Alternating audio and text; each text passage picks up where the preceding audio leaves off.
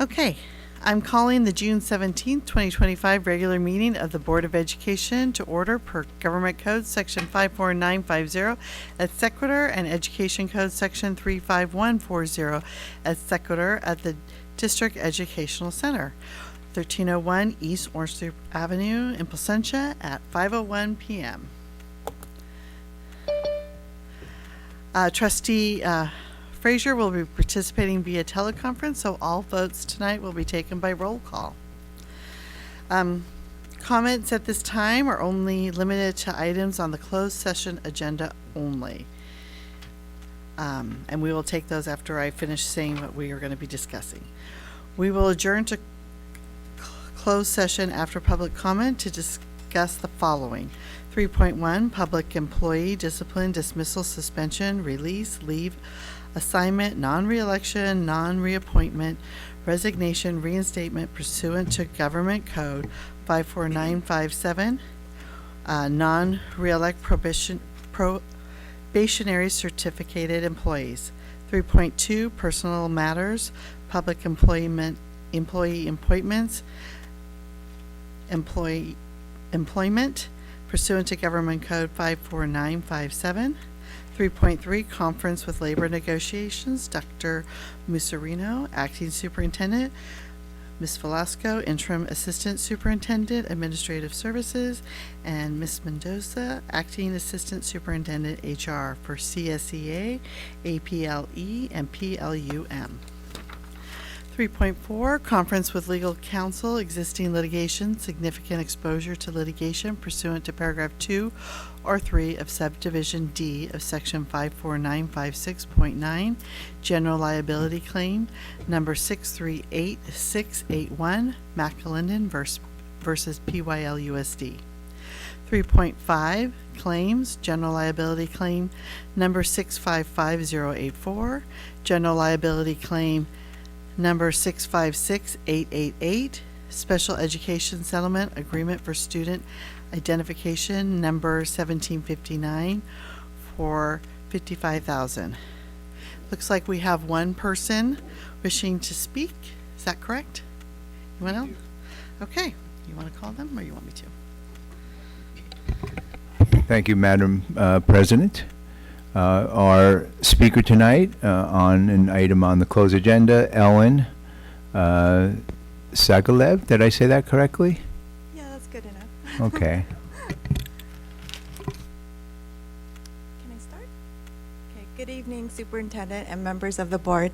My name is Ellen Sagalev. I have been a dedicated educator since 1996 with experience teaching in public, private, and international schools. Most recently, I completed my first year teaching science at Yorba High School. I'm speaking tonight to share serious concerns I have already raised in writing. I was hired into what was advertised as a permanent position, but was issued a temporary contract. I was later told that my position would convert to probationary status, but I never received written documentation of this, as required under Education Code 44916. As of today, I still have not been officially informed of my employment classification. Even Cliff, the legal advisor for the union, acknowledged the confusion, stating it seems the district's right and left hands do not always know what the other is doing, and it takes a while to piece together data and then start analyzing what it means under the law. That's a quote from him. This lack of clarity directly affects not only my due process rights, but also raises broader concerns about the reliability and transparency of district hiring practices. I also believe I have experienced retaliation after raising legitimate concerns during the school year. One issue involved a student pointing a laser light into another student's eyes and also into mine on 2 separate occasions. Although that student who pointed the laser light later apologized to me because we had a pretty good rapport with one another. I had a good rapport with him. He apologized later. According to the student, I was told no disciplinary action was taken. That was a very big concern of mine. Another concern I raised was about students being left unsupervised in classrooms during lunch, something I believe poses serious safety risks.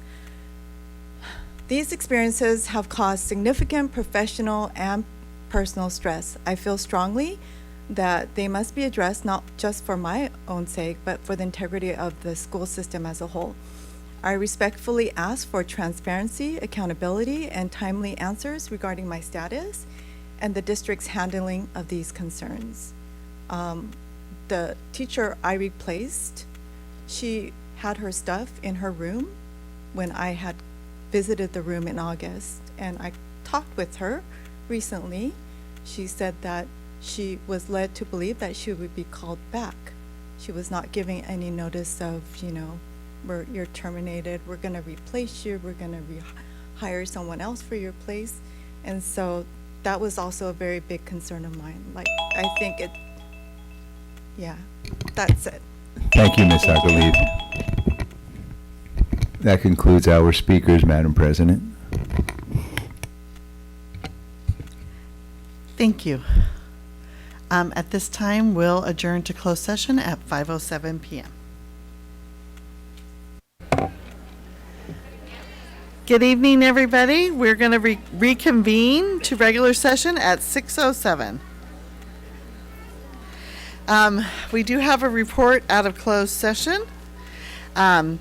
The board met and confirmed in closed session to approve resolution number 2424 to non-reelect probationary certificated employee for number 17084 for the 25-26 school year pursuant to Education Code 44929.21 and directed the superintendent or designee to send out appropriate legal notice.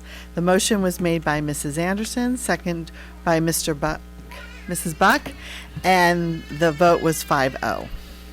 Also of note tonight, item 3.4, the board did not discuss or take any action. Okay, this is the best part of the night. We are honored to welcome a special performance tonight by the incredibly talented students of Linda Vista Preschool. At this time, I'd like to turn it over to our early childhood education director, Ms. Sylvia Ramirez Cuesta, to introduce the students and teachers.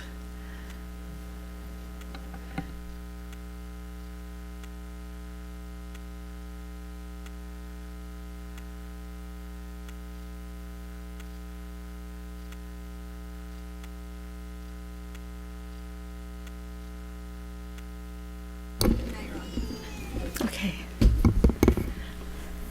Good evening. Good evening, President Marilyn Anderson, board members, Acting Superintendent Dr. Mercerino, and Executive Cabinet. We're excited to have our Linda Vista preschoolers this evening sing a beautiful song called Kids Life. In preschool, we support music. At a very young age. We know that singing brings joy and fun to any classroom. Our young scholars have been practicing for weeks and are excited to sing for you this evening. Leading our young singers are our wonderful team, Linda Vista Preschool Educators. Without further ado, please welcome Linda Vista Preschoolers singing Kids Life.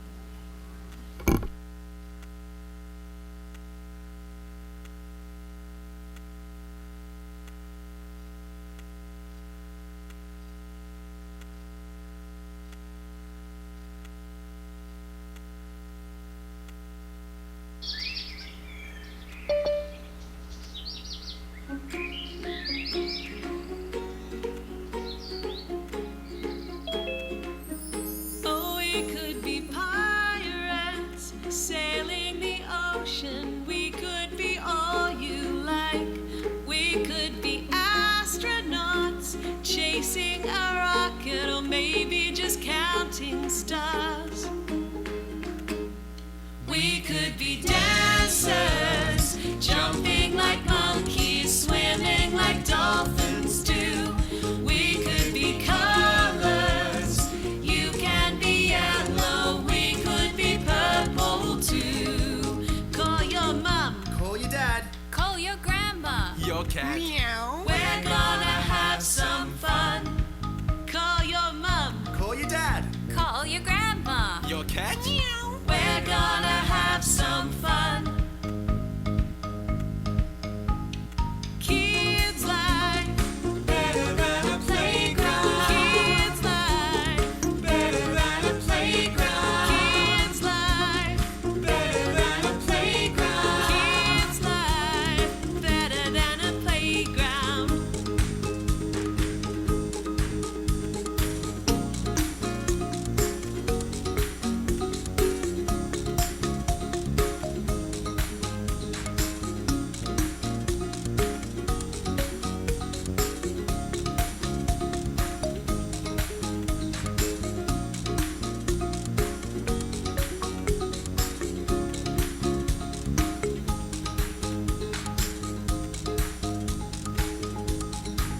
Call your mom, Call your dad. call your grandma. Your cat. We're gonna have some fun. Call your mom, Call your dad. call your grandma. Your cat. We're gonna have some fun. Kids like better than a playground. Kids like better than a playground. Kids like better than a playground. Kids like better than a playground.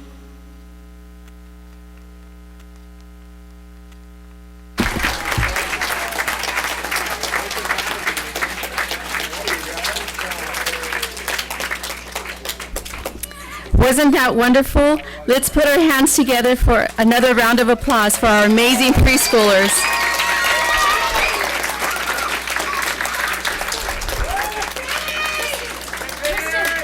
We would also like to acknowledge all of our families that support us every day that are here tonight. Thank you.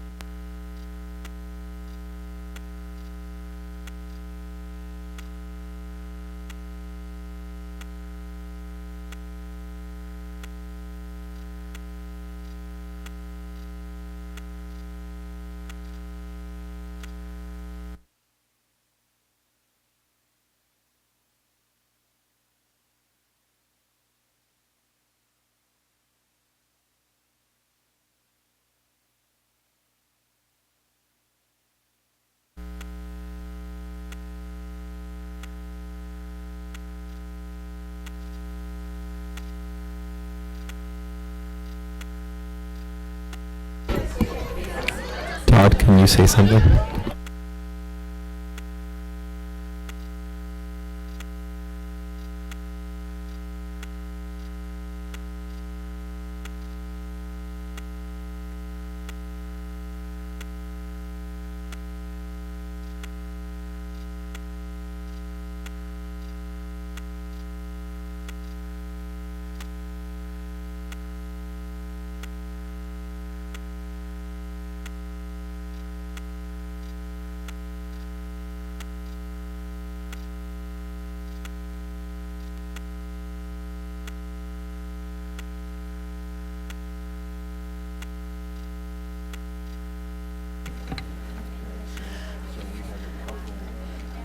Yeah.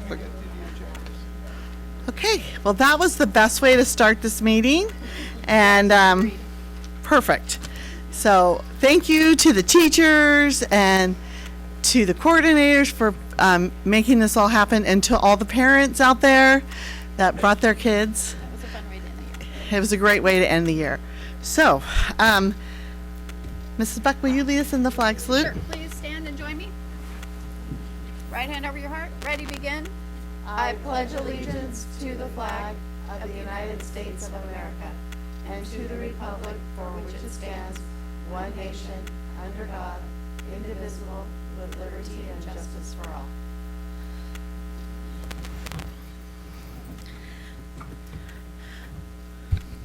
Okay, we're going to do a roll call because Trustee Frazier is out of state.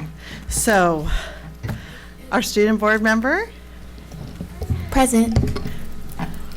Mrs. Blades. Here. Hello. Hi, here. Mr. Frazier, Here. Mrs. Buck. Here. And I'm all here, so let the record show that all members are here. At this time, I'm going to turn the time over to Dr. Musarino to make a recommendation regarding the agenda. Thank you, Madam President. I do have two recommendations. One is to remove the school calendar from our discussion this evening. We'll push that forward to July. And also to move consent item 25.4 to an action item right after we approve the agenda, so that we could announce and introduce the new principal of OCSCS and his lovely family. I just want to make sure that the school calendar will be on in July. This was brought to us by a community member back in March or April. So we've had very full agendas, and we have kept postponing it, trying to get to a night where we have more time. And we're just afraid tonight's going to go long as well. So that's the reason why. But we have not forgotten about you, and this will be on the agenda. Okay, so do I have a motion to approve the agenda? I'll make a motion, we approve the agenda as amended. Second. Okay, we have a motion by Mrs. Buck, a second by Mrs. Quintero. Any comments? Okay, all in favor? We will start with Mrs. Armand. Aye. Mrs. Aye. Blades? Aye. Mrs. Quintero? Aye. Mr. Frazier? Aye. Mrs. Buck? Aye. And I am also an aye.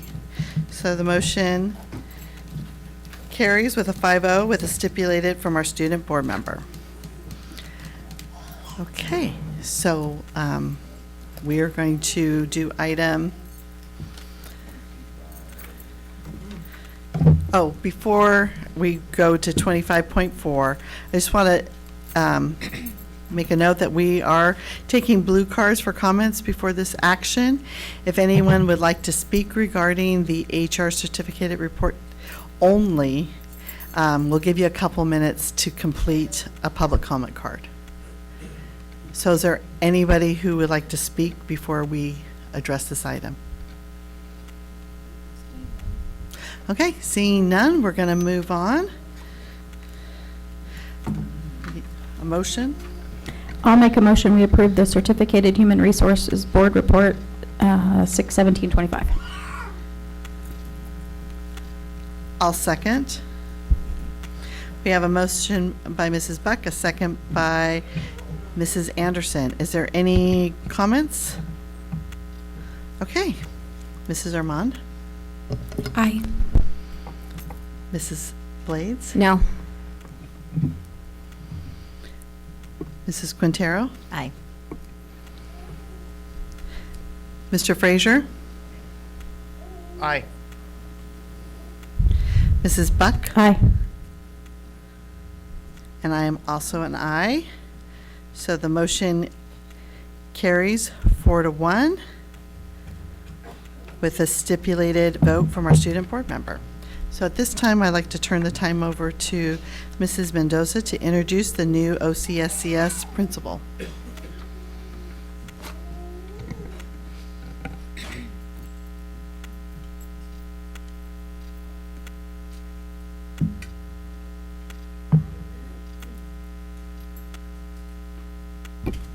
Thank you all. Board, Mr. Superintendent, it's always such a fun night to do this. It gives me great pleasure to introduce Cameron Shepard, who was tonight board approved as the principal of the Orange County School of Computer Science. Cameron is a graduate of Long Beach State University in history. He's also a California State University Dominguez Hills master's degree in school leadership. He has a career technical education teaching credential. He has a clear administrative services credential, and he has a single subjects teaching credential in social science. He has currently been in Orange County Orange Unified School District as an assistant principal for 3 years. He was also at the California Connections Academy assistant principals in San Juan Capistrano for 2 years. He was also in the Long Beach Unified School District as a social science department chair and AP coordinator. When he was at California State Long Beach, he worked at the Learning Center as a supplemental instructor and a mentor to the program. His references indicated that he is very energetic. He's always in a collaborative spirit. He is student-centered. He has a great relationship with students, parents, and he learns from the community. As an assistant principal, he was assigned to student principals at his high school. He also handled student discipline. I am pleased to introduce Cameron Shepard as our new principal of the Orange County School of Computer Science.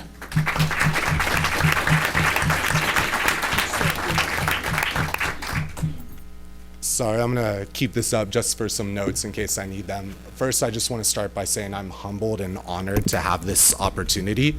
When I started my journey as a professional educator, I never thought I would get to this point, and it's incredible to have this opportunity to serve. As you could see, I have my wonderful wife here who also is equally as dedicated. She's a school counselor. We both believe that education is such a powerful tool for students and for people to advance. As you could tell, I'm a new father to a teething son, so I apologize if he's a little bit noisy, but he's really cute, so that's okay. But I think becoming a new father has made me even more dedicated to serving. I'm still gonna grab it. It's okay. We're gonna do it real quick. Look how fast that was. All right. So sometimes you have to improv. So I truly believe that education is a calling. My wife and I have both answered that calling, and I promise to serve this community, to work with students, to work with staff, and to work with the families in order to ensure that all students succeed. Ultimately, I want what's best for your kids, and I promise I will do everything I can and go above and beyond to ensure that they are successful, they are supported, and they are seen.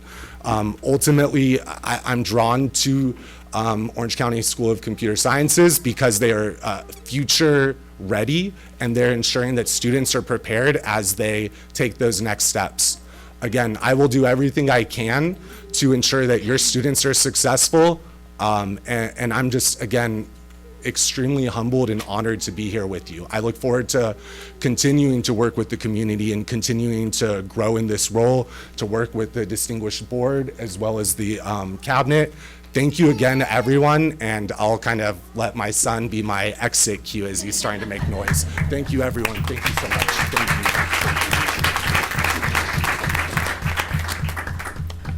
Welcome, Mr. Shepherd, to Placentia-Yorba School District. We're excited to have you. Okay, we're moving on to our public comment announcement. Public comment cards are available in the foyer. Cards must be completed and turned in prior to the designated time for public comment. Provide a maximum of 3 minutes per person. If translation is needed, an additional 3 minutes will be given. Please let us know. If we know ahead of time, we can ensure we are prepared. Civility policy, Education Code 220 prohibits discrimination on the basis of disability, gender, gender identity, gender expression, nationality, race or ethnicity, religion, sexual orientation, or any other characteristic that is contained in the definition of hate crime set forth in Section 422.55 of the Penal Code, including immigration status. Additionally, if there are any disruptions or interference of the board's ability to conduct its meeting, the disruptive parties will be given one warning. If the disruption continues, you will be informed that the board president has found your disruptive in violation of Penal Code Section 403, Education Code Section 32210, and the board president will order you removed from the meeting under Government Code 54957.9 and 54957.95. If removing one or several disruptive parties does not restore order, the board president will exercise their authority to clear the room in accordance with Government Code 54957.9. So we will move on to minutes. We have 3 sets of minutes to approve.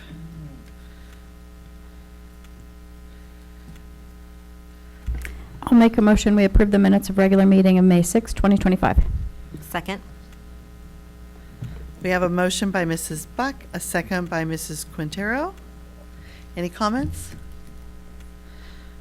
Okay. All in favor? Oh, yep, here we go again. Were you at that meeting? Okay.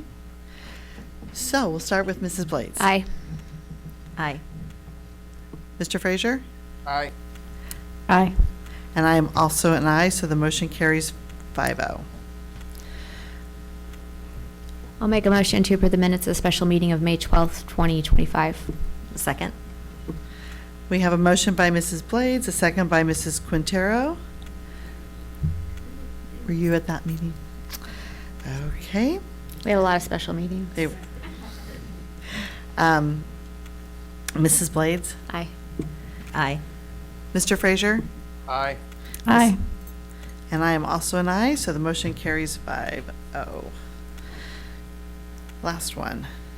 I'll make a motion, we approve the minutes of the regular meeting of June 3rd, 2025. Second. We have a motion by Mrs. Buck, a second by Mrs. Blades. Mrs. Blades? Aye. Aye. Mr. Frazier? Aye. Aye. Almost gotcha. Almost gotcha. Okay, and I am also an aye, so that is 5-0. Okay. At this time, we'll turn it over to Mrs. Young for local indicators. Thank you. I think we lost Jeremy to put the presentation up. Oh. Okay. Well, good evening, President Anderson, Board of Trustees, Dr. Muserino, Executive Cabinet, and members of the community. It is our pleasure to present to you this evening Placentia-Yorba Unified School District's local indicators as measured by the State Board of Education's approved standards within each priority area. Mr. Powell, can we have the presentation up?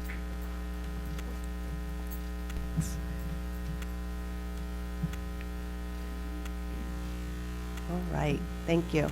To begin, California's accountability system, or the California dashboard, is based on 8 state priorities. In order to measure each of these priorities, the state has established both state measures and local indicators. Local indicators are measures for some of the state priorities that are not collected and reported by the state.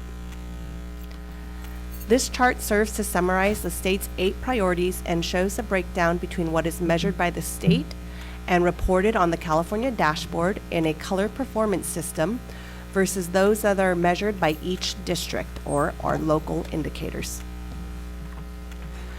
We are required to report our progress on the 5 local indicators referred to as priorities.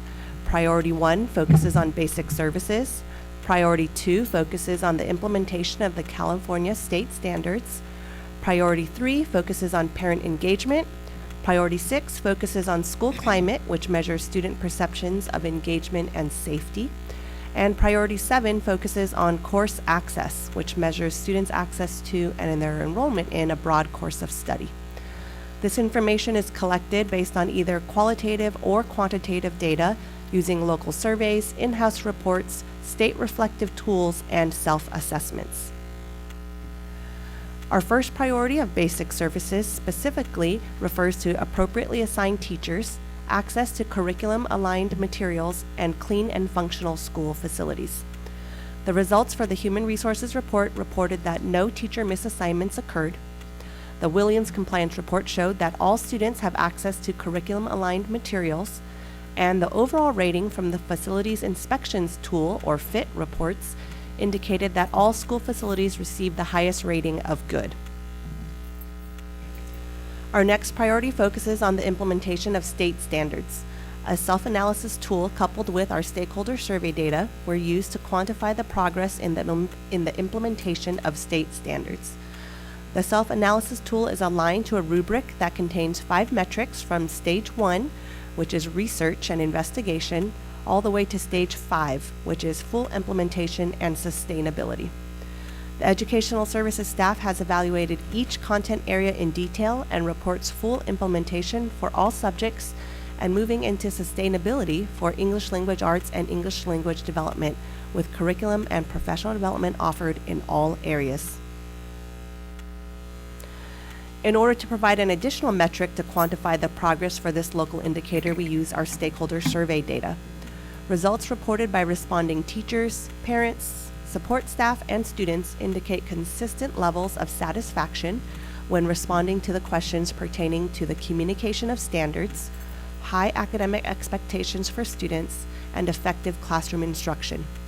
We firmly believe that these favorable results are directly related to the priority we place on seeking ongoing and frequent input from our educational partners as a means of ensuring we continue to improve in these areas.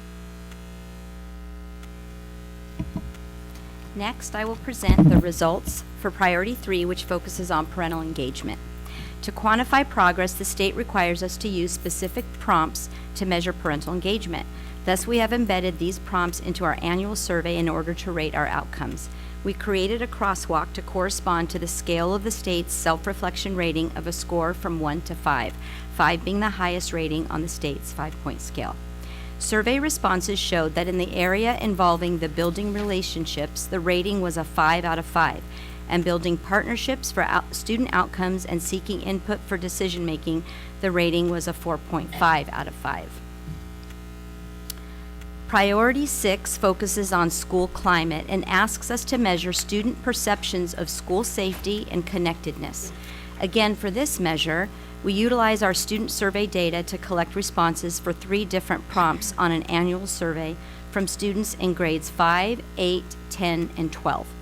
In the area of safety, statistics were 84% at the 5th grade, 67% at the 8th grade, 74% at 10th, and 80% at 12th. It is clear that we need to focus on this in middle school so that we ensure that the students feel safe at school. In order to measure student belongingness, students were asked if they feel connected and welcome at their school. 83% of 5th grade students, 75% of 8th grade students, 73% of 10th, and 76% of 12th grade students. We are pleased to see an increase in all grade levels in this category. Finally, when students were asked if teachers and other adults care about me, 87% of 5th grade students, 80% of 8th grade students, 75% of 10th grade students, and 77% of 12th grade students responded positively. We are pleased to see increases in the 8th and 10th grade levels. Site leaders also have access to this same data at the school site level, allowing them to better identify their own students' areas of highest need pertaining to school climate for each of their campuses in order to plan for the following year. This will continue to be an area of focus of the Student Services Department as well. And finally, the last local indicator is Priority 7, which measures course access.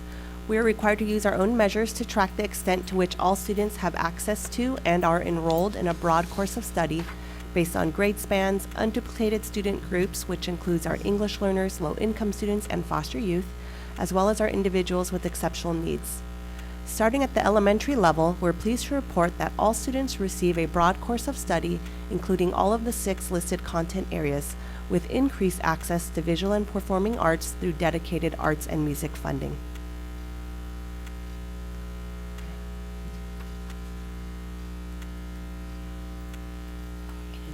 Inclusion. And we also continue Oh, yes, to yes, increase. sorry.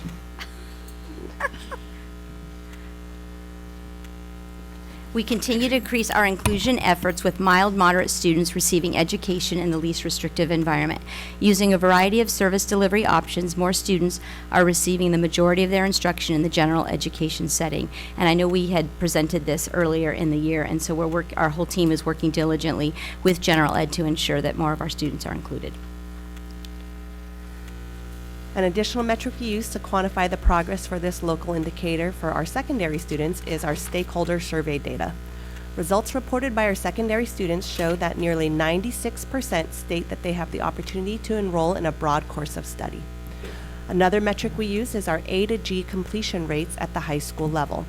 This is referring to students who are graduating CSU or UC eligible. When comparing this past year's performance compared to the year prior, we see consistent performance amongst all students. However, there remains a continued need to support our English learners in this area.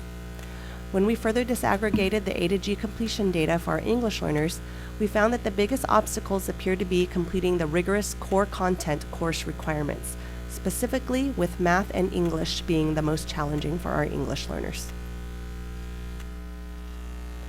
Some of the planned actions to address this need and are part of our LCAP include providing comprehensive English learner training for our teachers, which includes GLAD strategies and the English Learner Toolkit for Teachers as aligned to our California English Learner Roadmap, focusing on English learner reclassification for students prior to middle school to reduce our long-term English learners, expanding our targeted intervention both during and outside of the day on each campus to enhance academic success in core subjects, maintaining our district-wide focus on first best instructional strategies and differentiation to meet the needs of all learners with a specific focus, again, on our English learners, ensuring fidelity to the PLC process to make certain that student progress is consistently measured, discussed, and supported across all sites, ensuring that school cultures of college and career readiness are pervasive at all high schools, and expanding college and career awareness initiatives to our middle schools, and finally, focusing on algebra readiness for freshmen who are entering high school. As a result of measuring this data, reporting the results to you, and uploading the results to the California dashboard by July 1st, we have successfully met the local indicators requirements. We thank you for your time this evening. Do you have any questions?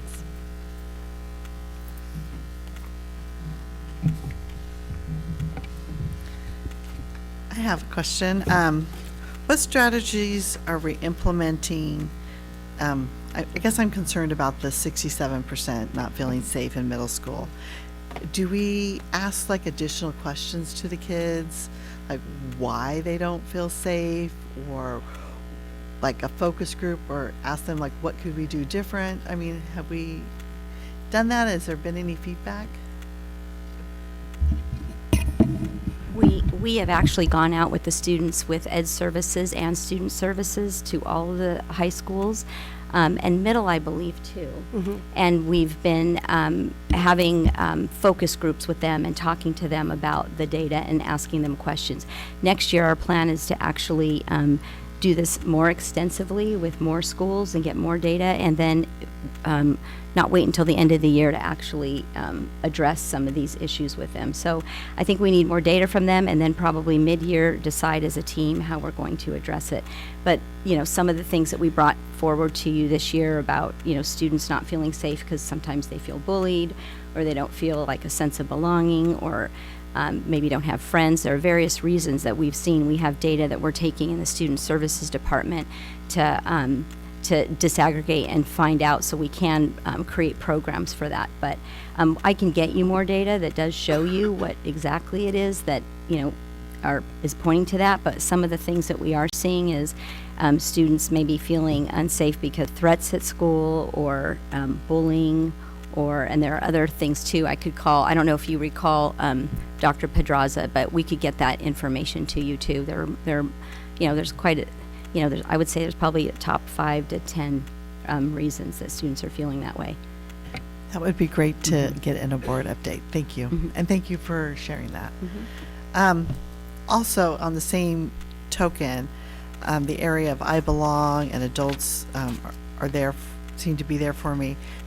Do you do focus groups on kind of all those and see, like, to kind of get a sense of what the kids are liking, or what's working, what's touching that, you know, making them feel more like they belong in school?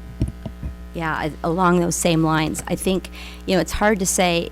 Some of the students, we don't, so they answer these questions, and then sometimes I think what we need to do is then maybe operationalize them a little more and dig deeper into it to see exactly why. But I would say, as we meet with our principals and we talk with our counselors, some of the data really shows that either they're not involved in some sort of activity or group and they feel left out, they don't know how to introduce themselves to friends, they don't know maybe how to join in games at the elementary level. And I think when we met with some of the high schoolers, we saw too that, you know, even some of the kids at some of the high schools would say, you know, my club doesn't seem as valued as, you know, maybe a sport or something. I mean, they were really pretty forthright with the information, but I think that isn't enough. So we've gone there and we've talked to them, but now we need to figure out what will make you feel safer.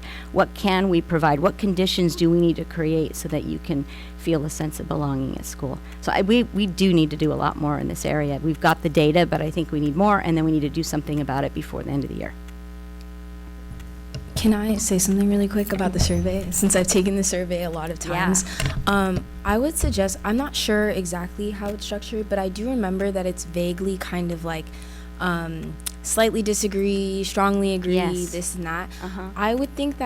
I think kids would actually be a lot more open to telling you if you offered a selection at the bottom, like if they selected something that seems slightly negative, like asking them to expand, because I think there might be an option all the way at the end, but you guys ask a lot of questions, so by the time they get to the end, they're like, I just want to be done, like I'm just going to submit it. So I think that would really help. And then I also wanted to say, I do think that this should be sent out in the middle of the year, because I think at the end of the year, kids are tired, they don't want to take a survey. My school has to basically put people on the hold list in order to get them to take the survey. Like, people just kind of want to click through, but I think their emotions are a lot more heightened in the middle of the year, and they're a lot more willing to say what they're feeling, because we're all aware that it's super confidential and their names won't be out there. So I think you'll get a lot more accurate data if it's sent at a different time period, and if you give kids the opportunity to say why they're feeling the way they feel and give suggestions, because I know a lot of kids have a lot of suggestions. Thank you. That's a really good idea. I was just going to say we should listen to our students. So thank you very much. Yep. I think taking the survey back and talking to the kids at the middle school level and web and student leadership and have them brainstorm ideas on how, give them ways to give you explanation of what that feels like individually, and then they can figure out how they can pull in other students too. We just need to help facilitate that for them. Each middle school principal was asked to form a principal's advisory committee this year and to analyze their data and to do exactly that, to brainstorm at their sites. But we could circle back to them and hear what were the suggestions and ideas that came from it, so that Yeah, if we we'd don't be able do to anything with that, centralize then it. we're not gonna. Right, that's the then problem. We're We not have to do learning something anything with it. Yeah, Right. And I like the idea of doing it earlier in the year too. yeah, me too. Yes. And expand on the job. responses. I was going to say, is there a better time, like after a 3-day weekend when they're relaxed? Not the night before finals. Yeah, either maybe like, I would say like February, March, like pre-testing season, but like, not right after winter break. Yeah, we currently administer it January to February. The survey that you got was your senior survey, which absolutely is pulling teeth from seniors. Yes, but we administer the stakeholder survey mid-year, so it's January, February. Yes. That's a quick decision-making there. Okay, is there any other comments, Mr. Frazier, or anyone else? No, I'm good. I appreciate all the feedback. Okay. We will turn it over to Mrs. Velasquez about the budget. Okay. I'm happy to be here tonight to discuss the 25-26 adopted budget. So whenever we're building our budget, we have to focus on different areas of the district budgets. We're going to talk a little bit about federal and state fiscal outlooks. We're going to talk about the 24-25 estimated actuals for all of our funds. We're also going to discuss the 25-26 proposed budget, along with the Orange County School of Computer Science budget for next year, and our next steps.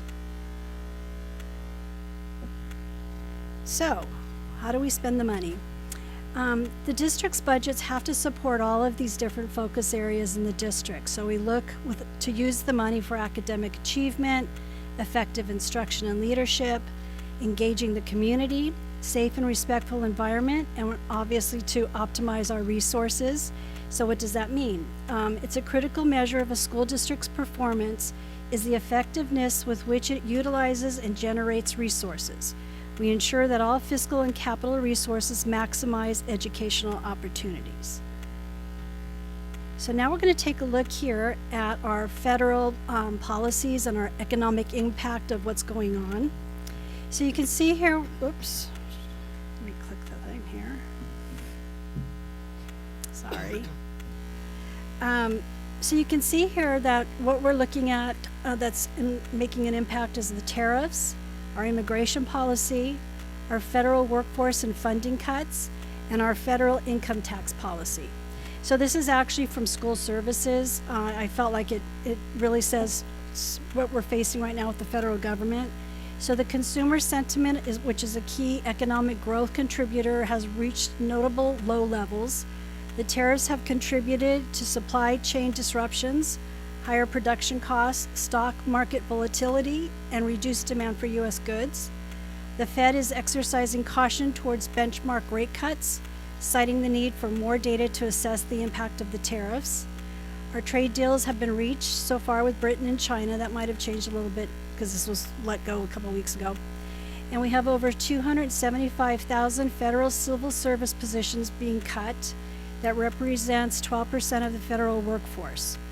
We anticipate more cuts coming from the federal government and our programs. We need to take a look at those. Possibly extension of the 2017 Tax Cuts and Job Act is anticipated, and increases in immigration activity are expected to continue, which will likely affect the labor supply, tax revenue, and our gross domestic product.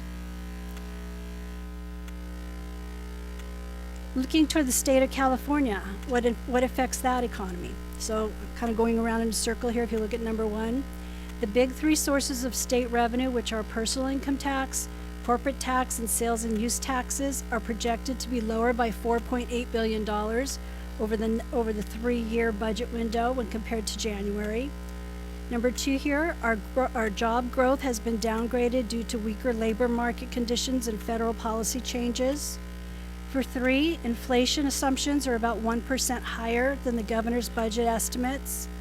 Number 4, the May revision forecasts a 27% average California tariff rate, which is significantly higher than the 2.4% tariff rate in 2024. Number 5, our slow growth is expected to continue through 2028. And number 6, the May revision assumes a growth recession. That's kind of a new word. I'll talk about that a little bit more in a minute. To last through the first 3 quarters of 25. It's a below trend growth, so we're not growing as fast as we could be, and we're having rising unemployment. So these are all risks to the state budget. So we're looking to say we have economic uncertainty as far as where we're going with the state of California. The global economy is also affecting the state budget, and our financial markets are also affecting the state budget. Current inflation and the fears of a prolonged inflation pose the most immediate risk to our economy. Significant shift in inflation will have a negative impact on the stock market and capital gains. And the reason that that's important is because the top 1% California taxpayers generate more than 50% of state taxes, and many of this is driven by our capital gains tax. I thought this slide was very informative. This looks overall in the state of California what we're doing with our declining enrollment by county. The orange line there, I think they even mentioned for Orange County they'd made the line orange, but it's projecting 16.1% drop in enrollment through 2033 to 34. And you can see here, looking at all of the different counties that they've listed, overall they're all pretty much dropping. 44 of the 58 counties are projected to decline. The 44 declining enrollment counties are projected to be down by about 600,000 students. The 14 growing enrollment counties are only projected to increase by 14,000 students. So even those that are growing very minimally. Now we need to talk a little bit here about Prop 98 and the Rainy Day Fund.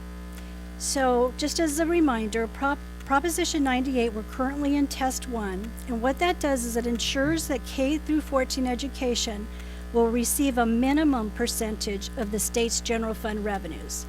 This test was took place back in 1986-87, and it was roughly 40%. So 40% back then of the state's revenues went to school districts. When Test 1 is operative, which we're right now doing, the state must provide this minimum funding level, and the guarantee can be increased by deposits into the K through 14 Rainy Day Fund. The 25-26 minimum guarantee is down by $4.4 billion because the state's revenues are down. The governor is proposing appropriating less than the 24-25 minimum guarantee, and he's calling it a settle-up. And what that means is that the state will then owe the district back money at a later date, which is roughly $214 per ADA or $4.7 million. In addition to that being bad news, rather than making a discretionary deposit in 25-26, the governor will make a mandatory $540 million withdrawal from the Rainy Day Fund. After this Rainy Day Fund is withdrawal is done, it will be depleted. There'll be no more money in the Rainy Day Fund for school districts.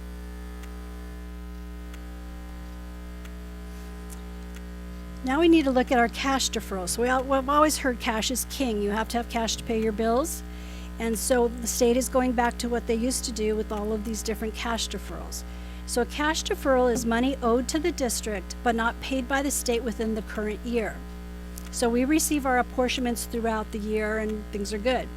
The May revision continues to retire a total of $490 million in apportionment deferrals from the 24-25 year, and it proposes to institute new deferrals.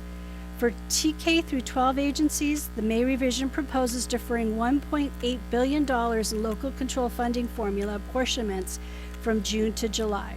So we will not be receiving any money in June, we'll get that money in July. However, the good news is the district will be able to handle this deferment of cash as its cash reserves are currently healthy. Let's talk a moment here about transitional kindergarten, because that's a fully implemented program. If you look at the 25-26 Little Apple there, it talks about we offer TK to 4-year-olds whose 4th birthday occurs by September 1st. I know in prior years there were cutoff dates and when we could allow the students in. So now it's full implementation. And if you look at the top right there, it says Universal Transitional Kindergarten. The May revision continues to provide ongoing funding for full implementation of UTK in 25-26.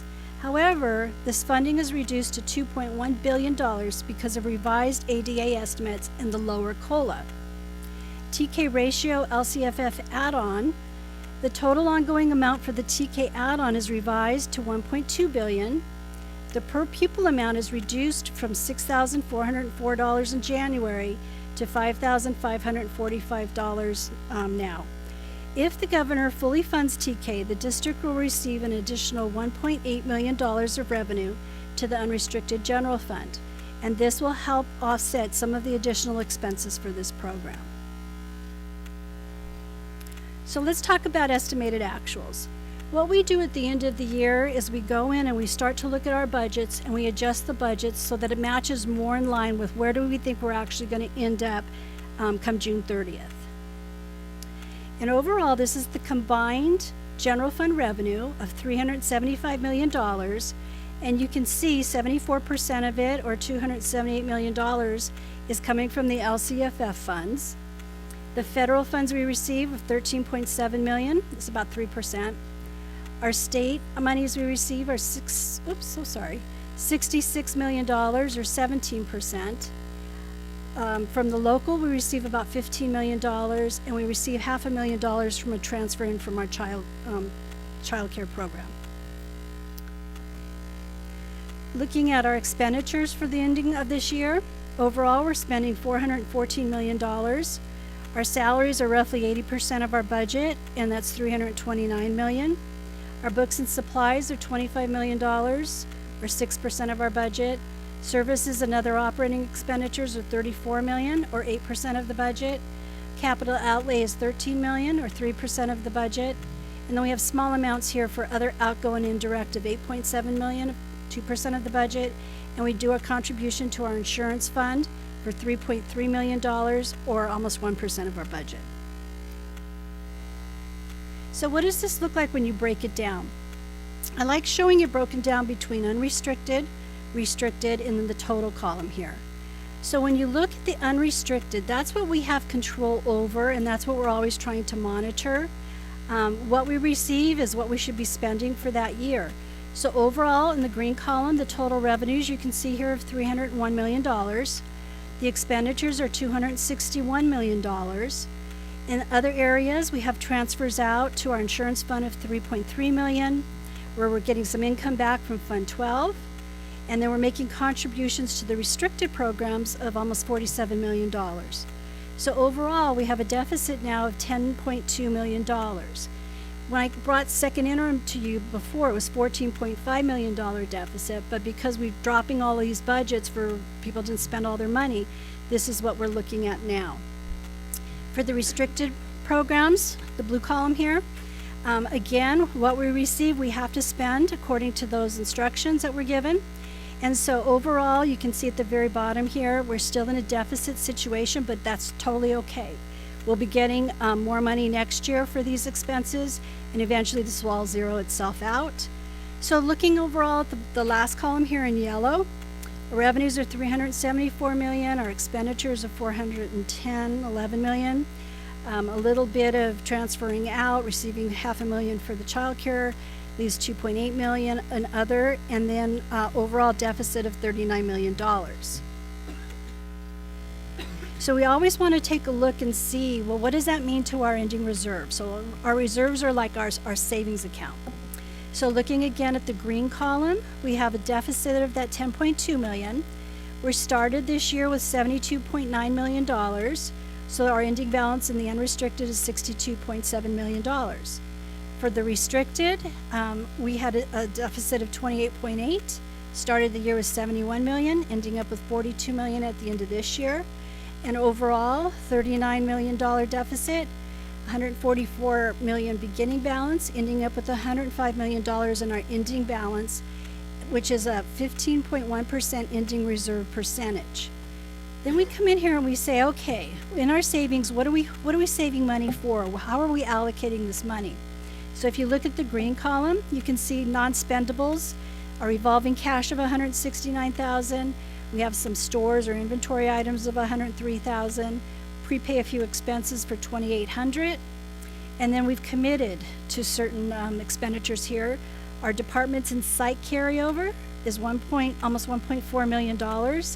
And there's your budgets right there that we cut this year because they didn't spend that money. However, they will get that money back in the following year, and I'll explain that in a little bit. We're putting away $5 million for textbooks. We have $10 million in here for declining enrollment. Mitigation is just contingencies of 4.6. We have assigned contingencies of 20.7 million, and our unassigned reserve for economic uncertainties of 5% equals $20.7 million. And that brings us to our $62 million balance. The restricted is just restricted, so that's pretty simple. And then the last column, you can see overall, where are we ending up? So we also have to talk about all the other district funds. Our ASB, we don't report out until we actually close our books. Our Fund 10, our special ed pass-through, that's just the money that goes over to our SELPA and Brea Olinda.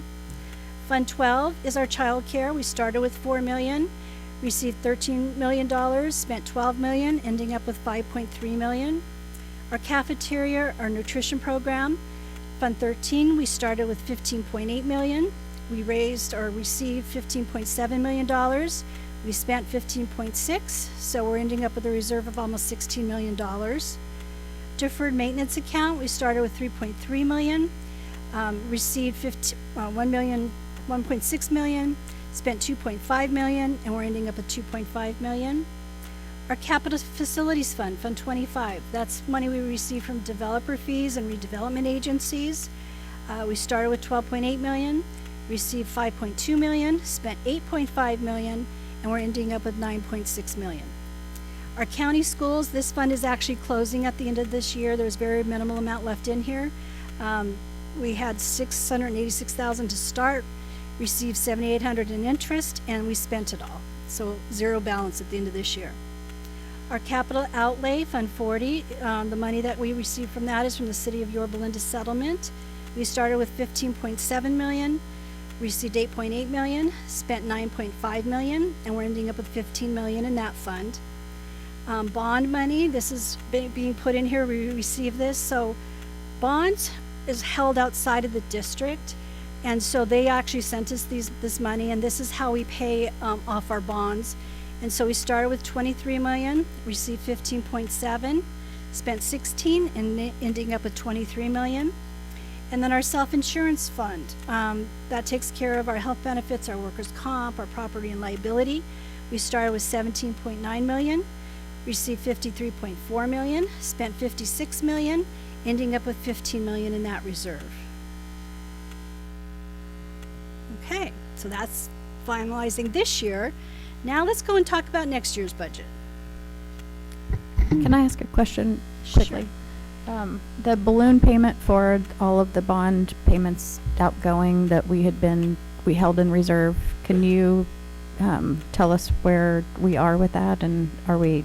So if we're talking about COP payments, because COP payments are the only payments that the district actually makes, that's all over in Fund 40, and we have that balloon payment already all scheduled out.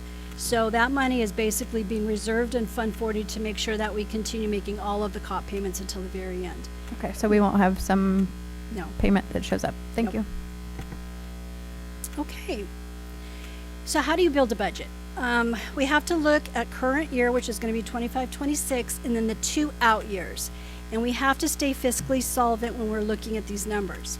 So our statutory COLA for next year is 2.3.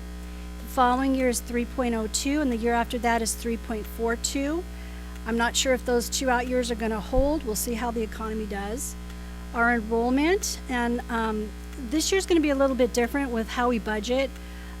Orange County School of Computer Science we're required to separate that into another fund, so that's going to go into Fund 9. So because of that, I'm showing the enrollment separate here. So for the school district, 21,777, a drop of 175. And for Oaks, we have 747. I'll talk a minute about this too. With Oaks, we wait to see what that final enrollment's going to be probably in August, and then we go in there and adjust. So that number is really being based off of the first year that they have, which is 24-25. And then you can see those 2 out years continuing to decline by 175 down to 21,608 and then 21,438. And we're also doing a demography study from an outside contractor that's going to come in and take a look at the entire district, because we really do want to make sure, as we're facing difficult times here with money, that we're looking at the right enrollment numbers. And then consistency stayed pretty much the same with OCSCS. Our attendance rate's 94.5%, and the more that we get that number up, the more money that we get, so we're still working on that. Salaries, health and welfare, class sizes, etc., that's all pending negotiations, so we don't do anything separate for that. Our health and welfare costs for this coming year went up to by 7.1%. It was 5.2% in 24-25, so that's an increase for our budget. And then we're keeping it at 6% in those 2 out years, and we'll adjust that next year if we need to. Our workers' comp went up. It's $1.40 per $100 of payroll, and you saw how much payroll is in our budget. It had been $1.38. And then our property and liability also went up. That's 13.78%, where it had been 7% in 24-25. So we keep those rates until we know something as it changes throughout the year. Our consumer price index, this is a good indicator for inflation. In 25-26, we have 3.42%, 26-27, 2.98%, and 27-28, 2.77%. Okay, so what's that look like? If we look at the total combined budget for revenues for next year, we're looking at $356 million. Again, you can see LCFF, 76% of the budget, or $272 million. Our federal revenues are $10.2 million, or 2.9%. Our state revenues are $65 million, or 18% of our budget. Our local revenues are $8 million, or 2% of the budget. And we also receive $500,000 in transfers in from Fund 12. Looking at our expenditures, total expenditures for next year is $399 million. Our salaries are $319 million, 80% of the budget. Our books and supplies are almost $30 million, 7% of the budget. Our services are $33 million, 8% of the budget. We have other outgo and indirect of $8 million, 2% of the budget. And then we have these other small items in here we discussed earlier, which is capital outlay of $3.7 million and our contribution to our insurance fund of $4.5 million. So that gives you the numbers like all together, but it's always good to come in here and take a look at unrestricted versus restricted. So for next year's budget, looking at the green column, you can see overall our revenues are $289 million. Our expenditures are $253.6 million. We have transfers out, which $3.7 million is going to the insurance fund, and $0.85 million is going over to Fund 9, which is the charter school, and I'll go more into that later. We are going to receive in $500,000 from Fund 12, our child care program. And our contributions that we have to make from the unrestricted budgets over to the restricted programs is $47 million. So a total of $51 million. Overall, when you take the revenues and subtract out all of those expenditures, now we're looking at a deficit of $15.6 million. So that's higher, and I'm going to explain that in a moment. Restricted, again, I'm not that worried about, because the money we receive is what we're going to spend. Overall, revenue of $66.6 million, expenditures $140.7 million, some income coming in from the unrestricted general fund, overall deficit spending of $27 million, and then the yellow is just the combination of all of that. So, getting a chance to take a look at this, you can see here that deficit coming over of 15.6, adding it to the beginning balance of $62 million. We're going to end up at the end of next year with $47 million. The restricted program, you can see, will end up with $15 million for a total next year of $62 million. But take a look now down in the unrestricted. If you can remember what we were just talking about in 24-25, our non-spendables are all staying the same. We still have $5 million in there for textbooks. Our declining enrollment amount that we were putting away is now down to 1.9, and we're not doing the mitigation money or any of those other things because we just don't have it anymore. We are retaining 5% for contingency and assigned, and we're continuing with $20 million in a reserve for economic uncertainties. So, I wanted to explain how this all works as far as when I came to you with the second interim, I had said we have a $14.5 million deficit. And now I'm bringing it to you and I'm saying, oh, now we have a $15.6 million deficit. So what happened? Well, we did do the budget cuts, the budget stabilization plan cuts. We cut $8.5 million. We had already cut 3.6 out of that budget. So overall, that's a $4.9 million cut that we made to this coming year's budget. Then other things happened. We had to increase the transfer to the charter school of, these are all in millions, so it was $800,000. We did some job reclassifications for $100,000. We increased deferred maintenance costs of $500,000.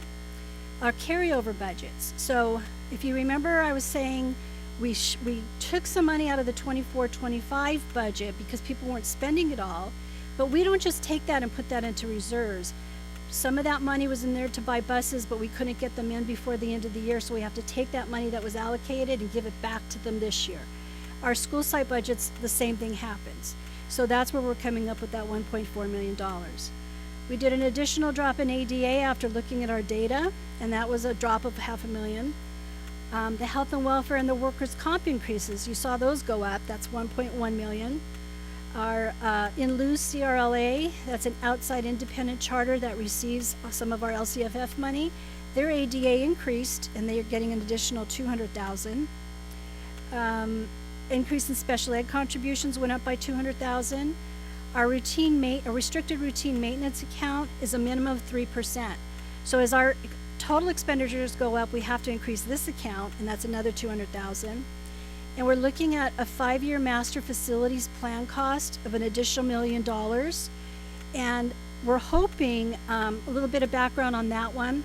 Prop 2 came out and said, we know that school districts are having trouble with maintaining their facilities. And so they set aside some money that we can go to them to get money so that we can repair different things.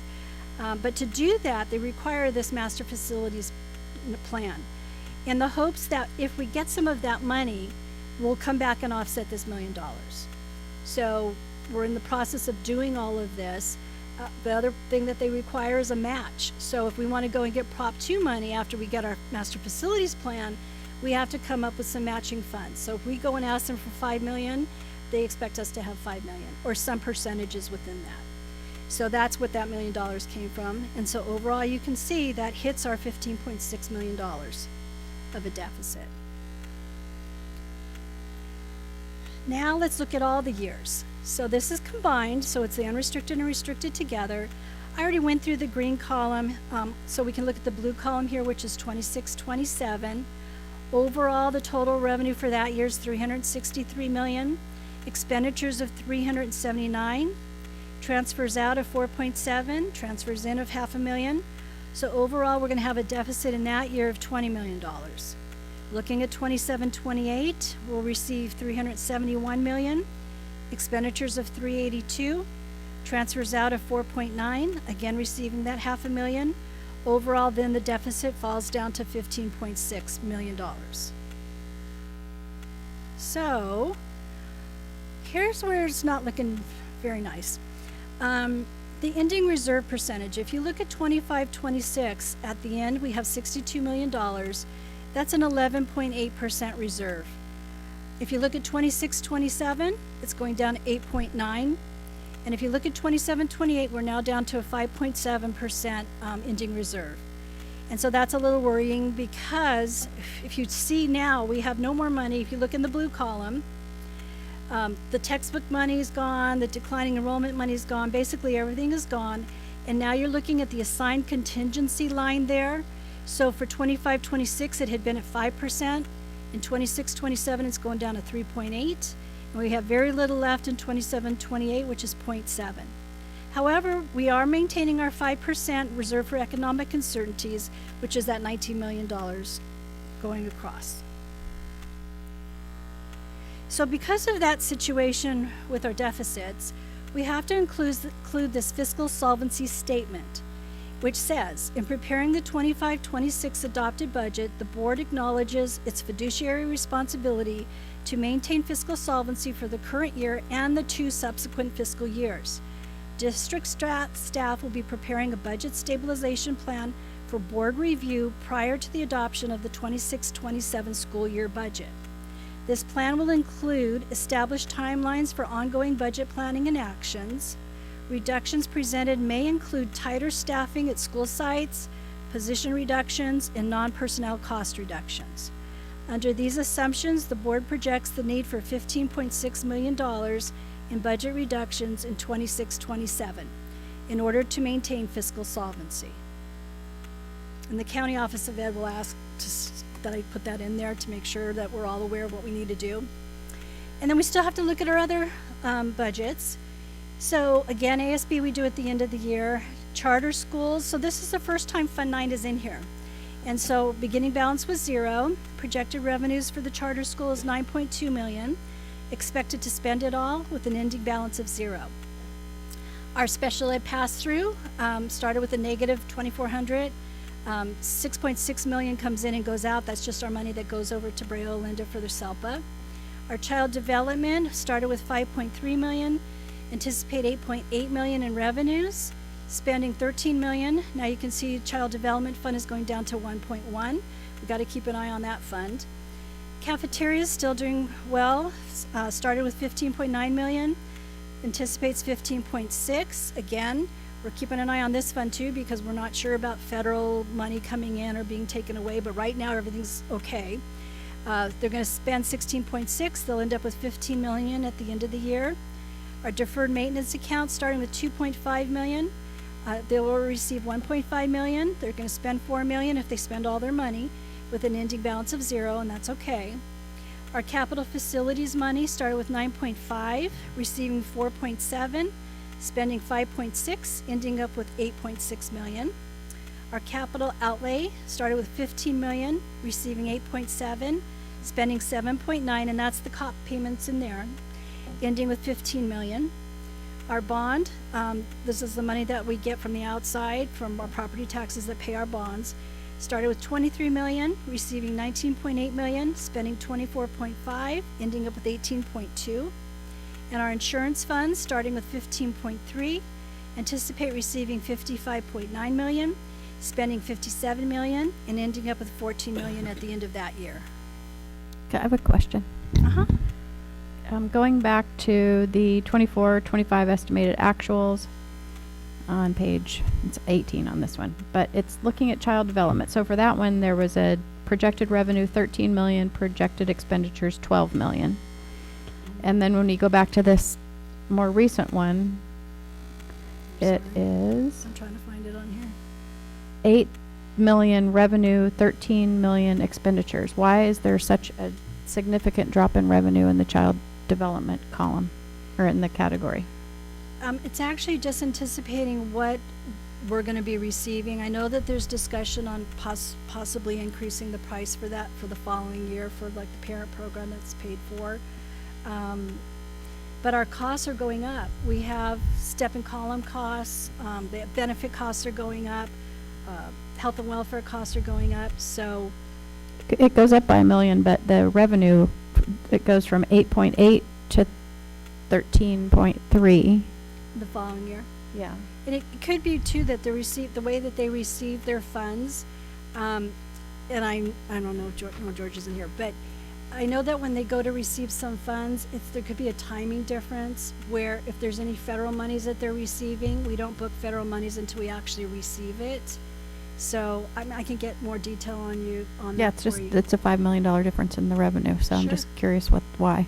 Okay. And then you mentioned federal. Can you talk a little bit about the federal funds that we get and what potentially could happen there?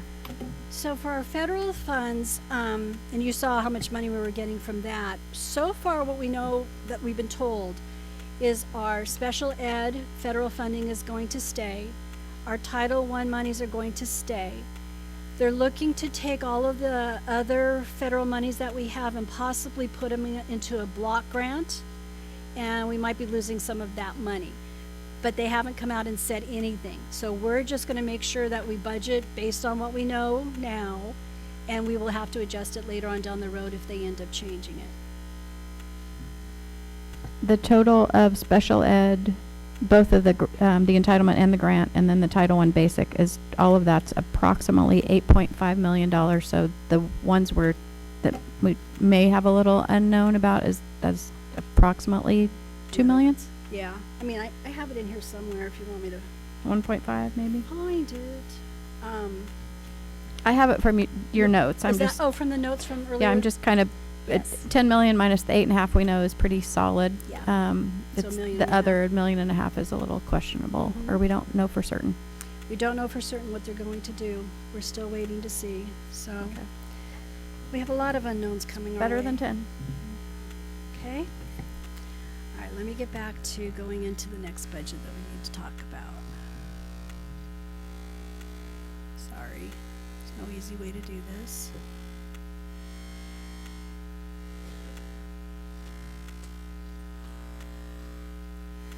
Okay, so we've talked about the general fund. Now, let's talk a little bit here about our Orange County School of Computer Science budget. We are required, there's a lot of rules now that we have a charter school. So we're required to keep all of their revenues and their expenditures in Fund 9.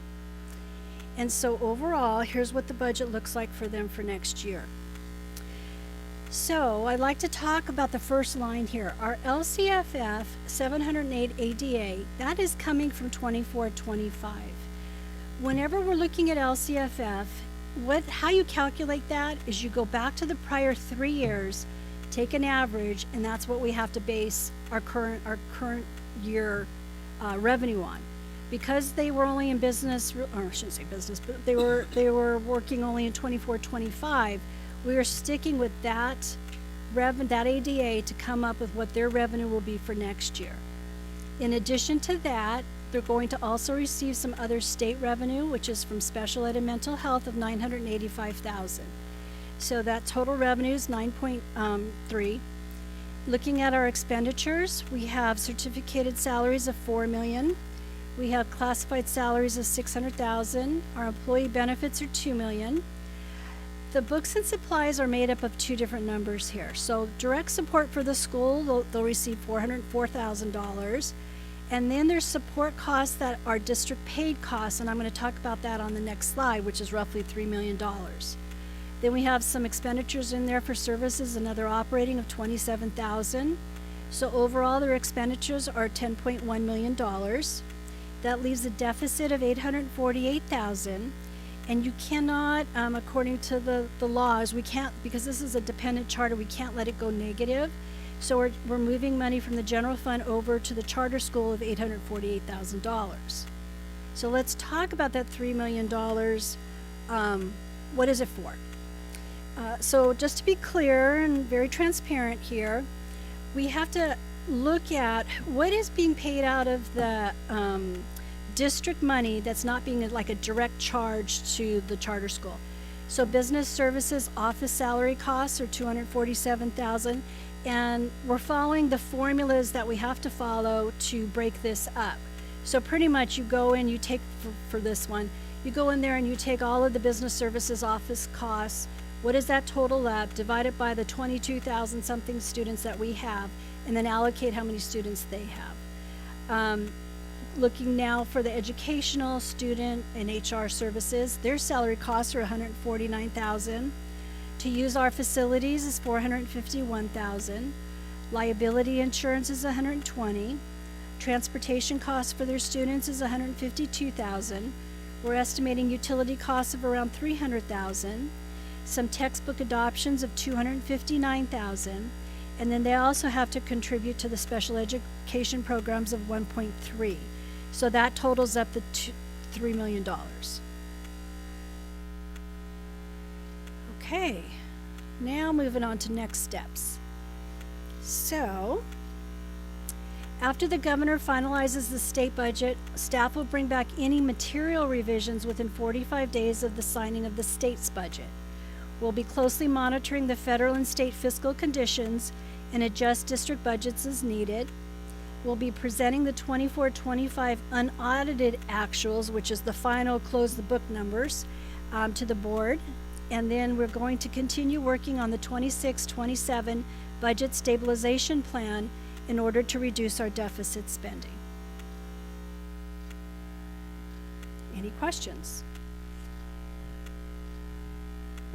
When we did the budget, or not the budget, when we had the enrollment in, I want to say October or November, when it was presented to us, we were up in enrollment. And so now we're down 177 students. So we were up in October, and then so 177 students decided to leave since that time. Is that what happened? Yeah, our enrollment numbers are down just based on what we're looking at right now when we go in and we see where is everybody at. We are down. And is that final? Because I've had a few calls this week that, you know, they're just pulling their, so those aren't even the final numbers. We don't really have our final numbers until the kids show up. Okay. At the beginning of school. All right, but I think we should just be aware that it's what is it per kid, like 15,000, 16,000?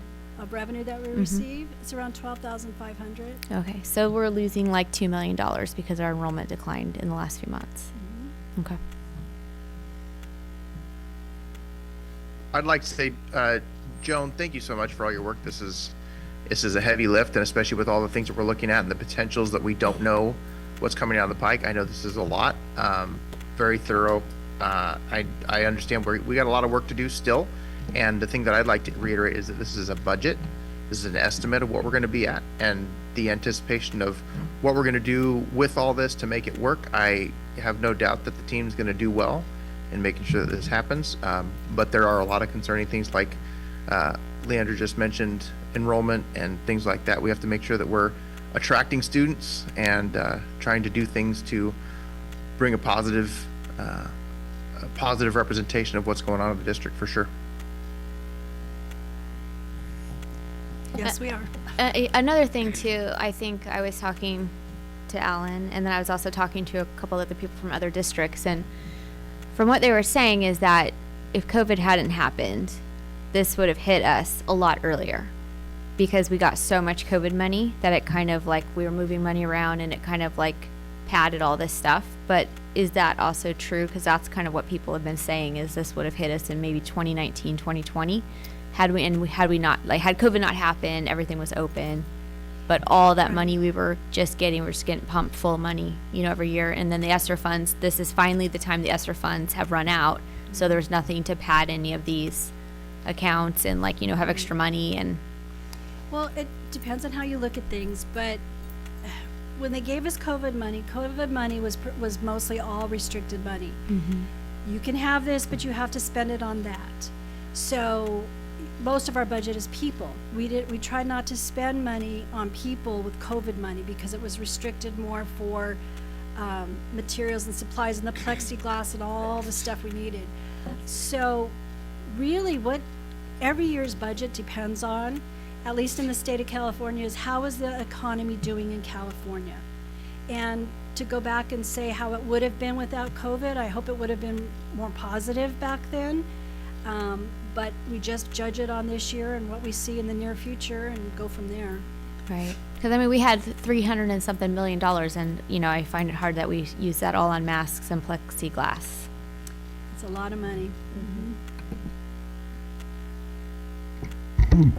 I just wanted to say thank you for all the hard work that went into this.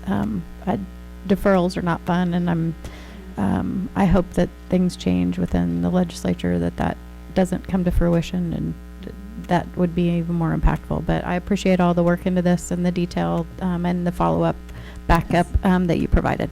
Thank you. Thank you as well. With the new program that we're bringing in to hopefully with the special education funds of like the reimbursements, would that help with that fund as well?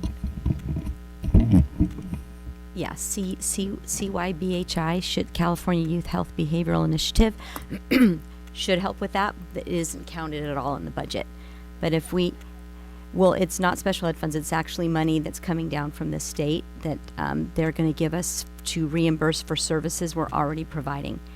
And so if this goes well, the services that we already provide, we'll get reimbursed for, and it could be. It will help, but we just. That's we're right. being- That's not included. That's right. It's like an unknown. It's an unknown. That's a really good point, Tricia, yeah. But how much are we looking at? Wasn't the other one like we earned like $1 million? Pardon Isn't me, say that Didn't again? we just get like $1 million? So for special ed, that's a different type of billing, but for this, it's gonna be more. Oh, so we could potentially look It at. could be, I don't wanna Okay. promise, but, All right. Bill away. yeah, bill away,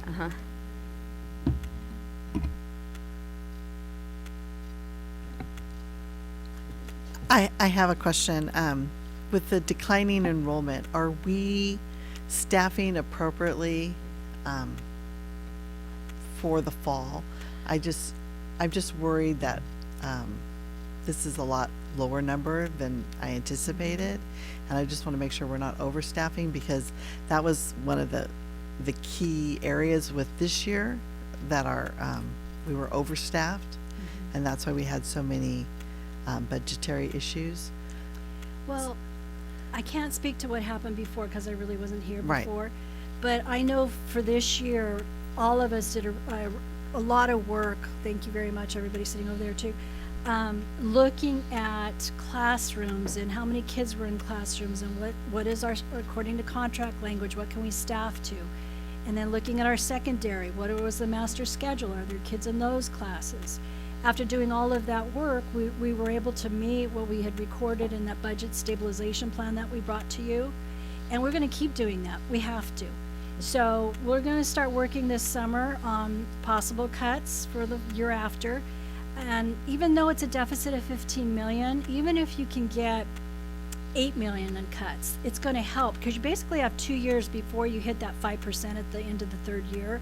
And so we'll be looking at all of that and working really hard, and how many kids are actually showing up when school starts, and, you know, looking at the classrooms and looking at our programs. Are we offering enough programs that kids are enticed to be in? And can we fill those programs where maybe some other programs might go away? We have to look at all of it. Everything has to get looked at for this coming year. Also, this board's had discussions in the past about how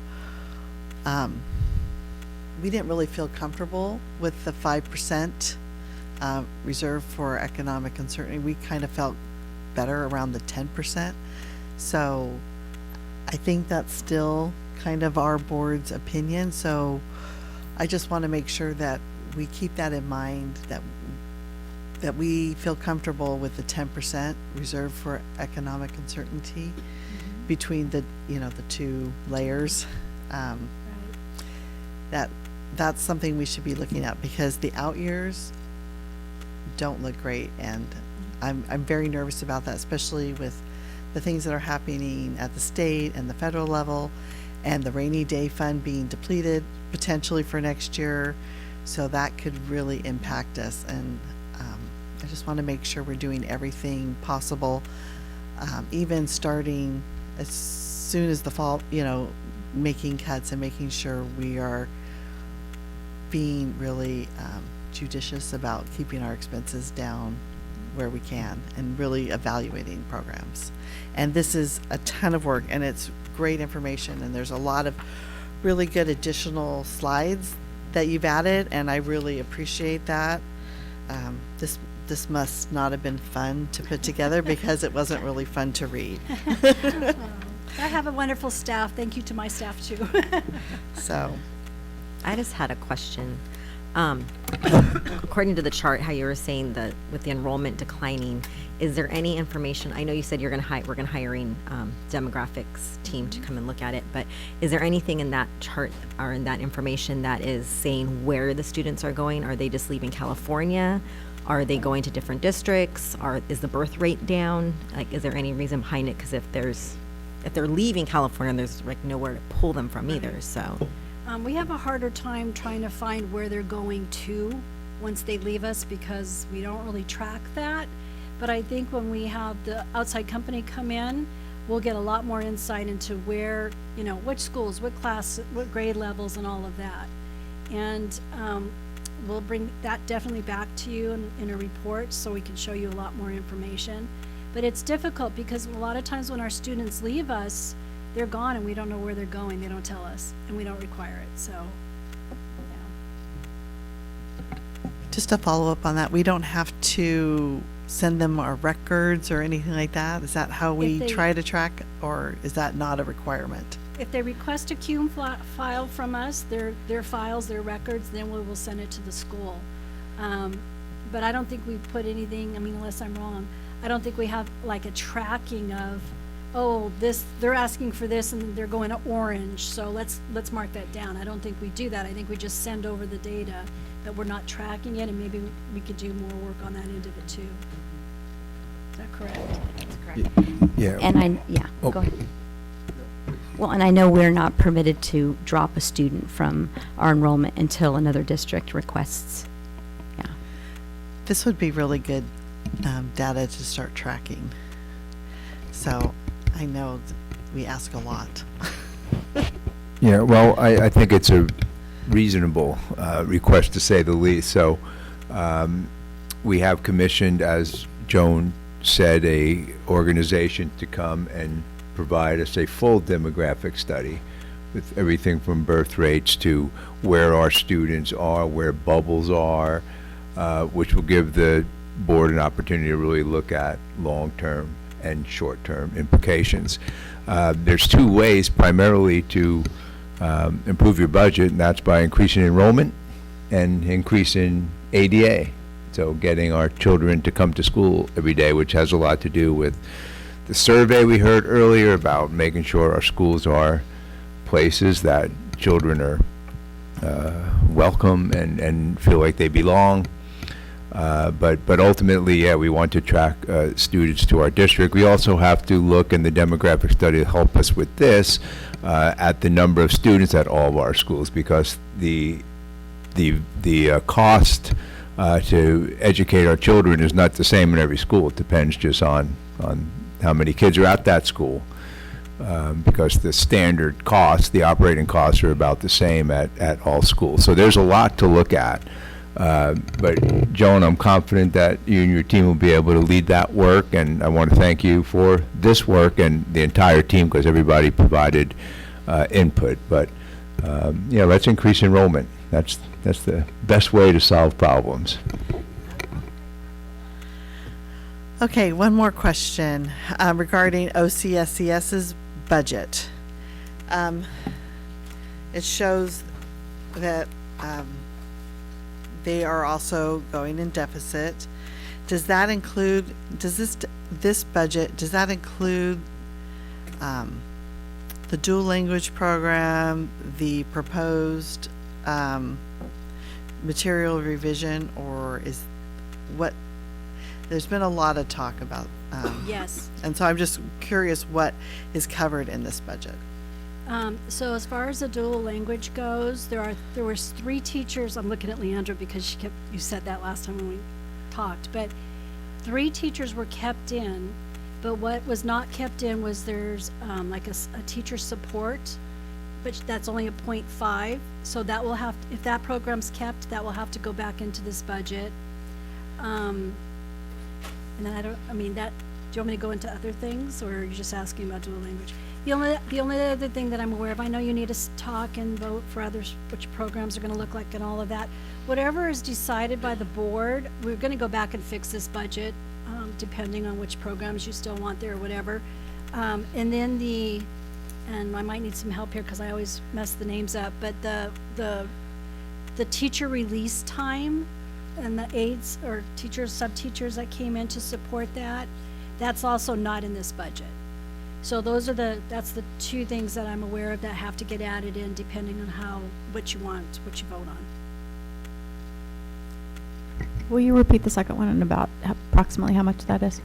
If you, I think it was, how much, did we say 240, 200, or 180? Yeah. For the teachers. So what, there was 2 I think things that, 198. there's 2 things that are not in this budget. Basically the 200,000 for the release time. Yes. And then a 0.5 FTE for, and I don't, Yeah, bilingual community liaison. That goes along with that program. Yeah, and that's about 60,000. So approximately 250 in addition to the 800 plus that, so that over $1 million negative for their particular budget.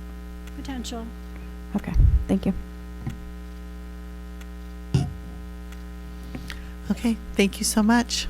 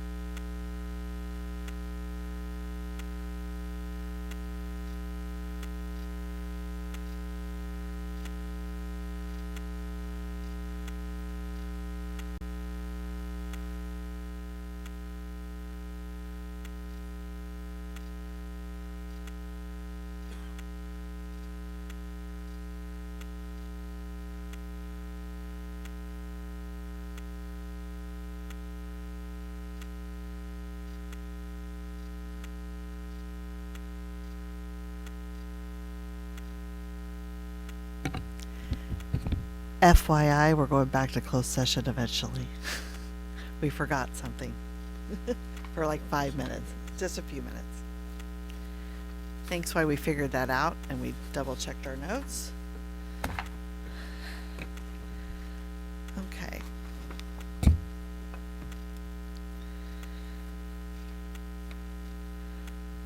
Okay, we are moving to our public hearing for the Orange County School of Computer Science.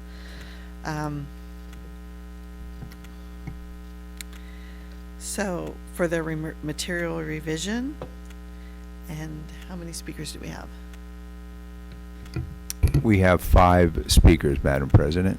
Okay, so we have 5 speakers. If there's anybody else that wants to speak, please come forward as well. We'll start at 7:43. We'll have the hearing open.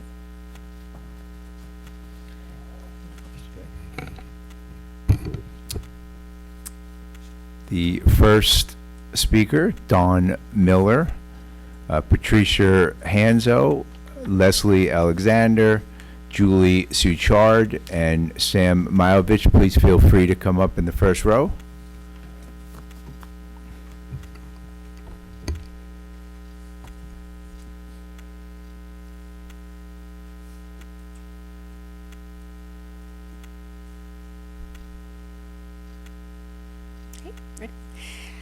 Dawn Miller. First of all, I would like to applaud the effort to implement standards-based grading at OCSCS. If done well and well understood, it's a far greater tool for assessing student achievement than letter grades. I also want to commend the school on providing common assessments that the teachers of that course agree on and work together to develop consistency. That is essential and I'm sure has taken a tremendous amount of time to develop. With that said, this last year, the heavy work was done to implement this informative tool. To ask for approximately $200,000 plus for continuing extensive staff development for this year with the budget forecast that we are receiving tonight, it's not fiscally prudent. The standards haven't changed, so if this time this year was used efficiently, then they should have no need to spend countless hours on creating common assessments and common lesson alignment, but rather revise and wouldn't take nearly the time to rewrite it. I also understand that the release time for the whole school day, once a week for each core subject areas of ELA, math, history, and science, the learning facilitators, which are substitute teachers, would be substituting for that teacher of that subject day area for the day. So for instance, if I'm an ELA teacher, and the ELA teachers are collaborating every Monday, I would, each would have a learning facilitator or sub-teacher to teach my 5 periods that day. Instead of ELA, though, I have created a lesson plan for him or her to teach a mini elective class instead of ELA, and there is no grade given. Each of the school's ELA teachers would have their own substitute to teach their classes in order for us to be a department to collaborate and plan. This model takes all core subject teachers out of the classroom for 20% of the time each week. This also means that since the core subject that day is not being taught and a mini elective is being substituted, the core subject is being reduced by 20% each week as well. If this, for any other reason, a core teacher has any other training or professional development outside of that weekly collaboration, this would mean even less time in the classroom. As a parent, I would be quite concerned about that model. So if what OCSES staff is saying at their presentation is accurate, then the development of common lessons and common assessments from last year were effective, and their plan should be prepared this year for a reduction of extensive staff development by, let's say, once a month. Again, the heavy burden of development has already been done. I assume that the teachers have also planned a daily planning period, If OCSES needs more time than once a month, the staff can always work with the HR and with their union to bank instructional minutes, and teachers can vote to approve. The administration can also set up common planning periods to collaborate, and that can happen daily. Thank you, Dawn Miller. Patricia Hanzo, or Hanzo? Hanzo, Slovak. So for the Orange County School of Computer Science, we want to see them to be efficient. This was their first year, and it was not efficient, in my view. I would encourage you to give them training, financial management at all levels, audits, and spending cuts need to happen for them to function. As a parent, I want to inform the public that you can access school plans, 2025-26 budgets, at the school district website, pylusd.org. I went ahead and looked at a couple school sites, and schools that are not Title I schools are spending between $70 to $80 per student. So for example, Sierra Vista has 474 students according to the 2023-24 enrollment. So for 2025-26, the funds budgeted are $24,000. It ends up about $73,000, and they're not Title I. Now, schools that are Title I, because they're going to need specialized work and more challenging student population. So for example, Glenview Elementary, they get $127,000 with 617 students. That comes out to $207,000. So my point with OC School of Computer Science is that if you look at their information, they got enrollment in so they're estimating 540 students with $81,000. That comes out to $150 per student. So for next year, with 540 students, that's about 150. So that is, they want to behave like a Title I school, but they are not a Title I school. So my point is, they need to stay within budget. They're way over budget. While other non-title schools have limited budgets, they're spending between 70 to 80 per student. So I think they need to be treated the same way and not given extra funding. They need to do better at budgeting. As far as the schools plan 2025-26, I'd like to encourage the school district, this might be the website person, whoever does that, or whichever department, either financial or ed services, please be more transparent and post all 34 school sites. The high schools, Esperanza, Yorba Linda, Valencia, and El Dorado are missing the funds budgeted for 2025-26. So I asked for that. Parkview and Buena Vista on the school district website is funded together. So I'm a little confused of why Parkview is currently being on the agenda as Parkview USI. On the website, it's Parkview Buena Vista Virtual Academy, and they're showing 176 students.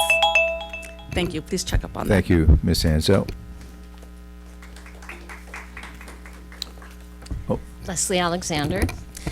I would like to request that the extended teacher collaboration time in the addendum of OCSCS be denied. It is not in the best interest of students, and it is not in the best interest of the school district. The extended teacher collaboration model used at the charter school is deeply flawed.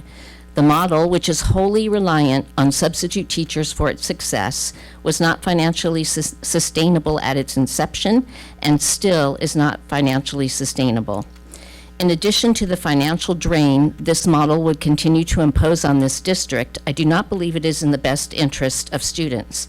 As a retired educator, I am well aware of the importance of maximizing instructional time because data shows that increasing instructional time boosts the educational outcomes for students, making every minute count because the time with students is limited.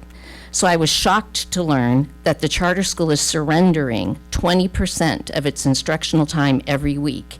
Every teacher, every week, 20% of their time to impact the education of students is sacrificed.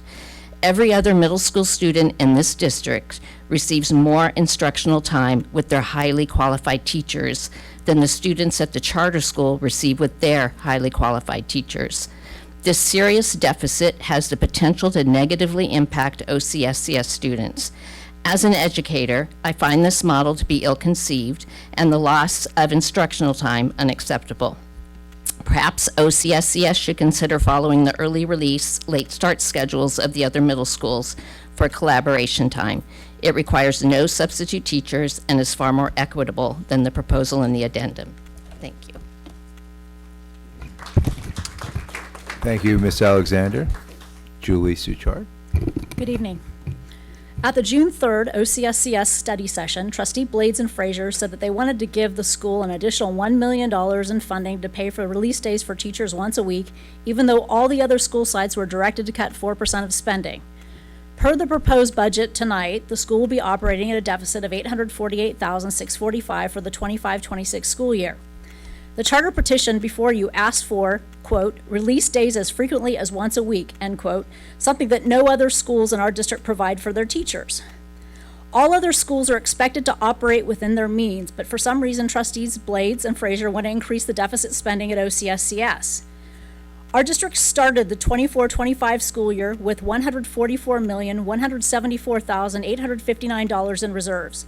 Per the budget presentation tonight, deficit spending of $39,089,866 will result in ending reserves of $105,084,992 at the end of the school year. Over the next 3 school years, PYLUSD anticipates spending $78,613,864 of the reserves, leaving the districts with an ending balance of $26,471,128 at the end of the 27-28 school year. Having the reserves start at $144,174,859 and deplete to $26,471,128 over the course of 4 school years is incredibly alarming. These looming deficits and PYLUSD's financial stability should be the biggest priority of our school board, rather than grandstanding about culture war issues and inflaming our community. The district needs to stop wasteful spending at OCSCS. We should not throw good money after bad. It's unsustainable given the district's looming deficits. I urge you to vote against the addendum to the OCSCS charter petition. Thank you. Thank you, Ms. Suchard. And Mr. Sam Myovich.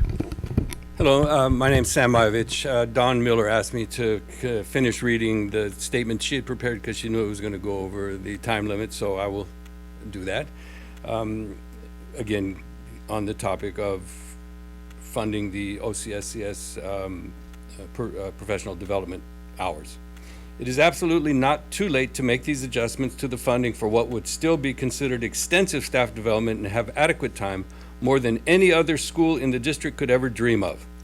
Once a week rather than every week would still give 1 full day of common collaboration, but take the teacher out of the classroom once a month rather than once a week would still give 1 full day of common collaboration, but take the teacher out of the classroom only 5% of the time per month.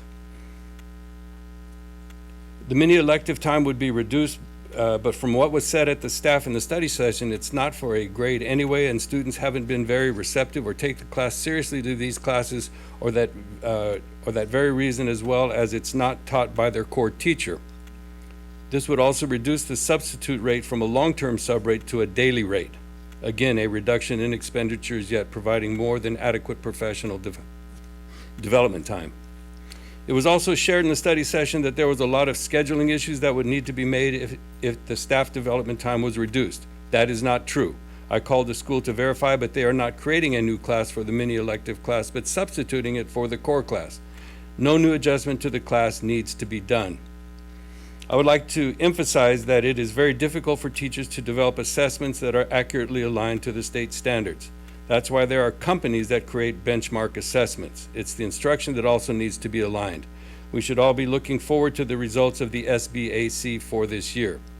I would expect to see data on how individual students' mastery scores and grades align with the student's individual SBAC score for each subject tested, especially since students received only 80% of instructional time in all 4 core areas.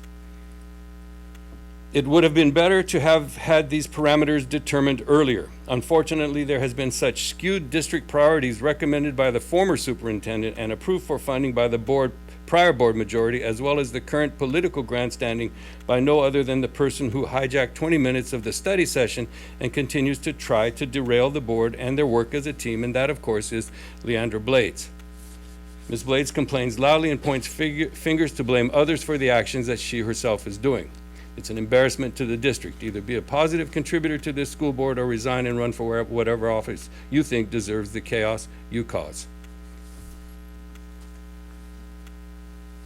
Thank you, Mr. Myvich. That completes our speakers, Madam President. Okay, hearing is closed at 7:57. Bless you.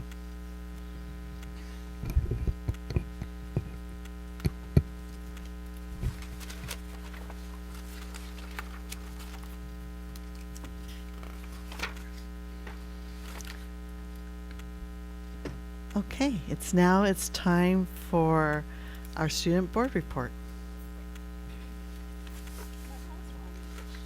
The last one. Good evening, President Anderson, trustees, and Acting Superintendent Dr. Musarino. I'm excited to be here tonight to share recent updates from our comprehensive high schools and alternative campuses. As the school year concludes, both Parkview School and Buena Vista Virtual Academy reflect on a year filled with growth, milestones, and community connection. One of the most significant changes this year was BVVA's transition to the Parkview campus, now led by a shared principal. While coordinating 2 distinct programs presented challenges, the experience fostered adaptability and reinforced each school's commitment to student success. Students participated in a variety of enriching experiences, including field trips, hands-on art lessons, and leadership opportunities that promoted confidence and responsibility. For the first time, Parkview joined BBVA PTA, creating new avenues for family engagement. A newly established school garden, funded by an Inspired Teacher grant, brought hands-on science and sustainability lessons to life. This year also marked the launch of the UCI Pathway, a flexible program designed to support student athletes, which contributed to increased enrollment and expanded educational opportunities. Parkview and BVVA continue to thrive as inclusive, supportive learning communities committed to personalized education. El Camino Real High School wrapped up the year with several engaging events that celebrated students and their achievements. On May 14th, the school hosted its first annual family night, drawing approximately 80 students and family members. The evening featured a barbecue dinner served by the office staff, games, a student work showcase, and a slideshow of the year's highlights. Attendees participated in interactive sessions led by El Camino teachers, including painting, bracelet making, ice cream making, guitar lessons, and digital design activities. To celebrate seniors' final day, a school-wide barbecue honored academic accomplishments and bid farewell to the 78 graduates. During graduation week, the school introduced its first senior breakfast, where seniors enjoyed a pancake breakfast prepared by staff, received their cap and gowns, played games, and signed yearbooks. The graduation ceremony on June 10th was a memorable event, highlighted by the 3 inspirational student speeches and a heartfelt message from the proud El Camino parent. Excuse me. El Dorado High School celebrated the class of 2025 during its commencement ceremony on June 11th at Bradford Stadium. The graduating Golden Hawks are headed to an impressive array of institutions. The top 5 University of California campuses selected by students were UCLA, UC Riverside, UC San Diego, UC Irvine, and UC Santa Barbara. Students also gained acceptance to prestigious universities across the country, including Baylor, Cal Baptist, Chapman, Mount St. Mary's, Northeastern, University of Chicago, University of Kansas, University of Tennessee, and Yale. El Dorado's class of 2025 is set to proudly represent the black and gold across the nation. Esperanza High School proudly celebrates its class of 2025 with a series of senior activities culminating in a beautiful garden ceremony. As the school looks ahead to summer, a highly anticipated pool upgrade is underway, an exciting development for the Esperanza's aquatics teams. Throughout the summer, athletic camps will help prepare student athletes for the upcoming school year. The 2024-2025 academic school year was one of success and progress, and the Esperanza community is looking forward to continuing that momentum in the fall. On June 6, George Key hosted its annual Donuts with Dad event, sponsored by the PSSO. Students and their family enjoyed sweet treats, great conversation, and quality time together. The event served as a meaningful way to foster connection and celebrate the special role of families in student successes. On June 4th, Venture Academy held its graduation ceremony, marking a milestone for the class of 2025. The event featured inspiring student speeches, along with a heartfelt performance by the Venture Academy Choir. In a touching display of camaraderie, students high-fived one another as they walked across the stage to receive their certificates. The celebration also included scholarship presentations, with the Yorba Linda Women's Club awarding scholarships to 4 graduates and Principal Allen presenting the Plum Award to 2 students. Valencia High School congratulated the class of 2025 on their outstanding achievements. This year, 58 students earned the prestigious International Baccalaureate Diploma, 22 were Cambridge Diploma candidates, and 172 earned the Valtech Diploma. Among them, 46 students were dual degree diploma candidates. Valencia's nationally recognized AVID program celebrated 81 graduates, all of whom were accepted into 4-year colleges. This includes 3 AVID/IB, 7 AVID/Valtech, and 1 AVID/Cambridge graduates. In athletics, Valencia claimed 11 Gold Empire Conference League titles across multiple sports, including girls cross country, tennis, golf, volleyball, soccer, swim, and softball, as well as the boys basketball, swim, track, and volleyball. A total of 24 teams advanced to CIF playoffs. Notably, the girls swim team won the CIF championship in the 4x200 free relay. Special recognition goes to Natalie Riley, who was named the Golden Empire Conference Female Athlete of the Year, a 3-sport athlete, volleyball, soccer, and track. Natalie was also active in ASB and graduated from the IB program. Yorba Linda High School concluded the year with exceptional achievements in athletics, arts, and academics. The Mustangs earned 9 league championships in men's water polo, women's tennis, women's volleyball, men's basketball, wrestling, women's soccer, men's track and field, and both men and women's swimming. Preparations are now underway for the summer athletic camps and the fall season. In the arts, Yorba Linda High School hosted an array of engaging events, including an end-of-the-year orchestra concert, alumni comedy sports performance, cabaret show, senior showcases, and a campus-wide art exhibition. Band and Guard are now gearing up for their summer camp in preparation for the upcoming marching season. Academically, Yorba Linda High School celebrated the graduation of 331 students on June 11th.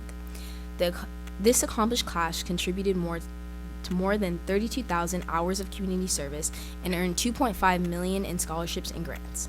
Among them were 81 State Seal of Biliteracy recipients, 61 Career Technology Education completers, 69 Mustang Scholars, 13 National Merit Scholars, 26 Seal of Engagement recipients, and 4 graduates who enlisted in the military.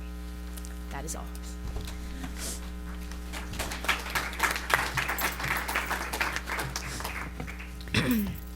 Thank you so much for that report, and it's so amazing to hear all of our students' successes as our seniors leave us, and you are one of them. So this is your last question, then you can resign officially. Now that your time as student board member has come to an end, what would you say has been the biggest takeaway from this experience, and do you have any advice for any incoming board members?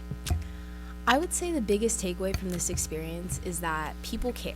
I think, throughout my school journey, sometimes you can get very wrapped up in your own, little lives, and you feel like oh, like no one cares about this issue, like this really bugs me, but you know, what am I gonna do about it? But I think being here and seeing all of you guys discuss issues and be passionate about, you know, the students, it's really eye-opening, and it's like, no, there's definitely people making an impact, and there's definitely people fighting for kids. And I would say that the advice that I would have for the incoming student board member is to be open-minded, which I know sounds kind of like a cliche, but I truly believe that, like, you're allowed to have an opinion on something and have a completely differing opinion on something else, and that is just a part of growing up, and that's something that I think this experience has really highlighted for me. Thank you.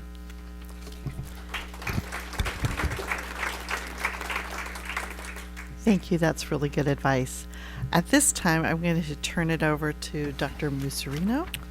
Well, thank you, Madam President, and we would like to take a moment to thank and recognize Layla, our outgoing student board member. She's represented our schools and the district well on the board this semester, and we want to say thank you. It was a great report tonight. Layla, so informative. Very insightful, and we certainly also appreciate when you opine and share with us your thoughts. It means so much to us. Those of you who don't know, Layla graduated from Valencia, it's past tense, and now will be attending Northwestern University, certainly one of the top universities in the land. So congratulations to you for that. And again, we want to show our appreciation, and we have something for your dorm room. A couple of things for your dorm room. I'm sure you'll want to put these up immediately.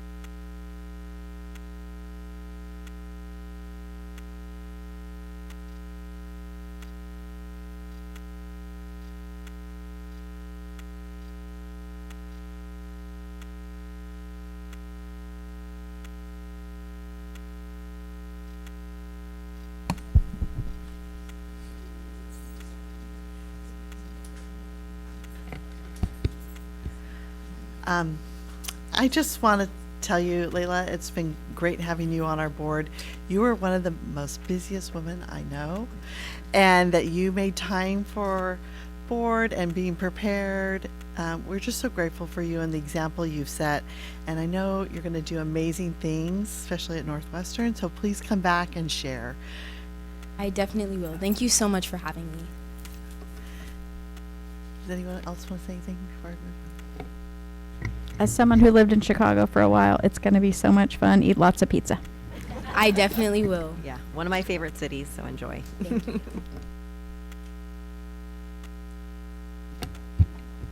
Okay, let's have our superintendent's report. Okay. And Layla, my son goes to Northwestern, so I might just look you up when I'm there. Please do. Yeah. I did not know that. Yeah. Okay, so let's see here. Gosh, there's so much. Graduations, all the end of the year activities. We proudly celebrated nearly 2,000 students as they graduated from our schools, alternative campuses, and our adult transition program as well. These students are leaving us well prepared for the future, whether they are headed to a college or university, joining the workforce or military, or pursuing other meaningful paths. Thousands more were promoted from elementary to middle school, and of course from middle to high school, that landmark for all of our children. A great milestone. The success and growth of our students would not have been possible without the dedication of our teachers, the support of our classified staff, and the continued partnership of our families, along with our students' own determination. We could not be more proud of all they have accomplished. We're confident in their readiness to be responsible, ethical, and contributing members of society. We look forward to all they will achieve as graduates of our schools. I want to extend my sincere thanks to our Maintenance and Facilities Department, the Use of Facilities Department, our principals, activity directors, Education Service Department, Valencia High School Sports and Events Broadcasting Program, and so many others. I know there's a risk whenever you list, because I know I left someone out, I'm sure, who made those graduations and ceremonies so exceptional. So thank you all for that effort. Summer program. So coming up, we turn the page. Although the school year has concluded, many of our campuses will remain active throughout the summer. Our Early and Expanded Learning Department, under the direction of Dr. George Lopez, is supporting many summer school programs, including elementary enrichment, child care camps, ELD summer camps, DLA summer camps, high school credit recovery, and high school sports camps. Altogether, these programs will provide valuable learning, enrichment, and athletic opportunities to more than 5,000 of our students in the coming weeks. We're proud to offer high-quality opportunities that keep students engaged and supported even during the summer months. So with that, Madam President, that concludes my report. Thank you. I think at this time, let's take a break before we enter public comments.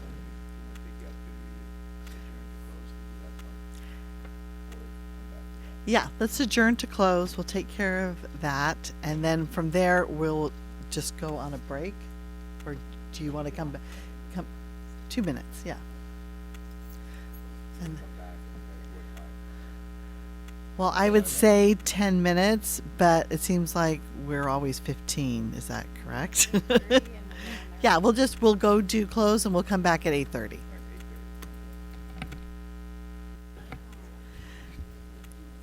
Hello, everybody. Mark this in the record books. We are actually back at 8:30. So, good job, everybody. We're going to report out of closed session, and I'm going to make sure I do this right. The board met and confirmed in closed session to approve the special education settlement agreement for student identified number 1759 for $55,000. The motion was made by Mrs. Buck, the second by Mrs. Quintero, and the motion carried 5-0.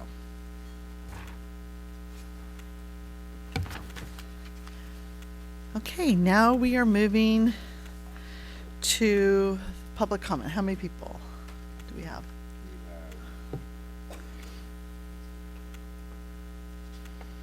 We have 19 speakers, so each speaker will be given 1.5 minutes.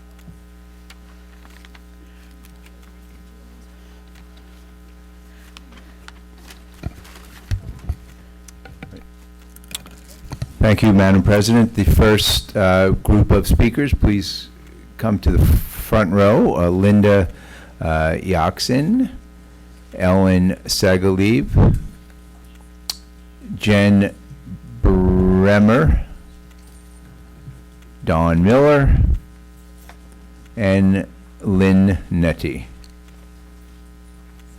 Good evening, board members, superintendent, parents. I'm here to represent the parents, my students, and our community. I've been in the district for 20 years. I love this district. I love this community. My students are the best students you can ever meet. They are wonderful. And suddenly, there's a big shock and sadness 2 weeks ago, 3 weeks ago. The two principals, who are first-year principals, they decide to phase out French 1 without even having a minute to talk to me. They were not in my classroom the whole year, and because of numbers, they decided to cut French 1. Although French 1 has had stable numbers, and you all know there's low enrollment, and if they told me ahead of time, I could have promoted more. I was just happy to teach. French is a special language, and I think it's a good language for our district to stay. They're phasing out French 1, so I'm going to be staying. They think, in a few years she's going to retire, but I'm here for my students, for their parents, for the community, for the French program. So I ask you all to help reconsider to keep French at Esperanza High School, Yorba Linda High School. The other schools, Valencia and El Dorado, have kept French. Even Kramer is trying to get French. Thank you for listening. Thank you, Linda. Ellen? Hi again. I'm here to request clarity regarding the investigation that led to my administrative leave the last 3 days of school. As the teacher there said, the administration at Yorba Linda, they're very new and inexperienced, as what I experienced. I was scheduled to administer final exams and support my students through one of the most important moments of their academic year. The action taken against me appears to stem from a conversation I had with students during which I let them know I would not be returning next year due to a non-reelection. I want to be clear, I did so after Human Resources informed me that I could share this information. I was honest in how I communicated it, with the intent of being transparent and maintaining trust with my students. For that, I was disciplined. I was removed from my classroom and placed on administrative leave at a critical point in the semester, not only affecting me, but affecting my students. I have not been informed of the findings or reasoning behind this action, and I'm respectfully asking tonight for an explanation. Despite the situation, I made the decision to return and complete the grading process in the second semester for the sake of the students. I did this because I believe they deserve consistency, closure, and the respect of a teacher who sees them through to the end. I respectfully ask this board and the administration to provide a transparent account of what led to my administrative leave. Before coming to Yorba Linda High, I successfully taught science for 6 years at Fairmont Preparatory Academy, a private school known for its high academic expectations and rigorous standards. I met those standards and thrived in that environment. Thank you, And Ms. Saley. the administration said I was a bad teacher, so that's why I knew it was retaliation. Thank you. Thank you. Jenny Bremer, is it Jenny? That is correct, okay. That's correct, thank you. Good evening, I'm Jenny Bremer from El Dorado. I teach world history and U.S. history, and next year adding back multicultural studies, a course, by the way, that's completely full for the upcoming year with a waiting list. Each month, I take a few minutes to recognize Heritage Months. I display a flag and share a brief video about how these observances came to be. It's a small act that means a great deal in terms of students feeling included and seen, which is something that we were talking about earlier today. Last week, I surveyed my students, which is something I do in my practice as a reflective educator. When I asked what they appreciated most about the class, a Heritage Months came up again and again. These flags don't divide us, they reflect who we are. Silencing these symbols sends a message that only some of our students matter. That's not the lesson I teach, and I hope it's not the message this board wants to send. I'm going to spend the rest of my time reading some direct quotes from my students. Please hear their words. I appreciate how you're always understanding, have a lot of respect for different diverse cultures and backgrounds. I like how you'd have videos to watch about appreciation and recognition about certain cultures and differences. I really appreciated how you were able to teach us about diversity in different cultures. I liked how open you were to all kinds of people and always thought it was nice when we learned about a particular culture when it was their National Heritage Month. I appreciated the different videos we watch each month highlighting different groups of people. I most enjoyed the fact that you take a moment for different ethnicities each month. One unique thing I really appreciated was the monthly videos for different cultural and heritage months. It really allowed the class to have an understanding and knowledge for what's going on in the world and who is currently being celebrated for all their hard work and contributions around the world. I appreciated learning so much about cultures and their months. I appreciated how you always made an effort to include everyone regardless of their background. So please think about this when you talk about flags. Thank you, Ms. Bremer. Dawn Miller? Good evening. A quick note before I start my minute presentation. We talked a little bit today about lower enrollment, and I just find that odd, Leandra, that you bring this up about having to work on improving our enrollment. Maybe you need to stop telling families to pull out their kids from our district on your Facebook posts. That might help. I'm here really to talk about our English language arts and our math proficiency. I know from our looking at our data from the previous year, 62% of our students are proficient in English language arts, leaving 38% not proficient. In math, our proficiency is 56%, leaving 44% not meeting proficiency. And when we look at some of our plans that we have submitted and some of the background information, it always shows that professional development is a component. Professional development for this, professional development for that. Before this district should even entertain professional development funding, there should be evidence that the curriculum and the instruction and instructional materials are aligned to the state standards. For instance, in ELA, are novels still being read from front to back? That's not how novels are to be used anymore. But can you say without any doubt that novels are used appropriately in all secondary schools? Math standards include procedural and conceptual math, but are the instructional materials and teacher instruction focusing on conceptual math, since these are the standards that many students are struggling on the SBAC? Thank you, Ms. Miller. Lynn, Nettie? President Anderson and members of the board, I would like to take this opportunity to express my concern about a change that is happening at George Key, and that is the early release that is going to be implemented next school year on Wednesdays on a weekly basis. I do understand that the teachers need prep time, and we appreciate and love our teachers and want to give them that opportunity. However, it puts a hardship on our families as we don't have the after-school childcare nor any extra childcare that is offered to other locations. Therefore, it is going to cause us to need to leave work early or potentially lose our jobs, because we will need to find alternate resources that are not being offered by the school district at the present time. So I ask of you to provide alternate services to help us in these early release days. Again, we are not asking you to not give the teachers what they deserve. We are asking you to help George Key, a school that is a unique family and unique students who don't have the same resources that are offered to every other school in this district. Please, in the matter of inclusion, Renee Gray, please offer something that will help parents, help students at these schools while also helping the teachers. Thank you. Thank you, Ms. Nettie.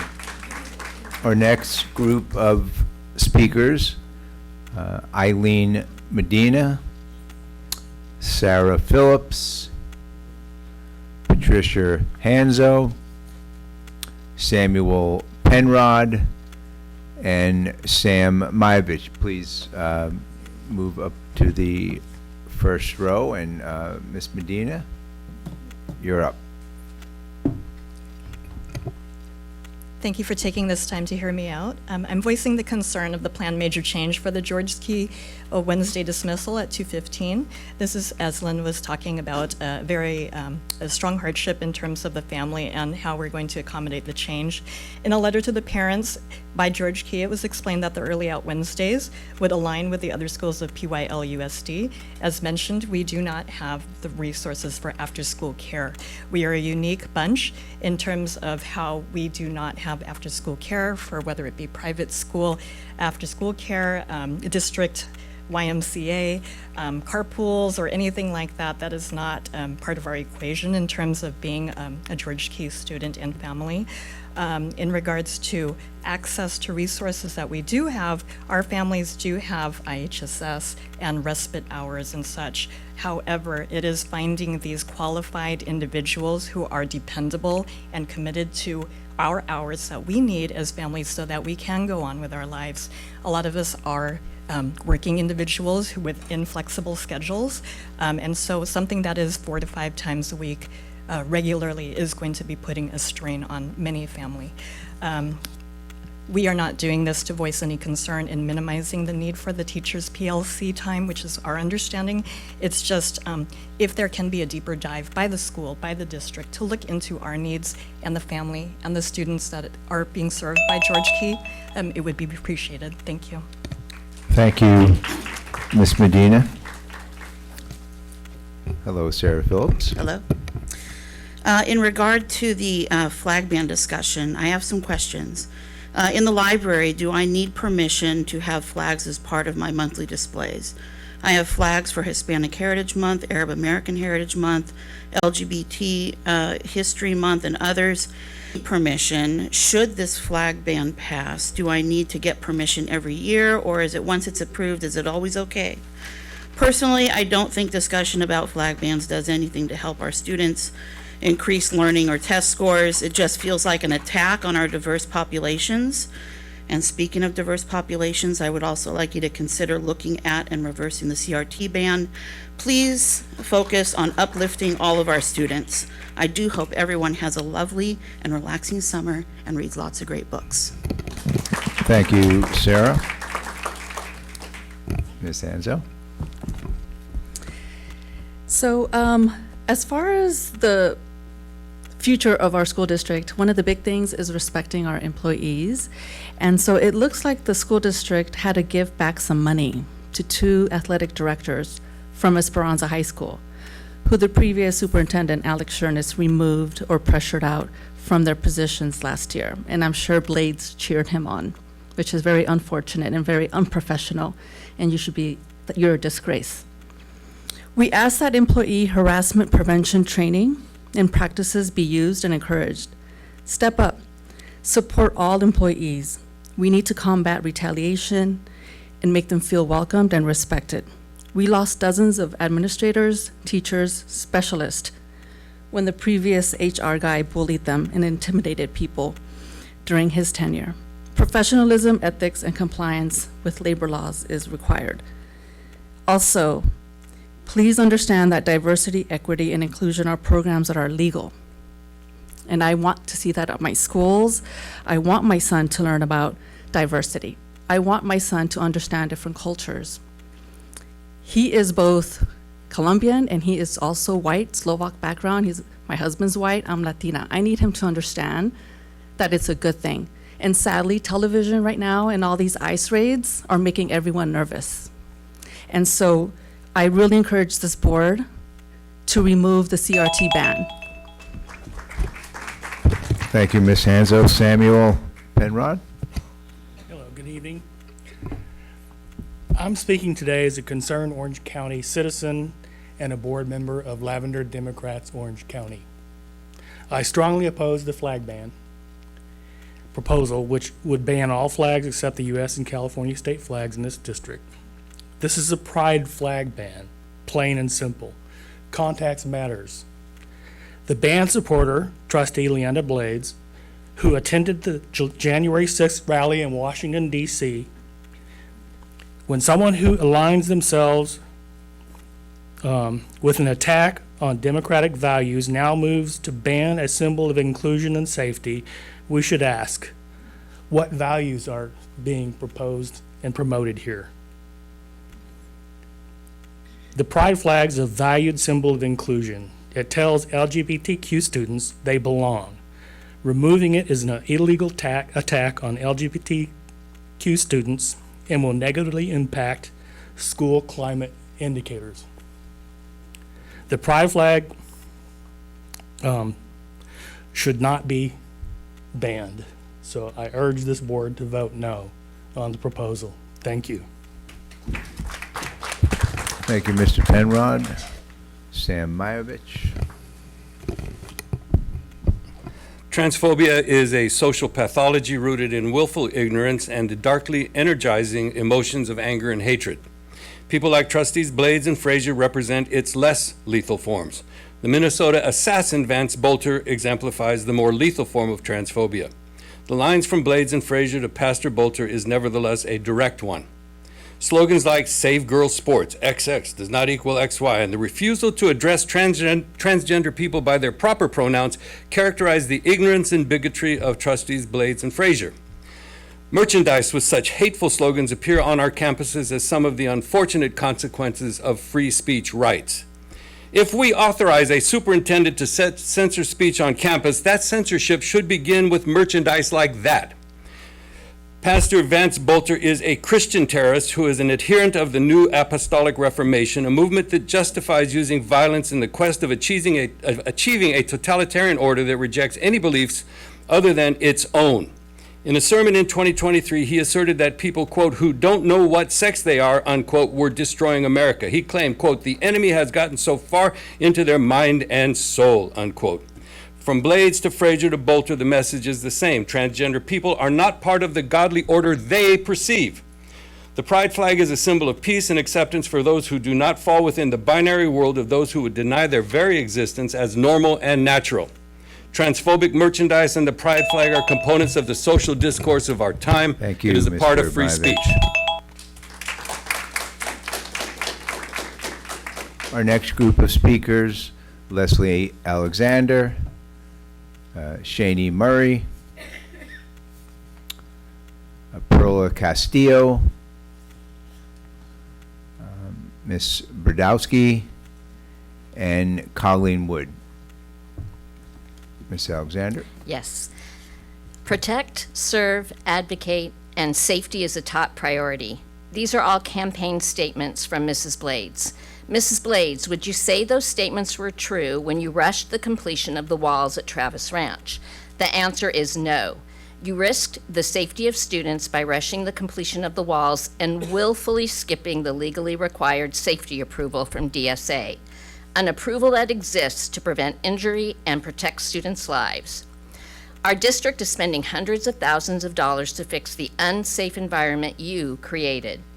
After your wrongdoing was exposed, you deflected responsibility for your misconduct and posted a statement which included this phrase: the key issue is the students and teachers have walls. Wrong again, Mrs. Blades. The key issue is always student safety. This wasn't the first time you risked student safety. You also supported the false claims of Alex Chernus regarding DSA approval for USI at the Casa Loma building. However, DSA stepped in and shut that project down. Your choice to risk safety of students is unconscionable and a flagrant violation of public trust and should disqualify you from a seat on this board. Mrs. Blades, how many more times do you plan to risk the safety of students for your own selfish ambition? Students do not need a trustee who repeatedly and intentionally risks their safety. Instead, students deserve a trustee who will always put their safety first. Thank you. Thank you, Ms. Alexander. Ms. Murray? Hi, I'm Shani Murray, and I'm now the proud parent of 2 PYL grads, class of 2021 and 2025. I'm so grateful for this district and its amazing educators, and I hope the district remains strong for generations to come. I'm here to ask the board to prioritize students, support teachers, and ensure fiscal responsibility. Don't fall for culture war distractions that politicize and divide our community. Rainbow flags aren't hurting anyone.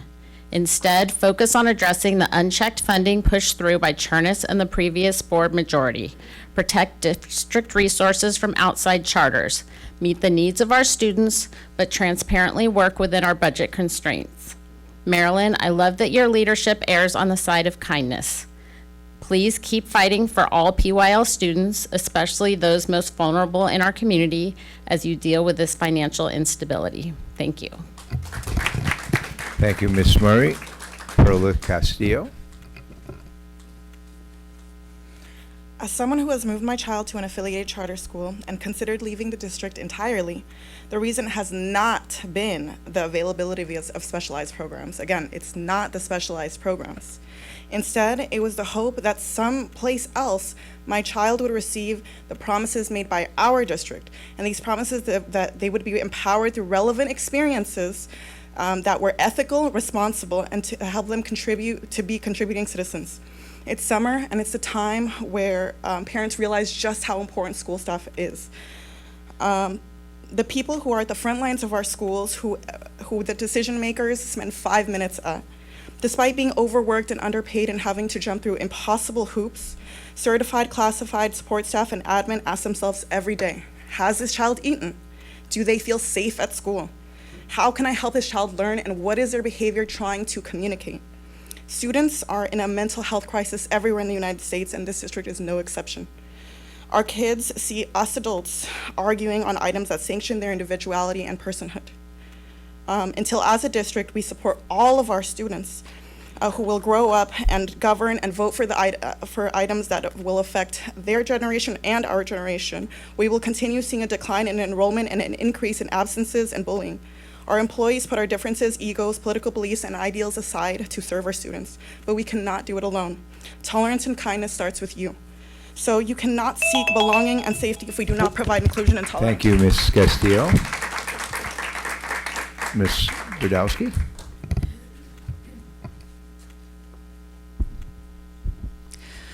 Bonjour.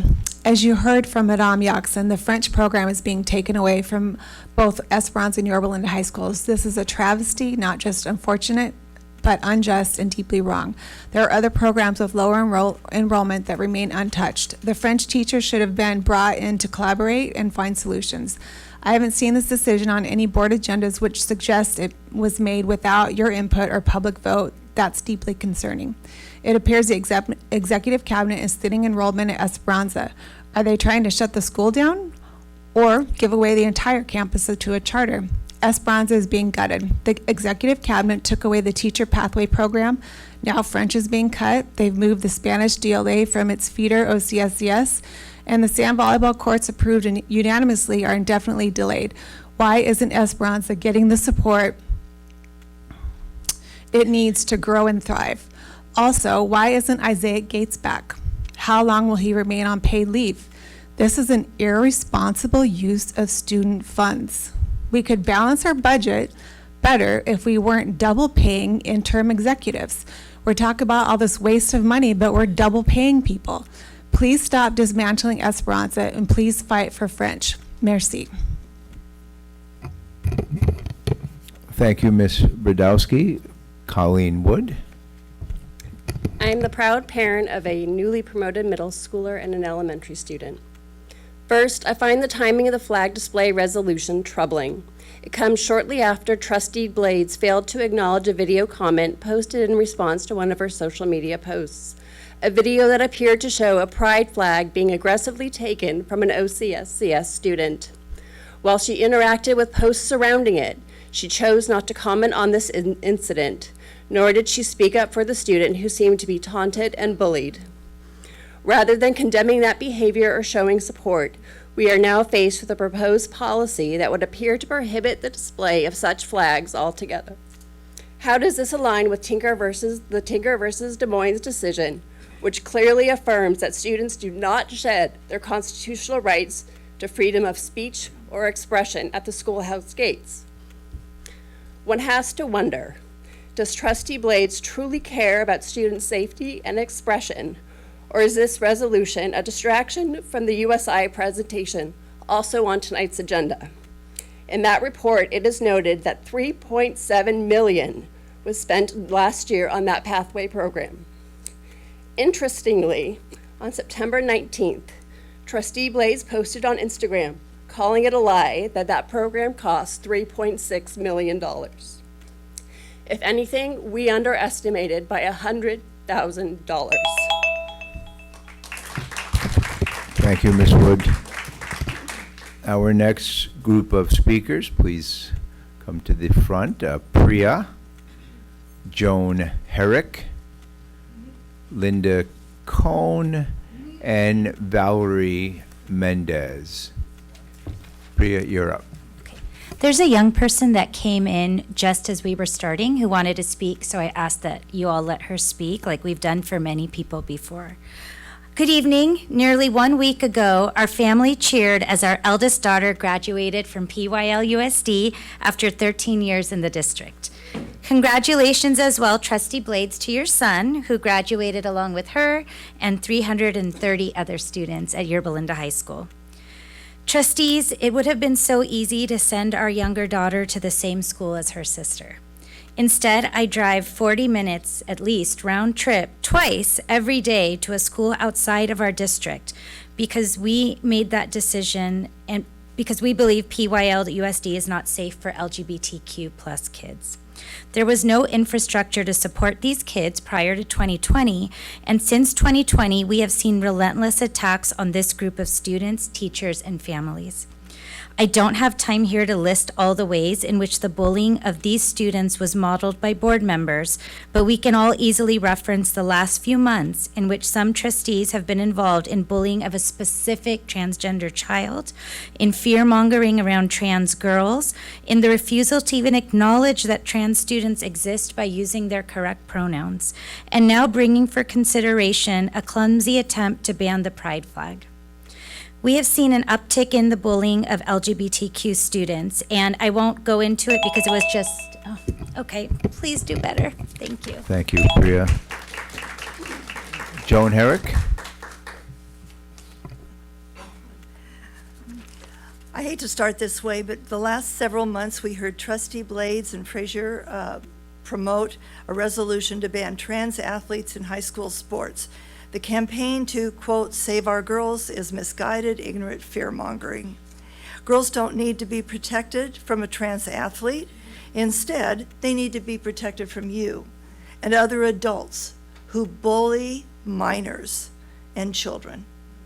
The trans athlete was 16. Bullying behavior at recent track meet brought shame and embarrassment to our district. Now we're facing another danger.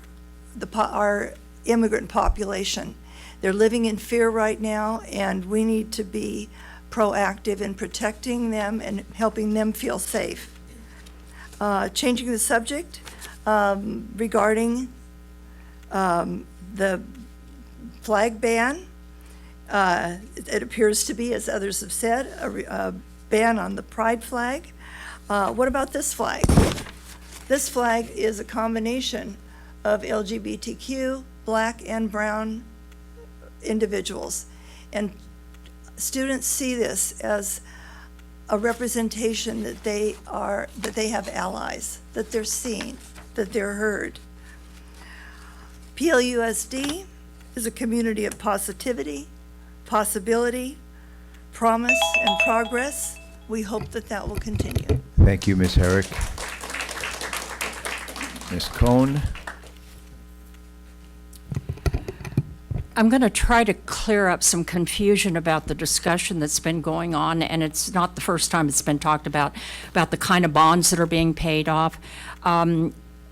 Valesco has very clearly indicated that we are currently on a payment schedule to pay off the COPS bonds. I believe these bonds stand for certificates of participation, and I believe that they are going to be paid off in full in approximately 4 years. I could be, a little off on that, but Ms. Valesco can clarify that. Trustee Buck is talking about capital appreciation bonds, which are an entirely different type of bond than the COPS bonds. And the payoff for the 2 CAP bonds that she voted for will not begin until approximately, I believe, 2032, and will continue on until 2049. The issue with the CAB bonds is that because of their very nature, we got $48 million in loans with a payback of $439 million, which is 9 times the amount originally loaned. It's not that there's going to be a balloon payment. It's that $40 million loan balloons into $439 million payback. That is the issue. Thank you, Ms. Cohn. And Valerie Mendez? So I actually came here just to see what this was about, but you guys brought something up that really was heartfelt to me, so I want to bring it up. My name's Valerie Mendez, and I'm speaking today as a concerned parent of a high school AP student and student athlete in this district. After listening to the district survey results showing that many students don't feel safe on campus, I feel compelled to speak. My son has experienced this firsthand. He has been the target of bullying along with other students, and when he finally defended himself, the situation escalated to the point that he required surgery, was arrested by the school resource officer, which is heartbreaking and frankly unacceptable.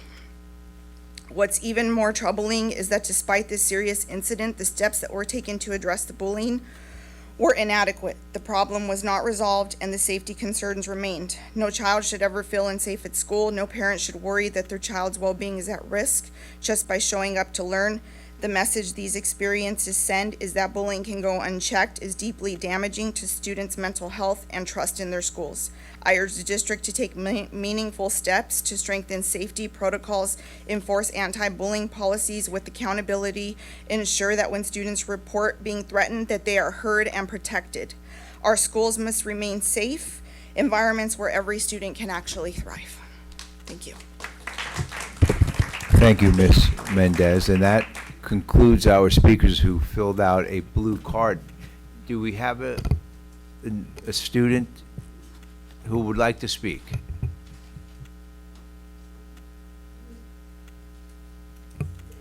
Yes? Oh, not. No.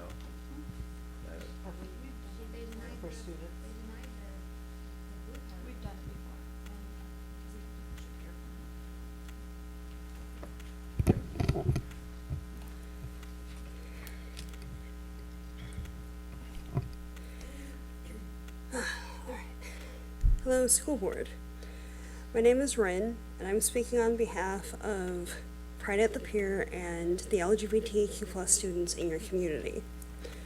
Today, I come before you to speak about item number 26. And before I get into it, I just want to thank the concerned parents of the district for defending their LGBTQ+ students, because that's something that I really wish I had when I was in school. This is very obviously a pride flag ban that's using the same language that was passed in Huntington Beach and was attempted to be passed by both Aliso Viejo and the Orange County Board. Additionally, this was slid in quietly after graduations when students were exponentially less likely to attend and speak their minds. Seeing representation and being acknowledged for being your authentic self goes so far to helping the mental health of the young people in your district about to go out into the world. It's very important. And the flag is part of that. Thank you. And that now concludes our speakers, Madam President.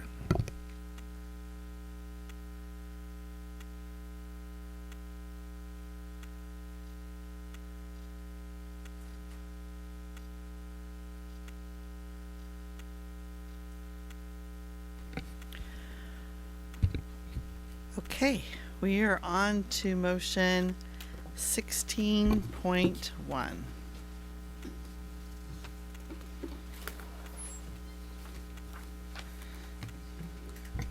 I'll make a motion that we approve the revisions to Board Policy 5124, Promotion, Acceleration, Retention, first reading.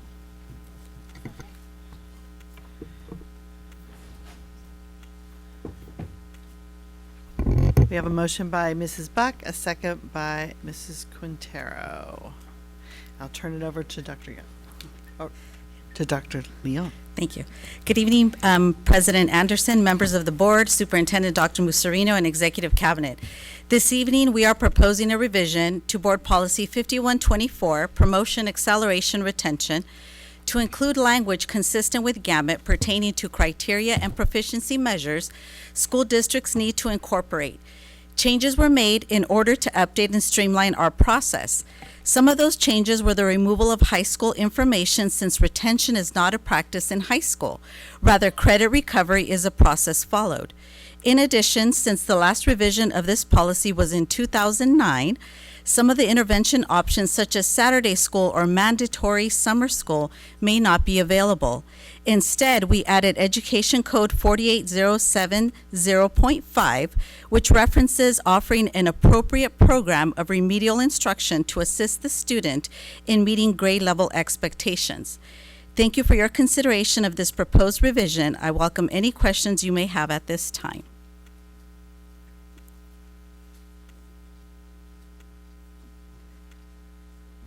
I don't have any questions, but I appreciate that we're updating our policies as we need to. I have one comment. As I was reading this, paragraph 2 at the end seems very redundant to the next paragraph that was added in. So it talks about, in such cases, the school team shall take into consideration the student's social and emotional growth as well as academic achievement when making such a determination. And then the next paragraph says, when academic achievement is evident, the teacher may recommend a student for acceleration to higher grade level. The student's maturity level shall be taken into consideration in making a determination to accelerate the student. So my suggestion would be to keep the new language and then maybe get rid of that other portion. It just seems like we're saying the same thing over and over. Okay.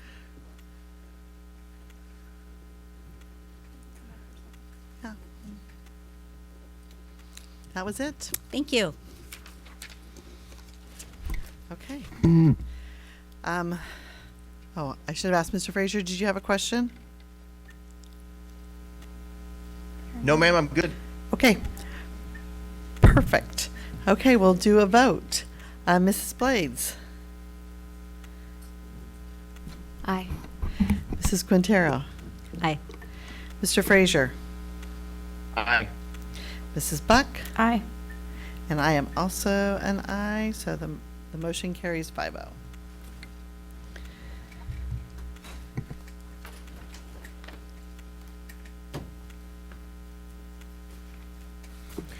I'd like to make a motion to adopt the revised 2025 Board of Education meeting schedule. Second.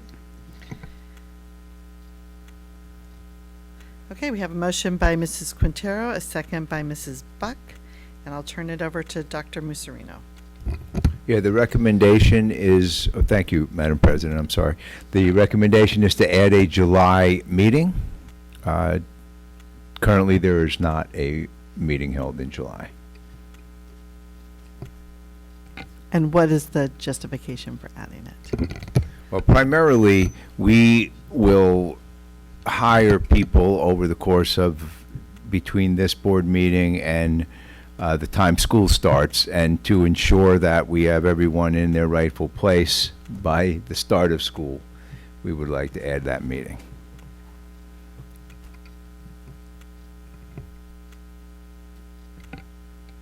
Any other questions? Okay. Yeah, I got a question. Oh. I don't understand. We did not have a July meeting last year, and we're just fine. The only thing I do see being an issue is needing to have potential meetings for the superintendent search, and I would hate to use up a date that we might need otherwise.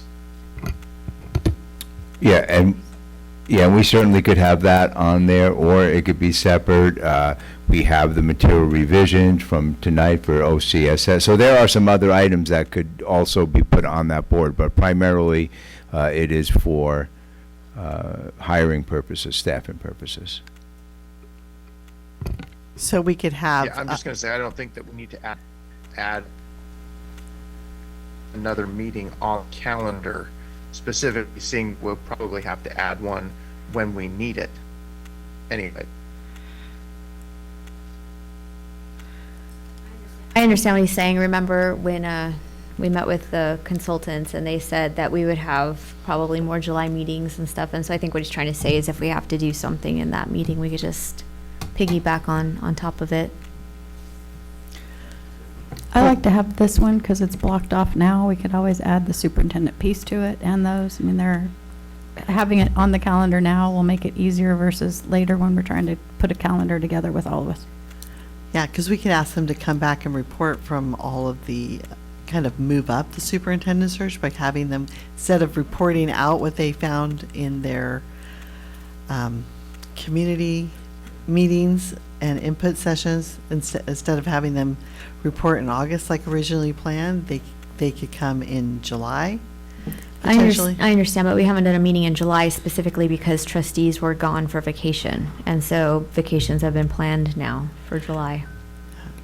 Is there someone who's not available? Because I haven't heard that. I don't think I'm going to be available. I don't know if Todd's available. I'm available. I don't have any plans to be gone.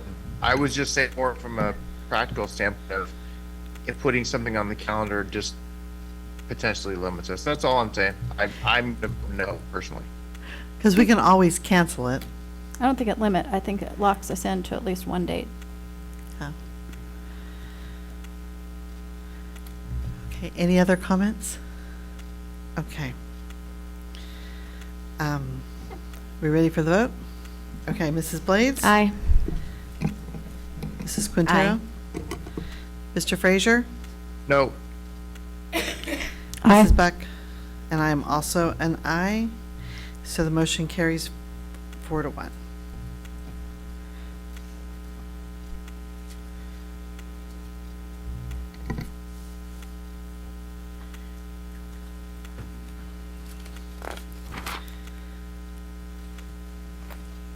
Okay.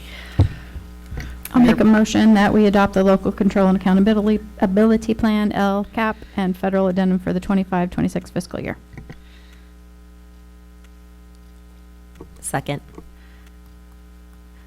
Okay, we have a motion by Mrs. Buck, a second by Mrs. Quintero, and at this time, I will turn it over to Dr. Young. Thank you. We look forward to the adoption of the plan. We held our public hearing last month, and we did not receive any revisions, and so we are bringing it to you for final adoption this evening. Is there any questions from the board about it? I was just wanting to know, because obviously some of these programs are being cut, so like the French program tonight, and we've had, you know, dual language, is it going to be a tough free or not? And we're having this budget deficit, but we're putting $5 million into the Valencia kitchen. And so I feel like there's just a lot of things that are going on, a lot of moving parts that haven't been addressed. There's a lot of things going on, a lot of questions being asked, and a lot of programs being cut, a lot of stuff going on. I don't think the LCAP really addressed it, or some of the questions haven't been answered. So the $5 million for the Valencia kitchen, is that in this budget? It's in the budget, but it's in a separate fund. It's not in the general fund. Okay. So the money's already available. And where is that coming from? It's in Fund 25. Which was what? The Capital Facilities Fund, and it possibly could, part of it might be coming out of Fund 40 also. Which is? Oh gosh, what is it? The Redevelopment Agency Fund, is that 40? That's 25. Give me a second and I'll tell you the full name. I think it's our Facilities Fund. Is that facilities and developer fees and all that? So developer fees and redevelopment come out of 25. And Okay. Fund 40 is the City of Yorba Linda's settlement money that we get. And that's what pays our COP payments out of Fund 40. But there was a little bit of money that was left in there. Yeah, it's called Special Reserve Fund for Capital Outlay Projects. It's a long name. But that is separate funds, and so it's not part of the general fund, so it really doesn't have anything to do with the deficit part of anything. Okay. And so we haven't decided with all of a sudden French programs are leaving and all this stuff the last minute. How come that wasn't brought before the board? Those two schools all the schools build their master schedules based off of the students' needs assessments, and then from there, the principals look at their staffing and determine which sections they can fund and which elective courses they're going to offer. That's not something that is involved at the district level or even the board level. The sites run their master schedules based off of their needs assessments, so it's not something that we were involved with. So the principals at Yorba Linda and Esperanza just said we're cutting French. So tomorrow they can decide we're cutting Spanish. And we would just have to accept it?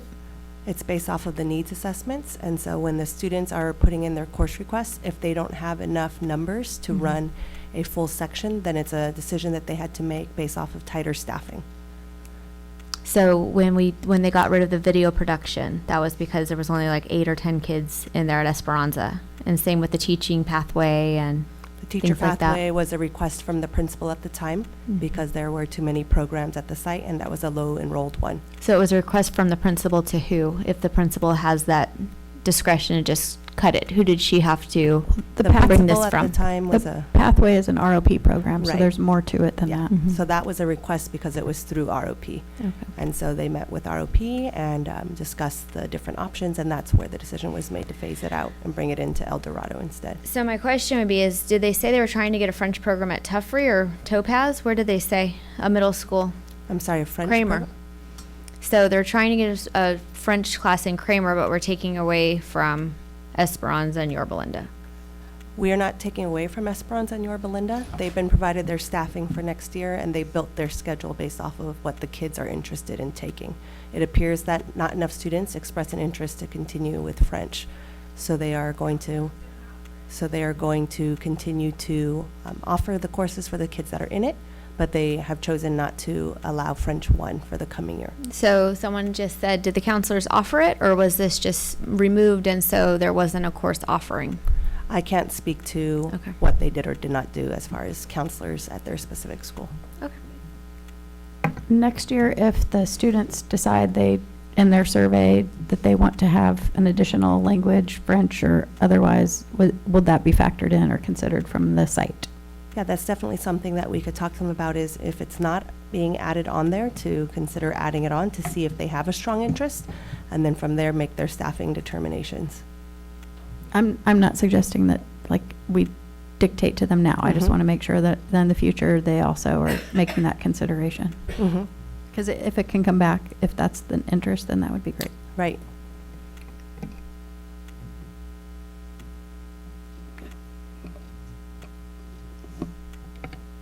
Okay, any other questions about the LCAP?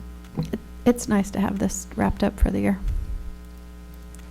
Thanks for all the hard work to everybody that went into this. It's multi months. Yes, So I thank you to the appreciate whole, it. Thank you thank to you the to the whole whole team. team. Yeah. Yeah. All the departments who put in their effort into the LCAP. Thank you. Yeah, it's definitely a district-wide Mhm. program to put that together, so thank you guys. And I really appreciate, getting all the community feedback and making those available, and then listening to our community and making decisions based on that feedback, so, thank you. Okay. I guess we'll call for the vote. Mrs. Blades? No. Aye. Mrs. Quintero is an aye.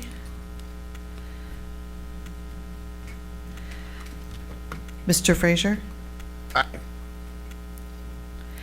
Mrs. Aye. And I am also an aye, so motion carries 4-0. Okay, now we are moving on to the local control and accountability plan for OCSES. Do I have a motion? I'll make a motion, we adopt the local control and accountability, accountability plan, LCAP, for the Orange County School of Computer Science, OCSES, for the 25-26 fiscal year. Second. Okay, we have a motion by Mrs. Buck, a second by Mrs. Quintero. Are there any comments? My only comment would be is we have that material revision coming up, and I know that this is all due in June. So is there anything that's going to affect the material revision and like the whole budget thing? Like, how do we push an LCAP forward if we don't even have a material revisions coming up? Does that make sense? So, I mean, or what are we voting on? And then if we vote on it, can we revise it if it all changes again next month? Yeah. No, yeah. I don't believe that. Well, that's the question. Does it affect the LCAP? Because we have a program in place, and then this material revision is possibly changing some of the core tenets of the program. The LCAP is based on this year's information, correct? Or the material revision affects next year's. Correct. And if there's a material revision or any changes, it would be reflected in the next year LCAP, so it won't be an issue for us to capture it then, if things change from now to then.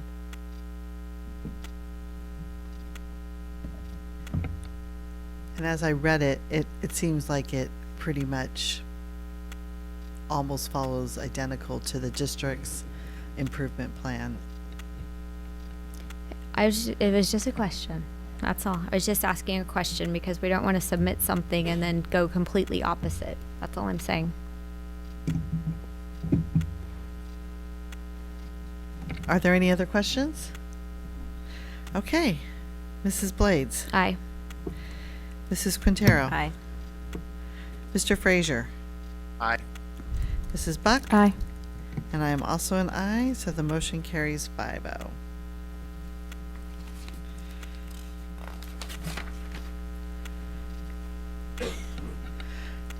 Moving on to 17.3, the continuity plan. I'll make a motion we adopt the 25-26 Instructional Continuity Plan, ICP, to ensure all students can access instruction during a natural disaster emergency as a required component of our comprehensive school safety plan. Second. Okay, we have a motion by Mrs. Buck, a second by Mrs. Quintero. Are there any questions? This is the second time it's come to us. Yeah, no, good job. Okay. Mrs. Blades? Aye. Mrs. Quintero? Aye. Mr. Frazier? Aye. Mrs. Buck? Aye. And I'm also an aye, so motion carries 5-0. 17.4. I'll make a motion we approve the school plans for student achievement, SPSA, for the 25-26 school year. A second. Okay, we have a motion by Mrs. Buck, a second by Mrs. Blades. Are there any comments?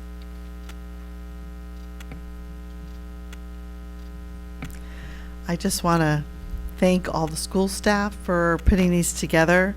I was on school site council for many years, and I know this is a lot of work on the school site, and I think it's great that our schools are able to assess their own needs and build a plan with their budget that's best for their students. So thank you out there to all the principals and school site council members and staff at all the site levels. Okay, are we ready to vote? Okay. Mrs. Blades? Aye. Mrs. Quintero? Mr. Frazier? Aye. Mrs. Buck? Aye.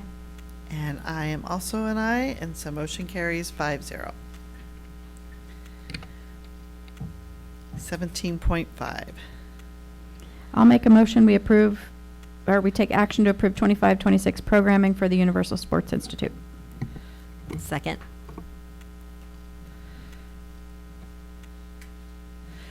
Okay, we have a motion by Mrs. Buck and a second by Mrs. Quintero. Are there any questions? Is this for USI? Isn't there a presentation? Yeah, there is a presentation. I mean, I could ask a lot of questions, but. Thank you. We invite Dr. Holloway and Principal Polchow to present on Universal Sports Institute and their 25-26 programming. All right.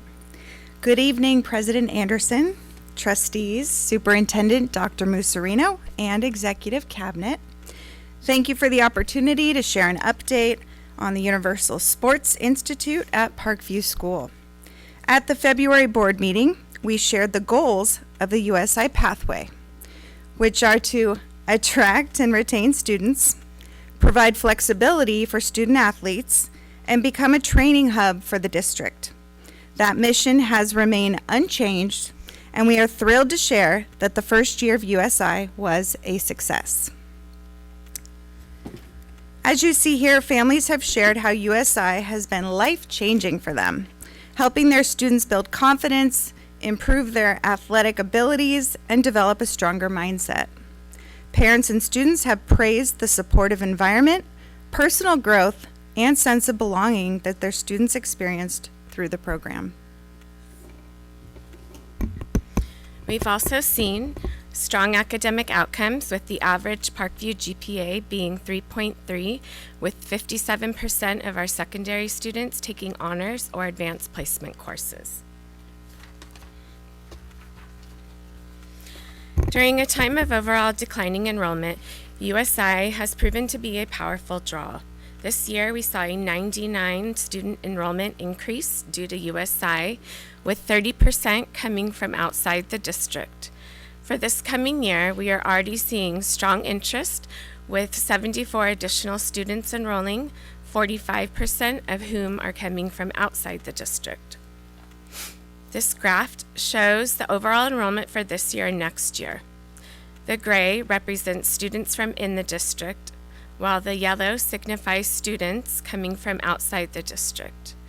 With 56% of USI students returning and daily inquiries from interested families, we currently have 120 prospective students for the 25-26 school year, with an increase of enrollment anticipated throughout the summer. Of the total students returning, 15 of them are from out of the district, making for a total of 48 from out of district for the 25-20 school year.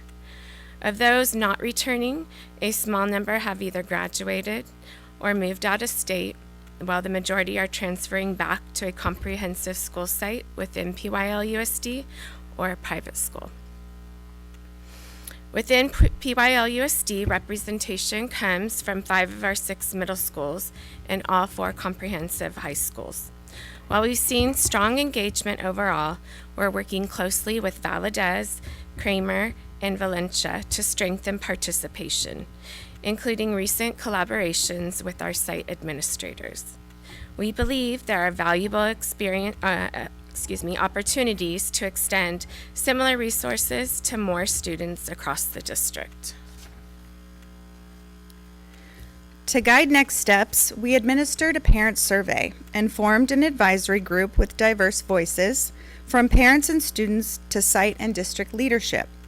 Parents were clear about their primary goals for USI, 87% valuing strength and conditioning, 81.3% the confidence building, and third most common was the focus on long-term growth in athletics. Most families want a comprehensive model with strength, recovery, and sport-specific training all in one. The 5 sports that showed the highest levels of student interest were baseball, softball, basketball, wrestling, and soccer. These specific sports may guide the development of specialized training options for next year. As part of this long-term planning, we launched a district-led RFP process to identify a high-quality athletic performance vendor for USI. The advisory group met to review parent feedback, evaluate proposals using a decision-making framework, and interviewed our finalists. Ozletics was unanimously selected for their experience, professionalism, and student-centered approach. Sharon Renteria, the director of Ozletics, was here in the audience. She did have to leave because she has training. She said she has to be at the gym at 4:30 in the morning tomorrow, so she wished she could stay. We also explored how to make the USI pathway more cost-effective and sustainable. The white bar signifies the cost to launch and run the program last year and this year, and the yellow bar signifies the estimated ongoing costs for next year. The 23-24 and 24-25 budgets for USI was roughly $3.76 million, of which $2.08 million were one-time costs. Our ongoing budget for 25-26 is approximately $562,000.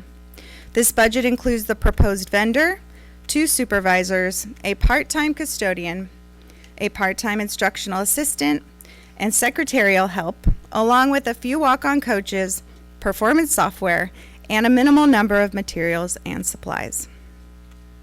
Another future next step would be to strengthen this pathway by housing both USI and Parkview on the same site. This would reinforce the connection between academics and athletics, making it easier for USI and Parkview to coordinate schedules, foster communication among staff and families, and provide students with more integrated support. This model could enhance both the academic rigor and the athletic development that USI students receive. We look forward to your consideration of this proposed model and additional next steps that maintain the fidelity to the program's quality, strengthen the academic and athletic alignment, and are consistent with the district's fiscal priorities. We present this path forward for the board's consideration as we continue to build a strong and scalable future for USI at Parkview. Thank you for your time and support. We are definitely proud of what has been built, and we're excited to partner with you as we shape the future of USI. My first question is, you mentioned Parkview and USI being on the same campus. Can you talk a little bit more about that and what that vision would look like? Yeah, I mean, Ms. Paulchow and I communicate frequently about, gosh, you know, she's not seeing the same kids that I'm seeing on a daily basis, right? We have more access to those students that actually come in person to do the training sessions. We just that disconnect in and not being able to touch base as frequently with those students and monitor their academic progress. I think that's the part that we need a little bit, that our students need a little more support with, because a lot of that onus right now is currently on the parents, which it is an independent study model, but many of our families joining USI are not your typical independent study families. So having a little more alignment with that academic support. Where right now USI is at OCSCS and Parkview is at Tuffrey. So how would that happen? And there obviously would be a cost associated with that. Well, I know that the OCSCS staff, and Dr. Gray can chime in if he'd like. I know that they would sure love to get their NPR back. That would be a valuable asset for a school community. And I don't have comments on the costs at this time, but that's something we can explore and look at. And as far as a space, we're open to ideas. I think it makes sense that it would be housed together, but in the climate that we're in right now and the fiscal situation, moving a whole program seems like it would be additional cost if we don't have a place for it yet. So we have to have a place for both. We don't at this point. My concern is the overall cost and the continued cost. So for 120 students, I just did a little math, and it's approximately $3,300 a year per student if we're assuming 120. If we go up to 150, it drops it to around 3,500. If we go to 200, 2,500. So there's different levels that it could be. My children did extra training and this kind of work, and it was expensive. It was more than any of these. But I think that we need to look at what that cost is. The sacrifice we're making to spend extra on 120 kids, it's lovely in a perfect world, but when we're looking at budget cuts, that is an extra expense that I think we need. The two options I thought of was we could charge a monthly fee, and if you're looking at 120 students or 150 students, about $350 a month, and if we get up to 200 students, it's about $250 a month, which is reasonable for what we paid for actual training and stuff outside of the school day. So I think that's something that we need to look at. My second option would be to take USI and break it into the 4 high schools and take that equipment and broaden it so that there are students at every high school, that there's a UCI piece to it or USI piece to it. The fact that we have 2 Valencia high school students in this coming year, we had 0 last year. It's not working for all of our kids. We have 0 Valadez students there. It's not working for them either. If we move it closer and move it onto their campuses, they would have better access to it, and we'd be able to utilize that equipment for more than 120 students. So those are my 2 options. I would like to see a monthly charge if we're going to keep it at that rate, or move it so that more kids can have access to it, so that it would ultimately take that cost down. How would you move? those changes, How would it you totally move is any not of the USI, equipment it and just- go? Oh, go ahead, Todd. Go ahead. Oh, sorry, we're probably going to say the same Yeah. thing here. I'm just saying those changes just kill the program. If you're going to charge for it, you lose most of those students probably, and the unique piece is the independent study program. That's the part that makes it unique because the training happens during the day. The entire purpose of this is to be a unique option for students that fit the profile for it, and then to use the facilities outside of that for other students. I completely disagree with what you just said, Carrie, and I think that the question I have, ladies, is this proposed cost, like the cost that you put in there, it has no revenue associated with it at all. And I know that as there is one of the classes that the kids take at USI is a Parkview course. Are we not taking into account any of the revenue that comes in from these students being a part of this as a total? Is that a net cost versus a gross cost? I just think, I don't think that this is accurate based on those numbers. And so I was also looking too, and I think there was 45 outside students, right? And so 45 students times 12,000 is 540,000. And so that's the cost. So, I mean, technically our outside students are kind of helping pay for it. And so 3,300, we get 12,000 for each student, correct? And so they take up about 3,300. So I would go with 12,500 overall. That's just an average. And it really depends on how you want to look at this. So my first point is because this is a program, we don't go through and allocate our LCFF money or any of that kind of stuff by school. LCFF money supports everything that we do.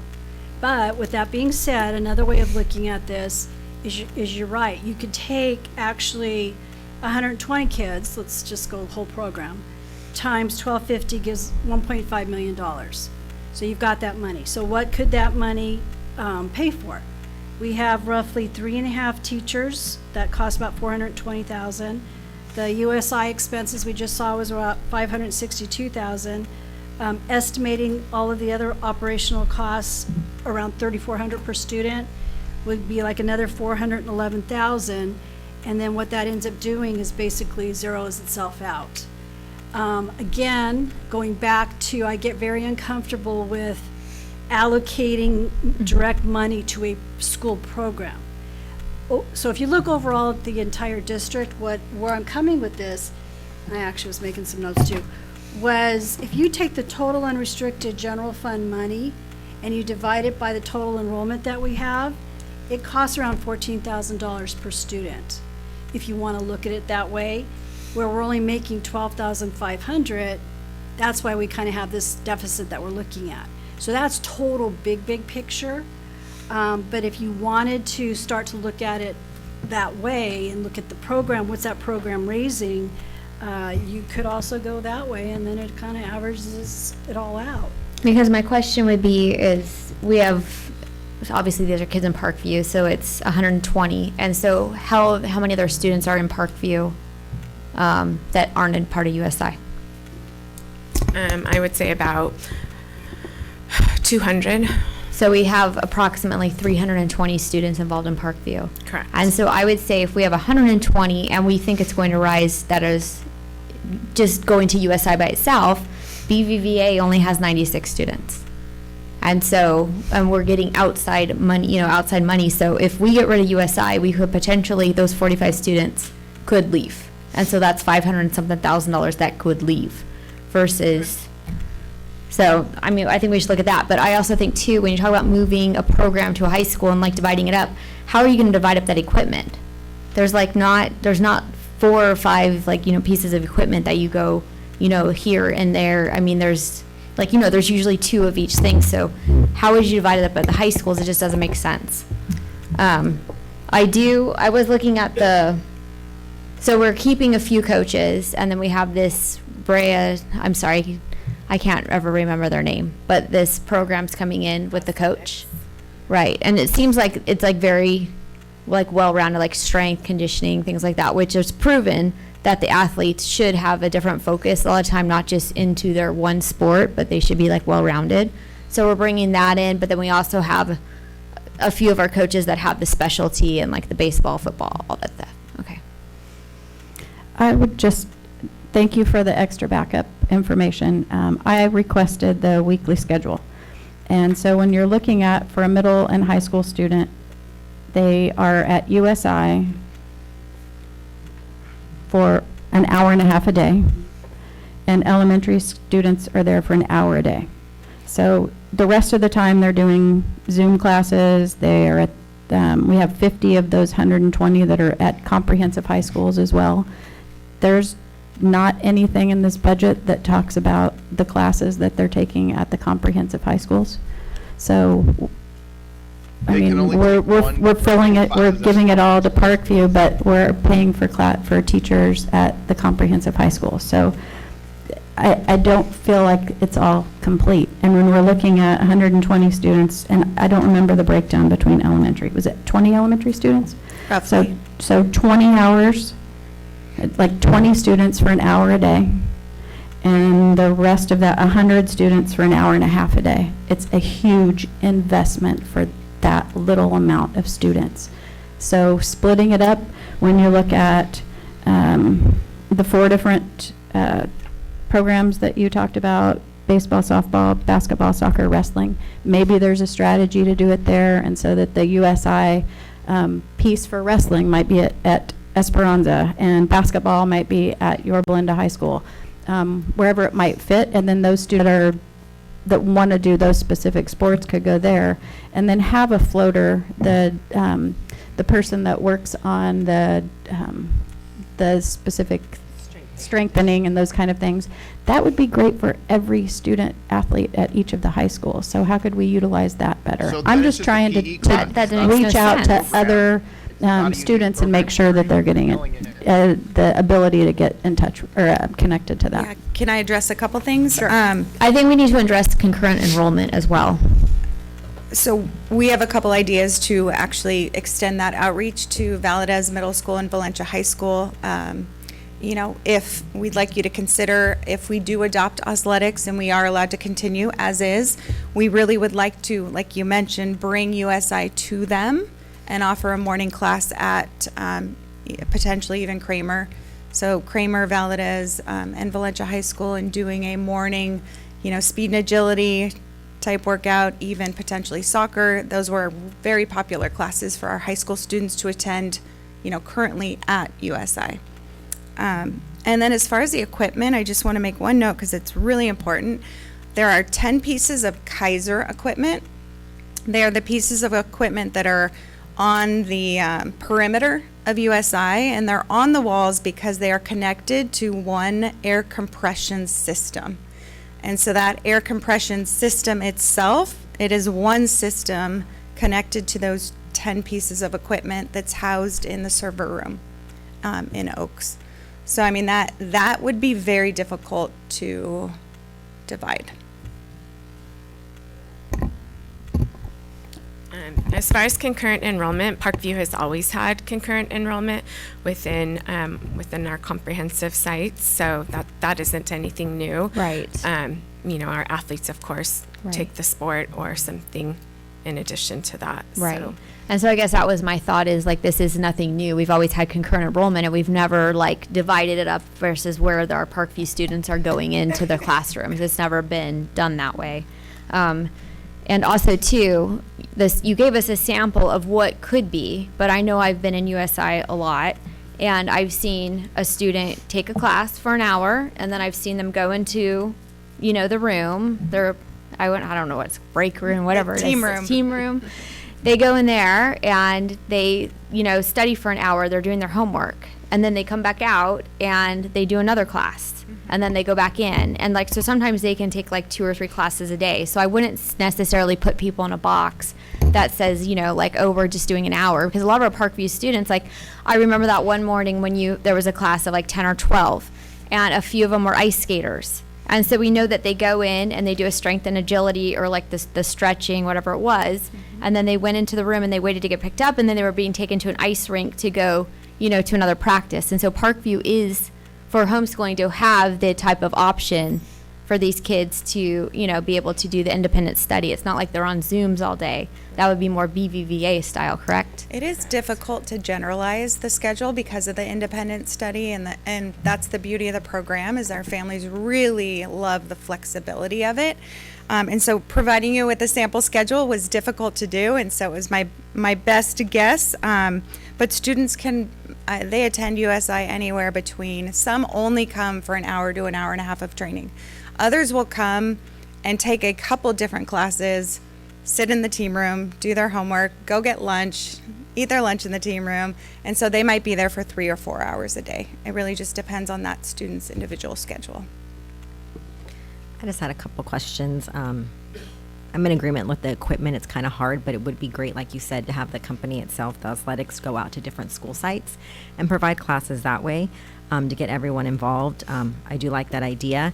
As far as fees, I do agree that at some point, I think we have to charge some kind of fee because we are the only free athletic program being provided out of all the ones that I know of. Every other district has charged somewhat, or like Fullerton, they outsource their specialty classes, so the parents pay those companies or those studios to have their training done there. So, I mean, there's a reason why they're charging, and there's a fee, because it is not cheap to do.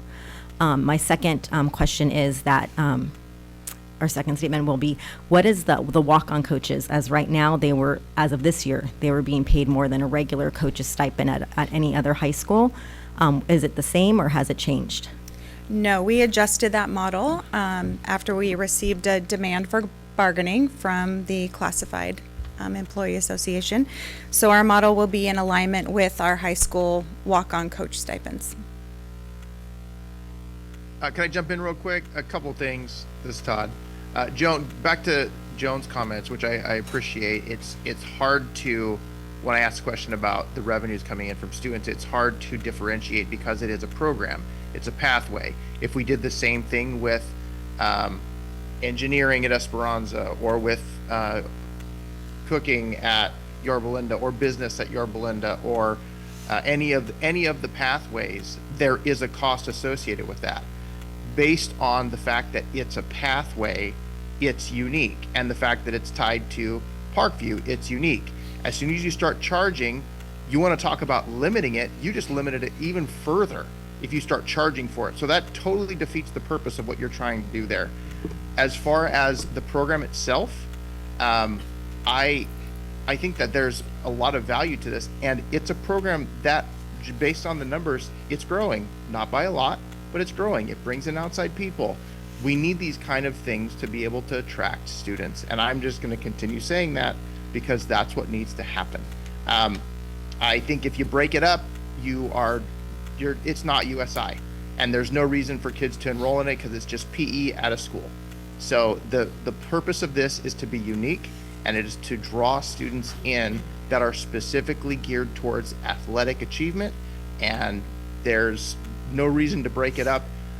If you're going to do that, then you might as well just add another PE class at the schools and shut down USI. And I also think too, when we had OCSCS, we had more kids. There was only I think they said the numbers were 18 kids, and each signed up for a standard PE class. But there was 85 kids who signed up to take mini electives at USI because it was different, and this is kind of what the kids are into. So I think we could also add not only the 120 kids, but then we had, for those mornings, there was 60 kids because there was 2 sessions in the mornings. So before school, they were offering for free to non-Parkview students, non-USI students. They were offering the strength and agility. So we had 60 kids those mornings, and then we also had 80 kids coming over during the week, maybe twice a week, whatever their mini elective allowed. They were coming in and they were working out. So it's not just that we have 120 kids. We have, there's more than that utilizing USI. And I also think too that, and a lot of people have complained, a lot of teachers have said the same thing about OCSCS and USI, is that this is what the district always does, is they don't let the program just try to go and grow. Like with OCSCS, it starts and then someone's trying to change it or take it down. And then USI, it starts, and instead of letting sit back, let the program breathe a little bit and say, okay, like, what could we do differently? Like, how can we do it? Just kind of like what we're doing now. People just want to like dismantle it, no, take it, like destroy the program. Like, and that's what we're doing to these two. Like, these are probably the more innovative programs that we've tried to do. And here we are, we're not letting it just grow. We're not giving it a few years to like reach a potential. Because I mean, didn't somebody say that you thought there could be possibly a couple hundred students, you know, in USI? Yeah, I mean, the interest has been huge. Steady. Her office is processing new enrollees nonstop, and we're doing tours nonstop. So the demand is there. Yeah, so I mean, I just don't understand why we just sit here and we like have to change, or we have to do this, or we have to do that. Like, why can't we just let it go and like let it, you know? And if we're getting a lot of demand, let it breathe, and like, you know. But we're so into. I mean, just look at what happened to OCSCS. It goes, and then 6 months into the program, people are going and changing it and like pulling programs out and doing all these, you know, weird things instead of just letting it go. Like, give it an opportunity. If you don't give it the opportunity, how are you ever going to like grow the place? How is anything ever going to flourish if you just start taking away a few months into it? It doesn't make any sense. I think just with everything in education and, like you said, the changing times and budget restraints and results, I think just everything in education does kind of take a pendulum swing, and things do change as you go. Being a district that we should be serving and using our finances to serve all students, I think by just keeping it to a certain few is making it very elitist, and that's not, as a district, what we should be doing. So Parkview is elitist? No, I'm saying USI as... But they're Parkview students, so you're saying Parkview is Right, elitist? but they're there because of USI, and Parkview was doing very well before. Parkview and BVVA was doing very well before. And so adding USI obviously would increase it, but what I'm saying is not to, you're saying, you yourself said that it's for elite athletes or athletes themselves, and it should be kept that way. When I'm saying it should be open, like we said before, to the rest of the district in some kind of, yes, and eventually those athletes that are using those services, would probably need to pay a fee, and then open it up to everybody in the district having classes for, if you go to Melrose or Valdez or Kramer, eventually, hopefully expanding it there, those would be the free classes we offer to everybody. So when your son was at limiting it Eldorado, more by charging. yeah, but when your son was at Eldorado, 2 days a week he went to Esperanza because he said that the competition wasn't good enough at Eldorado. So he went over to Esperanza to practice with the Not elite. all season. He still went there. He went there a few times. Okay. And he went there because the coach invited him to go there to also for him to work out with their athletes as well. It was a Okay. mutual agreement. Okay. And we Was did a that lot. And there was a legal? lot of schools. Was that legal? Yeah, because it was postseason. Okay, so it was postseason, but your son had the opportunity and didn't have to go pay for that, correct? We have paid. We've paid for Did you travel. pay for We've that? paid for I'm not saying training. that. We've When paid he went for- over to Esperanza, did he have to pay for it? No, because it wasn't there. It wasn't there, and it also Because it was was a practice, a high school wrestling program. practice. Can we And it was a not high school interrupt each practice. other and let everyone?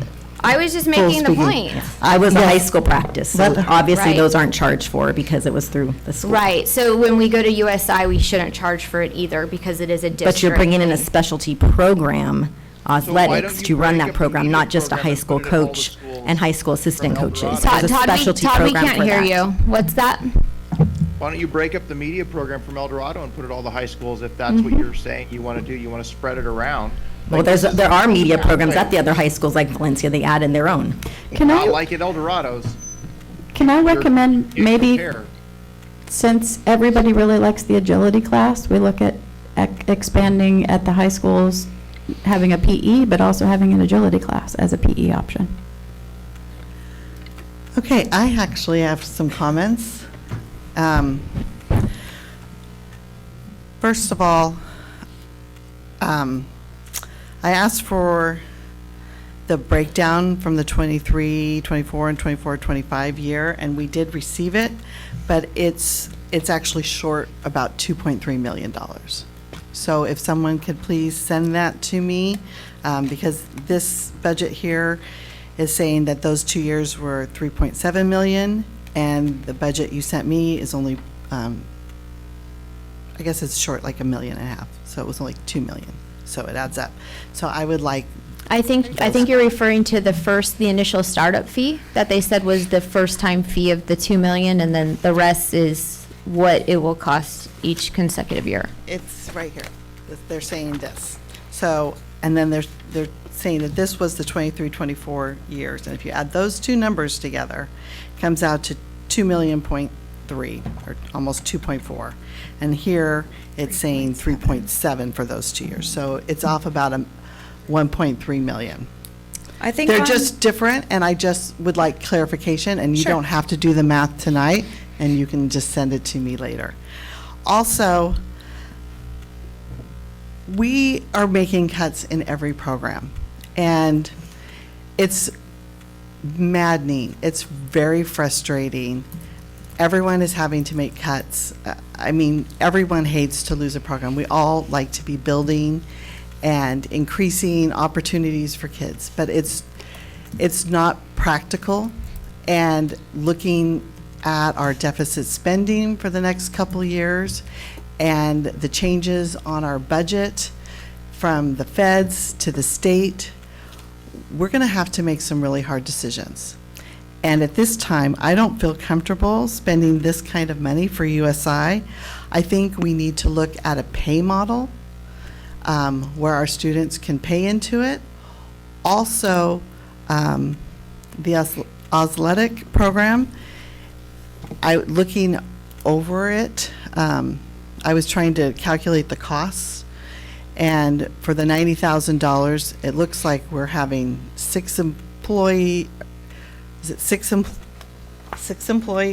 for 180 days, and it comes out to about $83 a day that we're paying that program. And I don't know if that's correct. Yeah, they're bringing 3 employees, I believe. So a strength and conditioning program director, another strength and conditioning head coach, trainer. So that's 4. And it comes out to about $83 a day if you divide that sum by the 180 days of school. So that is actually a really good price. It's a wonderful price It's a compared to some wonderful proposals price. we received. But I think if we're going to do something like this, we need to move it to all the high schools and offer strength and conditioning at the high school levels, move the equipment. We have had a lot of requests for other students to participate and especially use the recovery equipment. If that is at each high school, more kids would be able to access that, and that would be part of their athletic program. So we've invested a lot of money into this program. And so I want this equipment to be utilized. I want all of our students that if they want recovery, that they can access it at the school site and somehow, but the way it's set up now, there's no options. And we can add extra, but we're also looking at additional costs. Is that correct? I believe we can open up recovery for all students at USI. Well, not all students, but a select number of students based on signups at no additional cost using our current supervisors we have in place, as well as before school speed and agility workouts. Again, at USI, those supervisors could also run those morning workouts similar to what we did this year. Because there is a lot of employees for USI. Besides the 4 coming from athletics, there's the 2 USI supervisors, and I understand that they're both part-time. And the assistant, instructional assistant, the secretary, there's a lot of employees. And I just worry that even this sample budget that was sent to us, it lists that the 3.5 full-time teachers is only $420,000. And does that include their benefits? We use $120,000 on average for a teacher salary plus benefits. So this doesn't include benefits? It does include It does benefits. include benefits, Yeah. with benefits? Yes.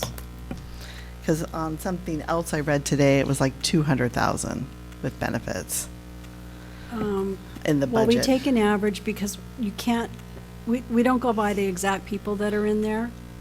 So whenever we're talking about like an average teacher salary, they might be more on the lower end. And every year we got to take a look at that number anyway So you look at all the teachers and then divide it by the number of teachers, and that's how you come up with your average, and then you add on your statutory benefits, health and welfare, add that all up. And PERS. So, yeah, I don't know where the 200 came from. It's somewhere in this budget.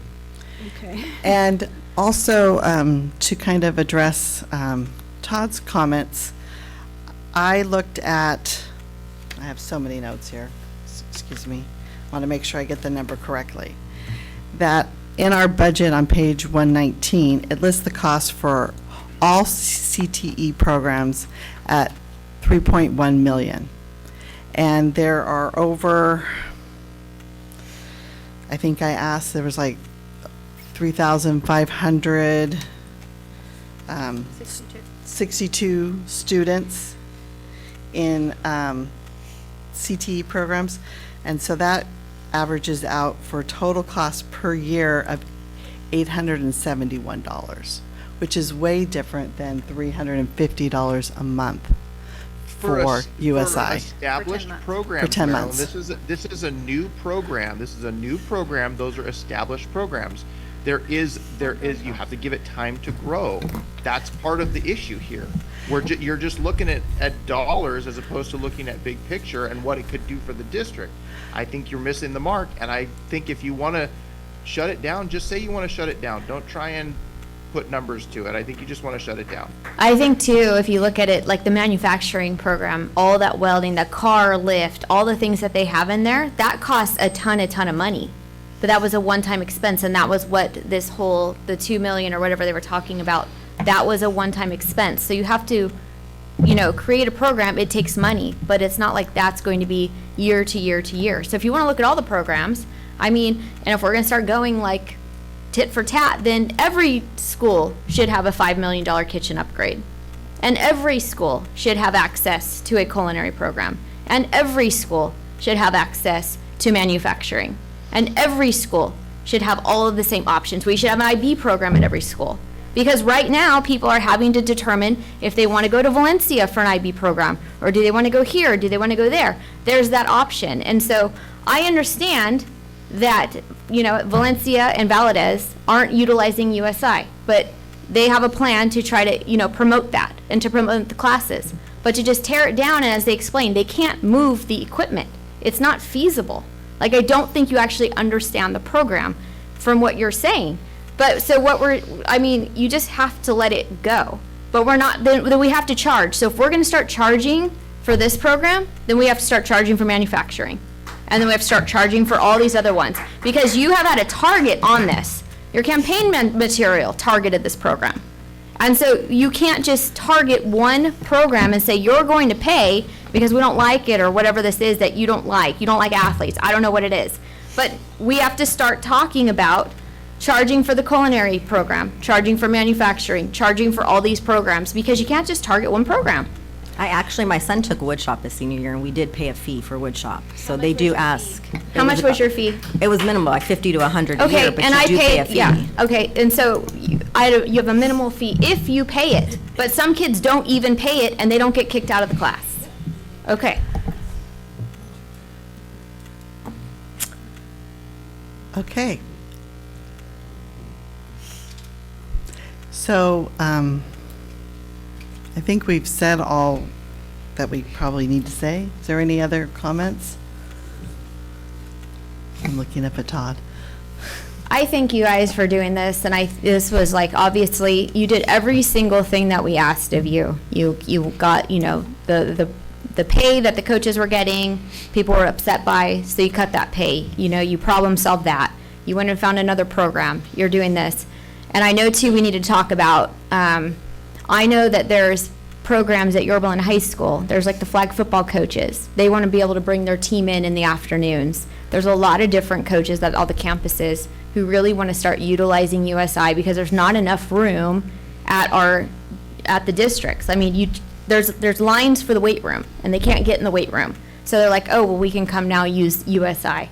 So we have that opportunity, but instead of just saying, let's take this and move it, let's let our athletes utilize it, and let's start talking about the afternoon, sessions that we can do. Let's start talking about how we can get more students in there instead of just doing a dismantle, because USI is not technically a normal PE class.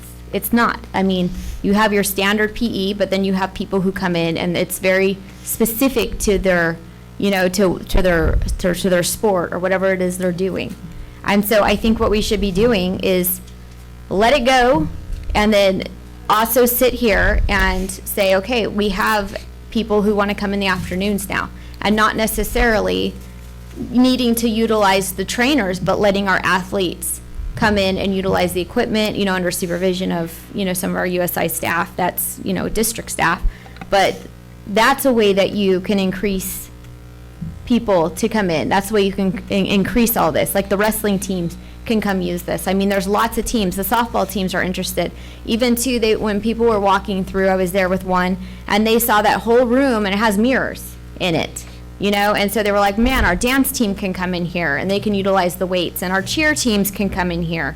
So there's lots of things that we can do, but we have to stop demonizing our new programs, and we have to like promote them, and we have to stop, you know, saying it's some elitist program and just say, no, this is for all students. Here it is. Like, how can we make this work for you?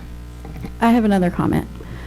So historically in our district, we have gone very slow when we're adding new programs because we really evaluate, we make sure that we're choosing the right vendors, we make sure that we're choosing the right strategy. We bring it all, it usually takes a year to build all of this out. The two programs we've talked about today were done very quickly with a huge investment.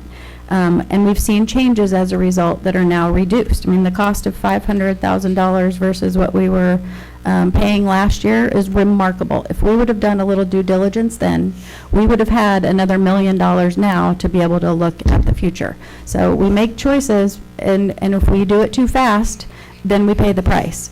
It's not about letting them be, it's about spending the due diligence up front so that it is more successful on the rollout and doesn't cost as much money. We're in this situation because we didn't do our due diligence and we didn't go slow. And so now we have to pivot as a result. It's not and true. That is true. No, it's not. And if we need to look at it in a new way, if we weren't in a budget crisis right now, we would probably be having a different conversation, but we are. And some of that has to do with what we've spent, and some of that is we just need to make decisions in the future. I want many kids to be able to access this equipment. The difficulty with the air compressor, I can understand, but how can, maybe that's something that we can, what is the investment for a second air compressor? Maybe it's less to be able to split it into two areas, and at least it's on different parts of the community so that there's more access, it spreads it out. And then as we're looking at how to bridge Parkview and USI, putting them on the same campus, we're already looking at what is that going to look like in the future, and not housing it where it is. So there's a lot of decisions that need to be made, and we need to be fiscally sound, first of all, safety second, and then make sure that we have opportunities for students. So I really think there's more work that needs to be done on this. Yeah, looking at our cuts that we made in our budget sustainability plan, we cut 21 certificate support teachers. We cut 37 teachers, 4 classified staff, 2 certificated managers, and 3 classified managers, and almost $1 million in non-personnel reduction.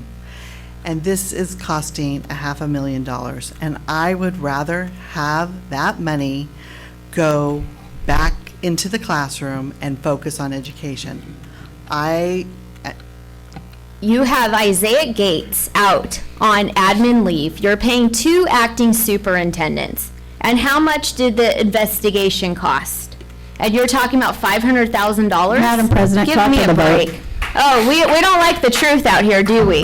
That has nothing to do with this It has everything topic. to do with it. Everything. It has nothing to do It with has everything, because you're spending money where you want to spend it and then taking away from the students and the Madam programs you President, don't call want. for the vote. Okay, let's call. Carrie, why don't you just be president? I'm requesting that she call for the vote. It's what are we voting on? What are we voting on? This plan, What plan? What are we voting on? the one that was presented. So we're voting on this plan, what they're bringing forward. Correct. Okay. Mrs. Blades, What are we voting on? We're voting on this plan. So it's a yes if we you accept their the plan. Yes. Yes. Mrs. Quintero, I appreciate the reduction. I would say aye. you're an aye? Aye. Mr. Frazier?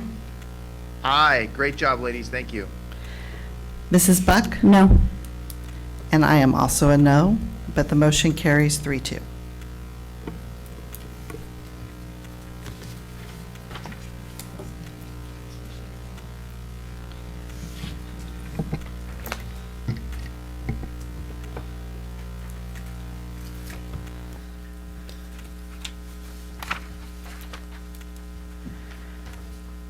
Okay, we are now to business services.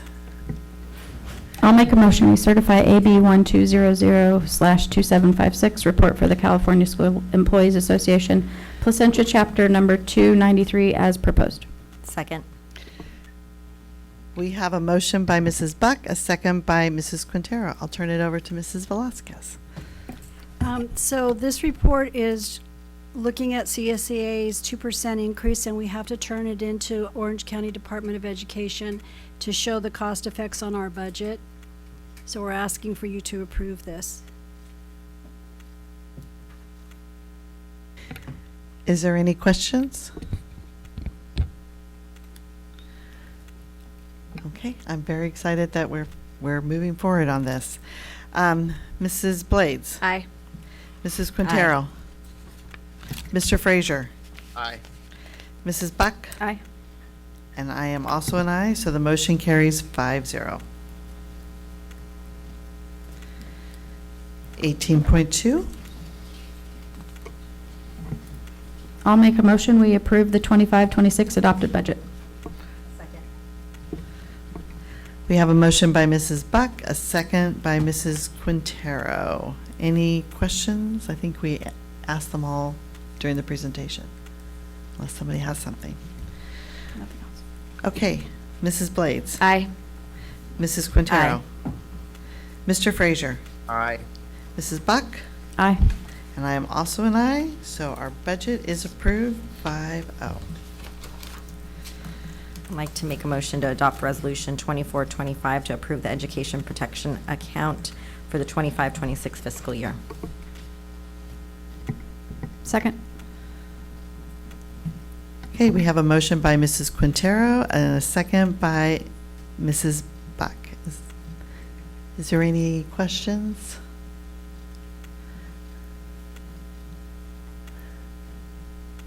Okay, hearing none. I don't know if I even wrote any notes on that.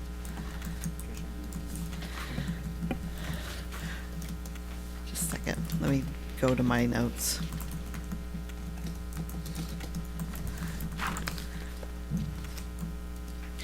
Okay, I just wrote a note that this gives the district $4 million, if anyone was wondering, to be spent on instruction.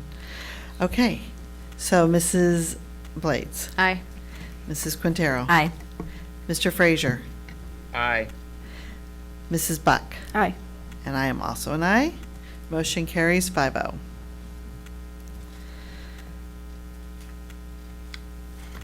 Okay, we are now to the HR.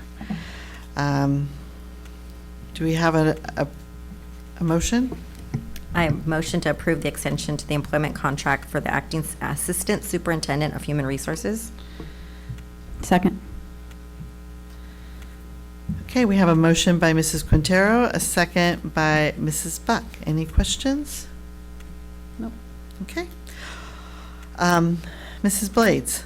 I'm voting no because Isaiah Gates has been out on leave for 7 months, and we're just wasting money by paying a deputy superintendent of HR and also Yolanda. So I thank you for her work, but this just doesn't make any sense, so no. Okay, Aye. Mrs. Quintero? Mr. Frazier? Aye. Mrs. Buck? Aye. And I am also an aye, so motion carries 4-1.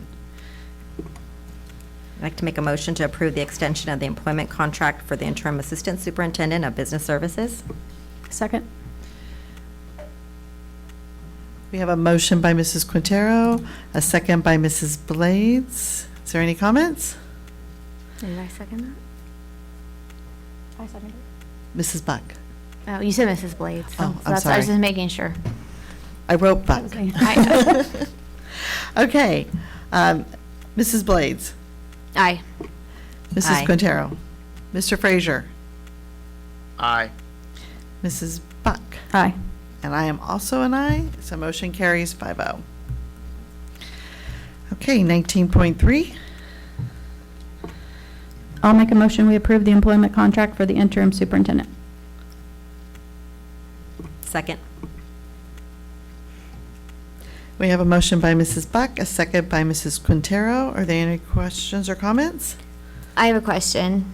I think Alan can only work like a day or two or whatever it is, but I just was wondering is if you overdo your hours for counselors, is the board, this could be a question for you, Todd, I don't know if you know, Joan, but is the board complicit in that? Is there anything that can come on the board if he goes over his hours and CalSTRS finds out, or there's some type of audit and we knew about it? Is there anything that can fall on us? I'll defer to Joan if she has any more experience with this as a retired CBO, but I will say there are negative consequences for Dr. Muserino if he exceeds his hours. Right. So it doesn't come back on the board. What ends up happening is we would end up losing our pension dollar for dollar if we go over our allotted dollar amount. Correct. So, yeah, if I go over the amount that is allowable under the STRS retirement limit, then I would have to pay that back, basically. So But that, nothing my comes back on intention the is board. not to do that. Of course, but nothing would Yes. come back on the board, correct? Correct, as I understand it, and I will get certainly confirmation, but I think it's all on me. And this will reset for you the calendar for July 1. Right, July 1, So you'll then I have a would little have more another flexibility. 50 days to divide up over the course of the semester, or if the new superintendent is appointed, whenever that date comes. I was going to say that the contract terminates as soon as we hire a new superintendent, correct? Whatever the. Yeah, however the board wants to figure that out, depending upon when they start. So I wouldn't necessarily say you'd want to commit to when the person is appointed, because if they can't start until January 1, let's say, for example, then Start date probably is the spread things day we out. So focus on. I think it's just a matter of looking at a 50-day schedule, and the board could determine how you want that to look. Well, we do have Renee as well, which I think Renee's done a good job stepping in when she needs to. So we have options. You get 52 days. Yes, it goes up every year.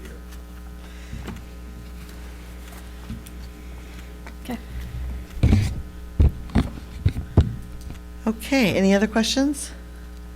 Mrs. Blades? No. Aye. Mrs. Quintero is an aye. Mr. Frazier? Aye. Mrs. Buck? Aye. And I am an aye as well. Motion carries 4-1.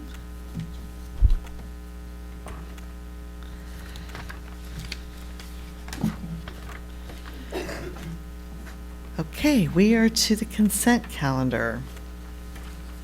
I have one to pull. Okay, I'll just read this. Actions proposed for the consent calendar are consistent with approved practices of the district and are deemed routine in nature. The trustees receive board agenda backup information in advance and scheduled meetings, and we are prepared to vote with knowledge of the block vote items. So, I'd like to pull 22.25. 22.25? Correct. Okay, and I'm going to pull 21.2.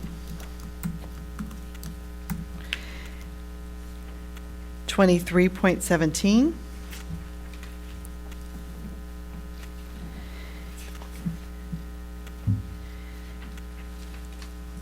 And 24.20. Anybody else want to pull something? Okay. And 25.5, we've already voted on. So, I need a motion. I'll make a motion, we approve the consent calendar for the remainder of the items. Okay, we have a motion by Mrs. Buck and a second by Mrs. Blades. Mrs. Blades. But I. It was like I didn't pull anything tonight. Aye. Aye. Mrs. Quinteros and I. Mr. Frazier? Aye.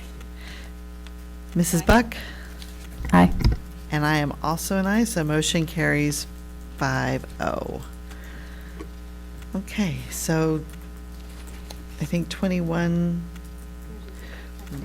is the first. So I will make a motion to, let's see, wait till you get there. 21.2. I make a motion to approve the renewal agreement with Grancias LLC for board meeting live streaming.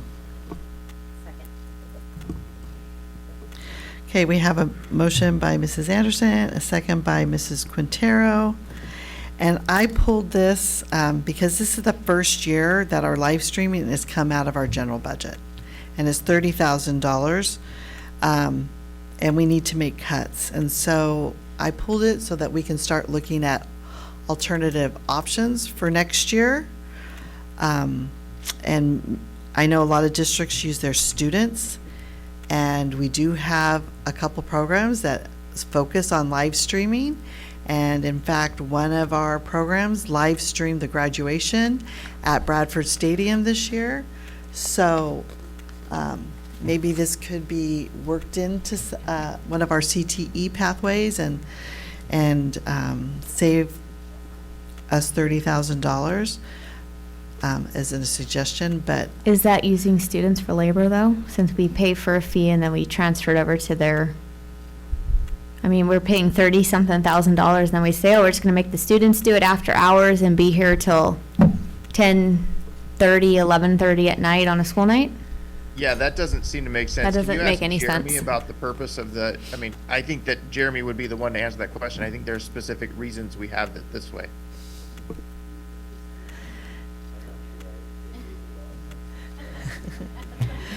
Jeremy's like, I was just sitting in my corner. All I can say is our students are capable of doing this, and our programs are capable of running the stream. The question about student labor laws, I would like to stay very far away from. Todd is no longer here, is he? Okay. So. Oh, there he is. Oh. Doesn't he love that entrance? That's perfect. All right. The question is we pay $30,000 for this program. I didn't pull this, by the way. We pay $30,000 for this live streaming program. And so the thought is to have students now come in from our district that are in these CTE programs and do the recording for us. And so with like no I mean, you can't compensate. So that would be my question is how do you do that? Especially keeping them here till 11:30 or 12 at night on Tuesdays. If I could add, we had them do our graduation. They do a lot of recording of all of our sports events. The time can be late, so that concerns me. But I don't know if there's any. But that's once a year, too. And other districts also have students do it, so. Yeah, sorry, were you going to chime in? Well, no, when you're done, I can give a little clarification on there was actual employees also involved in the live streaming of the graduation. Okay. So there are a couple of things that we'd probably need to look at are there any bargaining unit employees who are doing that work that we wouldn't be able to ship that work outside of the bargaining unit? So we would need to know some more information about that. We'd probably want to see some sort of draft fleshed out plan to allow something like that to happen, to see what potential legal impacts there could be. So there's not enough information to give you a good answer to that question right now. That's why I said to look into it for future.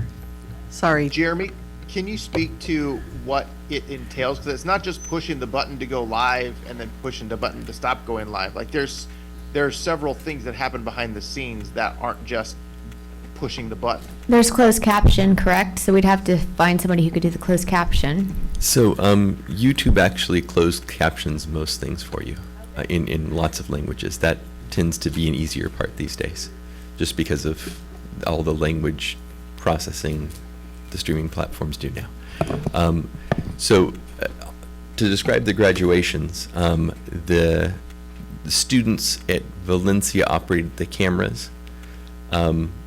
An employee and some additional contract employees who were also doing all the work at Yorba Linda High assisted with the actual streaming, but the streaming on the YouTube is something they've done for their gym games for quite some time. And so it was a natural progression to see if they could do their graduations, and that was done. And they were successful.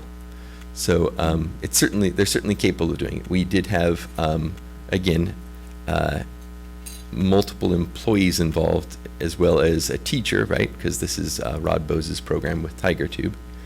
And then for this first year, we continued to have a company help through Paul Juarez and use of facilities do the Yorba Linda side and provide some guidance for the TigerTube students to take on a bit bigger of a task than streaming their games out of the gym as well. They demonstrated that they can handle the task successfully. Jeremy, is the embed on the website YouTube? No, so the live stream through Granicus is different, and originally that was Swagit. Granicus bought Swagit. So they actually run this. They're running the cameras right now, right? So the 4 cameras you see in the room, they're running from, was Texas, it might be Florida now. I can't remember exactly where they actually run their operations from now that Granicus bought it. The equipment's in the back room, right? And they're simply controlling the cameras from there. It also records, right? And then they clean up that footage and post it later. That is not running on YouTube, and they do their specific closed captioning from there.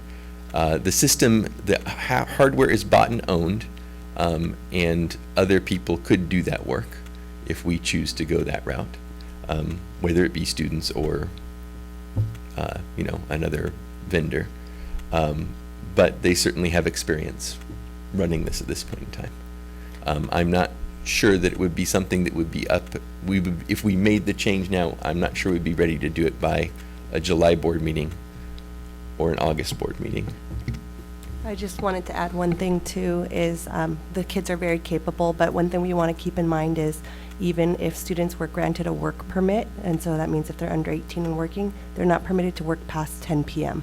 on school nights. And so our meetings frequently run past 10 p.m. And so I think that would be something we would be very mindful of. Another thing just to add is, yes, our students are capable, and I think that they all can do great things. Live streaming is an important skill for them to have.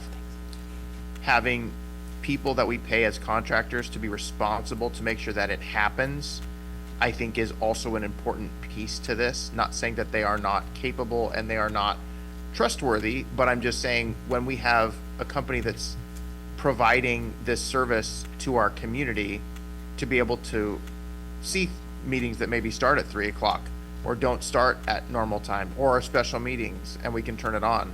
I think there's a lot of value in having someone that runs it. So it's not just turn it on, turn it off.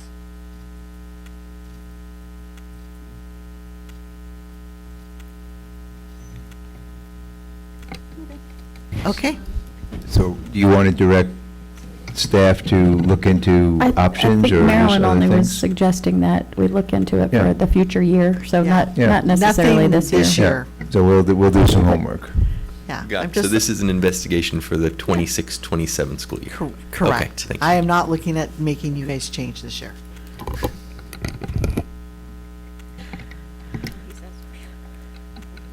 Okay, Mrs. Blades. You voting yes on this? Voting yes to renew with the company, Yes. not students. No, that's Yes. what this motion was all about. Just making sure. Yes. Aye. Thank you, Mrs. Quintero. Mr. Frazier? Aye. Aye. Mrs. Buck, and I am also an aye, so the motion carries 5-0. 22.25. I'll make a motion, we approve renewal of the Diligent Community Subscription Service with Diligent Corporation effective July 1, 2025 through June 30th, 2026. Second. Okay, we have a motion by Mrs. Buck, a second by Mrs. Quintero. This is one I wanted to pull just because I think we should look at something else. Look at what they have through CSBA and Board Agenda Online. It's better than this. When I use it in ROP, it's easier. The information is easier to get to. You see the whole screen instead of half of it being cut off. I think since we already have membership there, what is the cost of it? I'd like to hold this and look at that cost comparison and see if we can switch out of Diligent. Well, what would we do for next board meeting? Because this is effective July 1st through June 30th. I'm not saying that. I thought I was blind tonight, but it was very small. Maybe I am blind. I don't know. But what would we do, though? Like, can you go month to month, or? I think that's a question I don't. for Jeremy. Do you Can have a we contract? cancel the contract if we find something we like better? And because we don't know what the turnaround time is and the training for the new program. I can't remember what the termination clause is, so we would need to check that. We're obviously beyond a 30-day termination at the moment. But if we can terminate, we could certainly look into whatever is being suggested. Again, it might be very hard to have it ready for a July meeting. We probably could have it ready for an August meeting. But really the big change would be for staff and you guys. Are you talking about Agenda Online? Is that the one you mentioned? Yeah, Agenda Online. Yeah, that's what, it's very common, but as Jeremy noted, there would have to be training for all the team, but We had a take little bit of while. training for this too. Yeah. I just want to look at another option Yeah, because I like yeah. that one better. Okay, we will look into that as well. With this being here July 1st and not having the 30 days, that it doesn't really give us an option to make adjustments. So maybe next time or for future things, we have it even a month before that so that we don't get to this We can point. do that. And maybe they'll go month to month possibly, and then I'd like to have that come back next month. I can check with them on month to month. Yeah. Okay, so And for we'll check this, the termination clause as well. for this, I'm going to say no, because I want to push it to next month and see what happens. And then the cost of Agenda Online and all the PD, okay, got it. Are we voting? Yeah. That's what we're getting to. We Okay. have to vote, but I'm going to vote no because I want. That's what confused me. I was like, wait, did I get skipped? I was alerting. Okay. Mrs. Blades. Yes. Mrs. Quintero. No, I'd like more research as well. Mr. Frazier. Wait, if you're voting no on this, then we lose everything? Yeah, we don't get to, what do we do next month? Unless we go hard, unless we have hard Well, copies, that's why. I guess that we would go back to old school, but Mr. Frazier. If we get in a jam and I it's vote yes. unreasonable, then we Well, then can how do we always vote? retroactive bring it back if that's what the decision of the district is. But I really want them to look at it because Agenda Online is How are better. we gonna retroactive bring it back for next month? Okay, we're in the middle of a vote. Let's. We've done that. Okay, Mrs. Buck. Aye. Oh, are you? I'm sorry, no. Okay, just making Forgot sure. what we were doing. And yes, Todd voted aye, and I am also voting aye. So motion carries 3-2. But I am interested in looking at other options. Quintero and Buck. Okay. 23.17.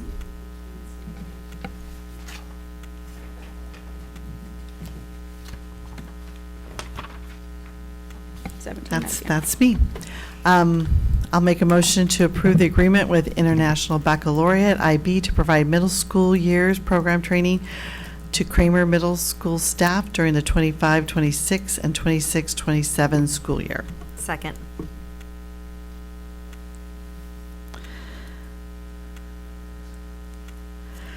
Okay, I pulled this because the money's coming out of the arts and music instructional materials block grant. I think I got all the acronym there said. And I asked what line item this was coming out of, and it's coming out of, let's see, it's coming out of, is it the miscellaneous? Is that right? Yeah, the Ed Services Miscellaneous Instructional Materials Curriculum and Services line. Do we know what the balance is on that Currently, currently? for the coming, I don't have the actuals for this year, so the fiscal department is going to close the books and then provide that to us and give us all of the remaining balances for the final year of the plan, and then we were going to reallocate and bring it back to the board in the fall. But I can say that, you know, roughly, I really can't, I'm trying to look at this spreadsheet with all the, yeah, it's too much to pull right now. Okay, I pulled the Arts and Musical Instruction Block Grant because this seems to be a very popular grant. Mhm. And we had for this coming year, as of February of '24, 384,000. And I can't remember what the cost of this is off the top of my head. Was it like It's 20,000? Mhm. 20,000. So it's not a very big sum, but I just want to make sure we're spending our dollars accordingly and in the realm that it was discussed and voted on by the board. Because this grant has changed a lot of hands and a lot of different things, because originally when the board voted on this, there was only 174 for this year. So I just want to make sure that we are following our budgets. I'm very excited about this as a feeder program and that it's going there. I just want to make sure we're spending our money. The expenses are coming out of the right bucket, basically. Yeah, after the board approved it previously, we did get an increase in allocation, and so it was just pushed into that one line item to provide flexibility. So there was an increase to that line item, but we are staying within the spirit of what was approved, but the increase did occur because additional money did come in to that block grant. But again, we're going to close the books, get all the final totals, bring everything back in the fall for the board to see what we're going to do in the final year. Okay, perfect. Are we gonna try to do this at other schools? Because I noticed it's Kramer. Are we gonna try to like extend this? Because I noticed that we've pulled a program, you know, from OCSCS, and we're looking at declining enrollment at Esperanza. And so is there like, you know, a way that we can try to do an IB at Esperanza and then do a program like this to try to, you know, create more of a pathway into Esperanza and to provide more options? Yeah, we're in conversations with Esperanza about what they want to re-envision their school to be, whether that's adding new programming or rebranding their current programming and then marketing it. But it's something that the school is still in the process of deciding. And so we're going to meet with them actually next week again to convene, and we're meeting with them all through the summer and the fall. So we are fully supportive of rebuilding Esperanza. Right. And so this is just the training for the middle school staff. Is there a possibility that if they were interested in an IB program that we could, I know it'd be a fast moving thing, but if there was a middle school, are we able to send more teachers to this type of thing so we can expand it, or, you know, like maybe look at the interest? Or Now, if the Esperanza staff were to say that they wanted to pursue an IB program, each school has to apply for candidacy through the International Baccalaureate Organization, and that's a multi-year process to apply and then to get the training and then go for their, you know, official approval of the program. But if that's something that Esperanza wanted to pursue and that's something that we wanted to approve, then that's something that we could do. But so did Kramer apply for this years ago? yes, they actually applied last Okay. year. Last year? Last year. Okay. So they applied for candidacy. This is year one of candidacy, which means training, and then they're going to undergo 1 to 2 years of candidacy before they're officially approved as an IB middle years program. All right. Thank you. Uh-huh.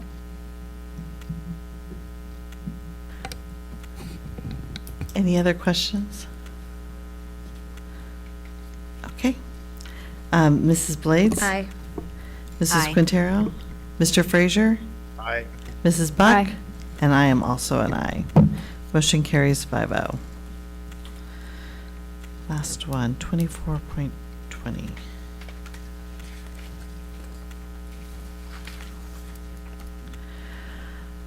I'd like to make a motion to approve the agreement between the City of Anaheim and the Placentia-Yorba Linda Unified School District for the vision of a school resource officer effective July 1st, 2025 through June 30th, 2026. Second. Okay, motion made by Mrs. Anderson, second by Mrs. Quintero. And I pulled this because this seems to be a difficult contract that this is like our third year with this contract, and we've never had a full-time, we've never been able to have a full-time. So, and I know that is not any staff's fault. It has to do solely on the Anaheim Police Department and their staffing issues. And I just wondered what, I guess, like, what's the hope that we will have someone in the fall? They said somebody by October, right? It's, yeah, by October, and was really a shame because we had such a good SRO there, and he just happened to retire, which was just out of the blue. And so we thought, boy, we're going to have him for a while. So that was shocking. But we're guaranteed, we're not going to be invoiced for the days that we have not had an SRO there. And then starting next school year, by October, we should have somebody assigned. And we're in contact with Sergeant Conklin and, saying, are you sure you're going to have somebody? Oh, yes, we're sure. So, we'll do our best to continue to, call him and urge him to, yeah. Yeah. In October, can we get an update in just our regular board update? Sure. Where it stands? Yep. If that's the promise from Yep. Anaheim? Yep. We should have a status report. Okay, any other questions or comments? Is Anaheim low in staffing? Yes. Yeah. Okay, because I know we would have one every, we had 4 or 5 days, we would put one overtimer. And it was like a permanent SRO for that day of the week when we did it, so. Just curious. Yeah, but I think it's having the same officer there, building relationships. I was talking to a student this morning, and they were telling me how much they like Officer Jung at Valencia and how they have built a relationship. And it was just really nice to hear. So that I would love the kids at Esperanza to have that same experience. Right. Okay. Yep, we'll get you an update. Mrs. Blades. Aye. Mrs. Aye. Quintero. Mr. Frazier. Aye. Mrs. Buck. Aye. And I am also an aye. Motion carries 5-0.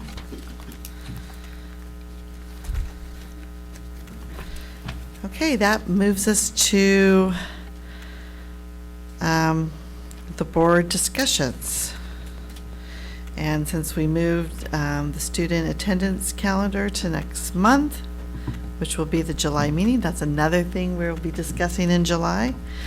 I guess we're to the flag display.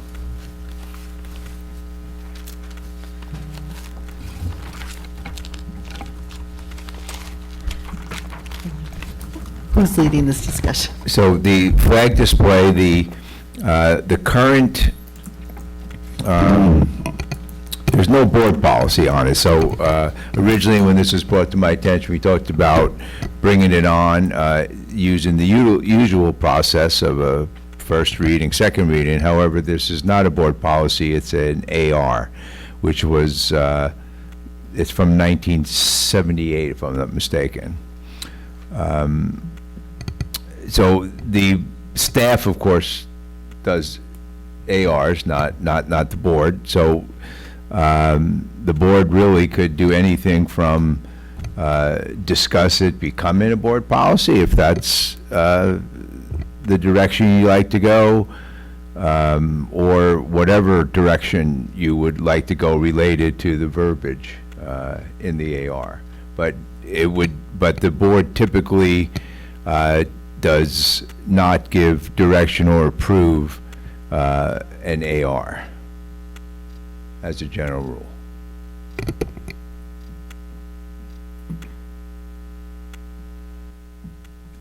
I would personally like to keep it as an AR, just because the staff would have say in it, and as boards change and, dynamics change, I think that would affect it if we made it a board policy, where the staff could dictate themselves what they wanted to do with it.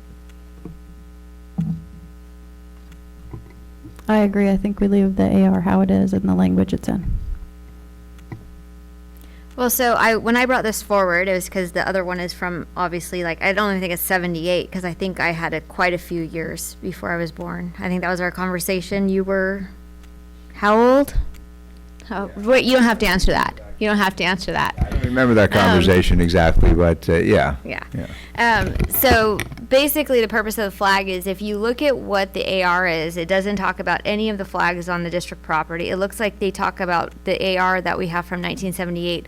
It looks like it's talking about flags displayed on a stage. And so it doesn't have any of the, any of the 30 days for the death of the president or former president. But then also, too, we're having a lot of issues, as you've seen on all the college campuses and even on our campuses, with flags in the classroom. You have flags, different, states, religious, all kinds of things. And so what this one would do is just saying that we have an American flag in the state of California, and then if you have a city flag, so like Placentia has a city flag, hang that. Yorba has a city flag, you can hang that. And then as far as like in the schools go, like I know Esperanza has a flag. So like, obviously they display their flag or college flags, but it's any of the other things. So we do have a controversial issues policy that this could all kind of tie into, is, just having certain flags being flown in classrooms or on the campuses. This is not giving students, taking away any students' free speech, because they're free to wear whatever type of shirt they want to wear. They can, do any type of self-expression. This is actually about our employees and us as a district. And, it also says in here, if there's a certain month or if there's a certain display, all they have to do is reach out to the superintendent and say, hey, I want to, this is part of the curriculum, or this is part of, what I want to put up in the classroom. And so the superintendent, says yes or no. But I think based on what we're seeing, we have, we've had issues in the past with people, putting up controversial flags at, like, graduations, or even, this incident we just had at OCSCS. And somebody says, oh, it was a Facebook post of mine that had nothing to do with any of this. But yet I have people putting these comments in because they're so upset that somebody was running around with this flag at lunch, and they said, they were like, creating this protest, not even a protest. It was like, there was just all of this ruckus being caused. And, they said, like what was done. And then obviously a fight breaks out and you have all these things. And so if we just say, like, it's very easy. You have an American flag, you have the state of California flag, and you have, the city flag. And that's, and that's what we fly on district property. And if there's something that has to do with the curriculum, the teacher can put it up in their room at that time. But it's, it's nothing against any other thing. It's just, like, we have a lot of different people with a lot of different values. And there was even a case, I think it was in Texas or another state, where they started saying, if the teacher in the classroom wants to hang one flag, then they also have to put up the opposing flag. And if you fail to put up the opposing flag, then the district can be sued, because you have to do, it's called viewpoint discrimination. So you can also start running into that, because that's some people's next steps, is they said, well, there's this 6-foot flag hanging in this classroom, and so I want to put this next one up, and the teacher's refusing. And so, like, how do we start addressing these things where all of the viewpoints are clear, and not just one viewpoint, of a staff member? I mean, this isn't like, obviously the students are clients. They're free to wear their shirts, wear whatever it is they want to, but I'm talking about what the district is responsible for. So we should have type of thing where if a teacher wants to hang up one flag, then the opposing flag gets hung too, so there's equal representation. Or we just put up, we live in America, we put up the American flag. We live in California, put up the state flag and like, the city, that ordeal. I mean, it seems very black and white, and there's no hate, there's no nothing. It's just, it's what, it makes everybody comfortable. And then if the children or the students want to express themselves and use their First Amendment right to express themselves and how they dress or whatever it is, they have the opportunity to do so. But us as employers, we take a different stance on this. So I think that we have the potential to violate somebody's First Amendment rights. In the language that you proposed, there's nothing related to city in there, so that's not even listed. Well, I was going to add that. I think that what we have is sufficient. There are people that are come from a variety of countries around the world. They should be able to hang those flags of representation if they choose to do that. I think LGBTQ and the pride flag is totally acceptable, and that should be based on whatever that teacher wants in the classroom. I think we are overstepping. There hasn't been an issue other than the one video, and I saw the video. The young girl had the pride flag that she had, and a young man came up and ripped it out of her hands, ran across campus. It was a target of that young girl. It didn't have anything to do with that boy, and the comments that were made, it was all about that young girl and how she felt, and what that young boy did. So I think that the picture that is out there doesn't represent the actual video of what happened. I think we're overstepping, and I think we should leave it as is. Well, I also think too, though, when my son walked in and a bunch of other students walked in and there was a 6-foot LGBTQ flag hanging, and then he was asked to do an essay on his sexual preference and his pronouns, that was overstepping. And so there's no reason why a teacher needs to be asking for a student's pronouns or what their sexual preference or their gender identity is. That doesn't have anything to do with the flag. It absolutely does, because there's a 6-foot LGBTQ flag. So if a teacher wants to hang it, tell them when it's back to school night or when parents are coming through the classes, keep hanging that. Don't take it down when the parents walk in. They can hang that, and I think if he wanted to do a different project, he could have asked for that. Well, actually, a lot of people drop that class. But so let's put this in perspective. If there is a certain flag, so say somebody has a Hamas flag up or an Israel flag up, are we going to be saying yes, go hang this other flag? We have rules around decorum and Where's the rule? hate and all of those. Where's the rule? Is it completely irrelevant in this particular this is a flag policy. This is the flag policy. So where is that rule? Right now, everybody's putting up whatever flags they want to. So where's the rule? So is this going to extend beyond the classroom to like the cars and the students' cars in the No. parking lots who are flying flags? I'm not and saying things like that. Unlike the Yeah. student situation that you're talking about, that was not inside a classroom. That was a student themselves that had it. Mhm. So how would this affect that? It wouldn't affect the student. I'm talking about the employees and the district. I'm not talking about the students and their self-expression. I mean, look at the students who come with American flags tied to their, like as a cape, and, people do things like that. There was a lot of self-expression of these students at graduation who they had, like the Mexico flag around them, and they had like their heritage. There's nothing wrong with the students' expression. I'm talking about we are a board and we have employees, and we're responsible for these things, and we're responsible for what happens in the classroom. And so where does the line of freedom of expression stop then? If the students can have it, but the teachers can't? The teachers are Why are we picking and choosing who gets freedom of The teachers are our expression? employees. You firefighters, police officers, other people, lawyers, they can't go around expressing themselves freely because they are, they're representing their employer. And so that's like one of the things when you take a job, as employment, you can't run around. So then it should be professing then it your should be rights. extended to like social media posts and everything else because you're an employee of the That's district. that's not in the Things classroom. are. That's not but in the you're classroom. an employee of the district, That's so not things in the should be classroom. regulated, correct? No, that's not in the classroom. The proposed That's outside the classroom. The proposed verbiage in here says, no other flag other than the U.S., United States of America and State of California may be displayed or brought onto district property. That includes everything, so this is way far-reaching and violates First Amendment rights. Flags of higher education institutions shall be permitted as part of the college and career program. And so we were talking, I think I told Alan on the phone, I said, we should also add in the high school, things, but we could do it at the board meeting. So if there's a high school flag, or if there's a college flag, somebody's an alma mater, is a college, hang that up or ask permission. But I mean, we need to have something in here. Because what happens when we get sued for viewpoint discrimination? When someone goes in and says, you're hanging this flag, and I believe this other way, so let me put this flag up, and they say no. Where's the students' First Amendment rights? I mean, it's not necessarily even the teacher's classroom. It's it's a district classroom. It's district property. So we're responsible about what goes up in there. But again, with like other topics we brought up, it's is it an issue in the district right now? Is that a major issue we are having Yes. to even have this discussion?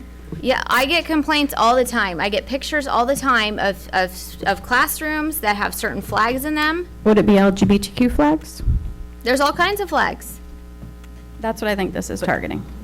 I mean, Nobody's if it's a targeting- Spanish nobody's classroom, why targeting can't they anyone. have all the Spanish-speaking That countries? obviously goes with their curriculum. That's not So- what this Right, says. but that's, yeah, exactly. Okay, so It's saying we don't have to known. go verbatim. Usually when these things come up, I mean, you've created a whole different resolution one time. So I mean, obviously we add things to this. So things like this could be added to it. We could use some common sense here and add things that we, have this discussion about. But I took this from another district, and this is their AR. This just opens And up a it's whole passed. Pandora's box, I think. What does it open up a Pandora's box? Micromanaging and this Mi- and that. I mean, you're going to have, the Micromanaging your superintendent's going to have a employees? million requests for all these So- different things. I mean, that's something they don't need to deal with. So if somebody wants So to putting hang a rules- 6-foot putting Trump rules flag in up in their place- classroom, everybody's cool with that?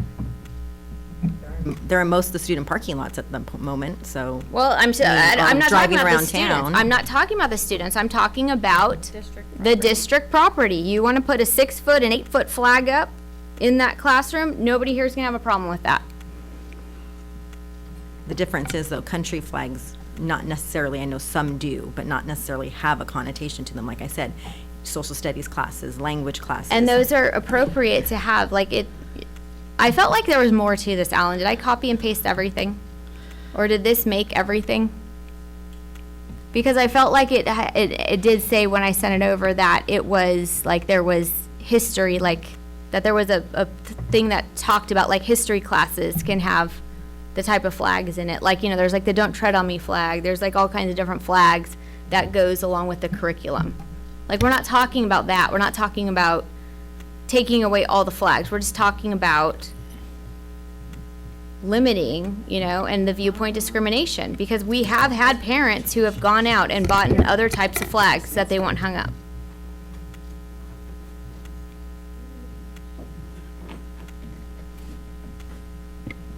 So, yes, I believe this is as you had Is it how I sent it sent to it me. over? Okay, maybe. I'll confirm.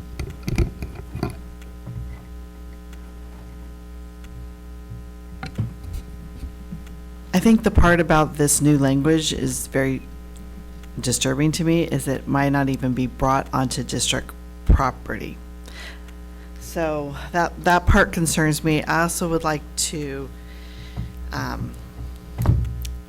ask Mr. Robbins, since he's here, about that. That's perfect, because this is an AALRR client as well that I got this from. Yeah, so I think it's good to look at it, but I also think the current policy, you said didn't cover, It covers flags on stages. It yeah, doesn't but cover it anything also, else. it also has, when it's supposed to be flown at half staff. So this was And- developed by the school sites, and so they should go and fix it. Yeah, And then, and I- and then add those specifics, but And I it don't shouldn't think be us. it shouldn't be, I don't think it should be us. I think this is an AR, and they should handle it. So I'm not aware of the development of this policy. This is, when I saw this on the agenda, when I was reviewing to prepare for the meeting, this is the first I've seen it. So I don't, some boards develop policies outside of our recommendations. So I don't know if that happened here. I would, one of the first things I came to my mind, if the board's asking, I don't know if they are, so I will reserve. I asked. Okay. Was what happens if somebody does bring a flag onto campus that's not one of the prescribed flags. There's these types these types of policies. There are other impacts downstream. There are impacts as it relates to labor relations. There are concerns of inconsistent enforcement.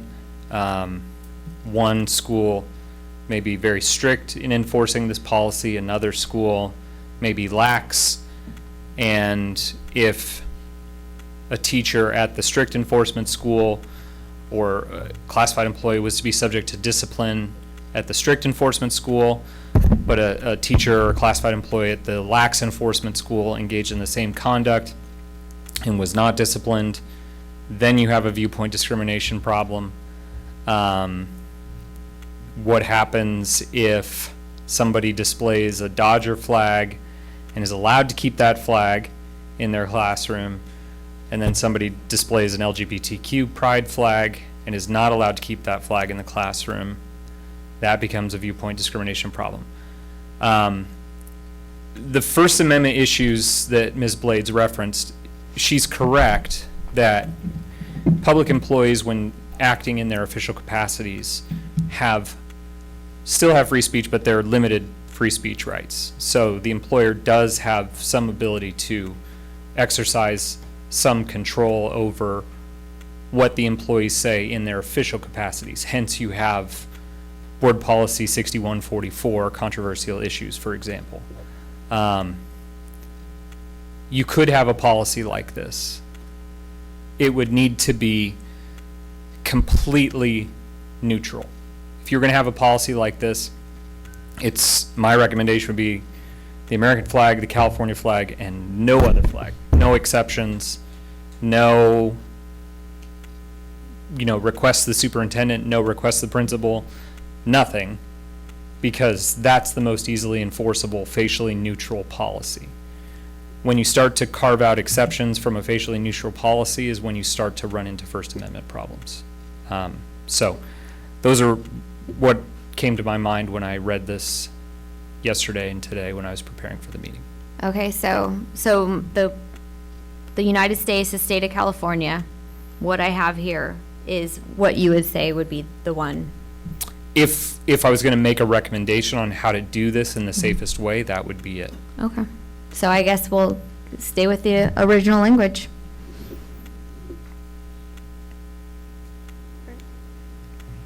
Todd's texting me. Todd, can you hear? He said his internet's cutting in and out. Can you guys hear me right now? We can hear you, yeah. Okay. My internet for some reason is not working too well. I agree with what Robin's just said, that I think if we were to just make it be very strictly, it's American flags, it's California flags, it's very black and white, very easy. We don't go down some path of, well, now there's a flag for all kinds of different stuff. I mean, it really opens up the door, and I think that's the direction that culture is going, is these things turn into virtue signals as opposed to supporting individuals. It's more of, I'm part of this team. Like, I think it's appropriate Todd mentions the Dodgers, because these are turning into quote unquote team flags, and then that causes division. So if we have an American flag and a California flag, none of us can deny that that's who we are. So then therefore we support each other, and I support being very clear in black and white and saying American flag, California flag, that's it. Okay, so if we were to push this AR forward, then I would just say that we remove the use for educational purposes within the adopted curriculum and take away the superintendent sign and just say state of California and the American flag. I don't have any interest in moving this forward. Todd, do you have So interest just in to be moving it clear, forward? I have interest in moving it forward. Just to be clear, if you don't put some sort of clear guideline in place, you're opening the door to all kinds of flags, not just the ones that you support. I'm just making it clear that you're opening the door to that.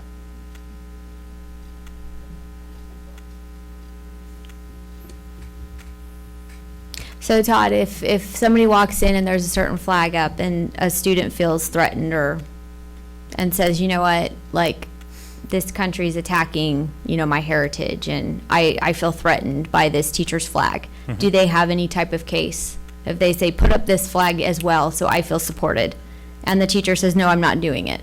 Is there any type of case? Because obviously, So the student would, if the student was feeling discriminated against in an educational program, there are remedies for that. There's the uniform complaint process, for example.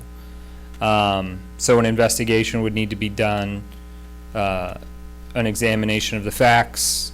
Ultimately, at the end of the 60-day investigation period, they would be provided with the findings of fact and conclusions of law related to that, and it may result in some level of remedy for the student if there's a determination that there was discrimination that was taking place, some sort of corrective measure that would be indicated within the final notice of the uniform complaint that they received. But just, there's lots of things in this world that we experience that don't make us feel comfortable, but that we have to learn to adapt to. And so sometimes that happens in education. I mean, it could be your family all went to UCLA and your teacher has a USC flag on the wall. That could make people feel uncomfortable. And so it's all going to depend on what's the context, what is the actual impact to the student. And those are all the things that would need to be examined. so let's say, for instance, like right now, there's some Jewish kids in a classroom and the teacher's having an Iranian flag. And they said, I feel threatened. I think that there's a good point. I mean, because we're starting to get this. We have our controversial issues. And I dealt we with have it. our controversial Right. issues policy, and so some of this stuff that we're talking about, some of the flags we're discussing, it could fall under the controversial issues. So, like, are we violating the policy by not having this flag policy in play? I'm just saying there's a lot of things that are going on, and Sure. we've had a lot of demonstrations on stages at some of these graduations. You know what I mean? They're walking out the door, so it doesn't matter. But what about the students that are still here? Right. But again, it raises a lot of questions. Is the person from Iran, for example? And are they expressing their cultural identity, their heritage, their ethnic identity? In which case, then you have a Title VII protected class situation. They're allowed to do that. I just dealt in another district with a situation kind of similar to what you're referencing. I won't go into details. But at the end of the day, there is ultimately going to be a balancing of the students' rights and the employees' rights.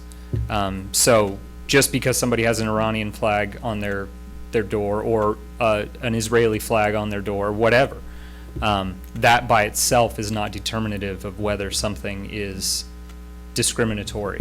There's a whole lot of other things that go into each and every case. I think the safe option is just to have two flags, because we can't keep, we always talk about politicizing stuff, and so people say, oh, you're politicizing this, you're politicizing that, but we're politicizing our classrooms with a lot of these things that kids have to walk into every day. So it's either we stop the politicizing or we just continue, to go in that direction.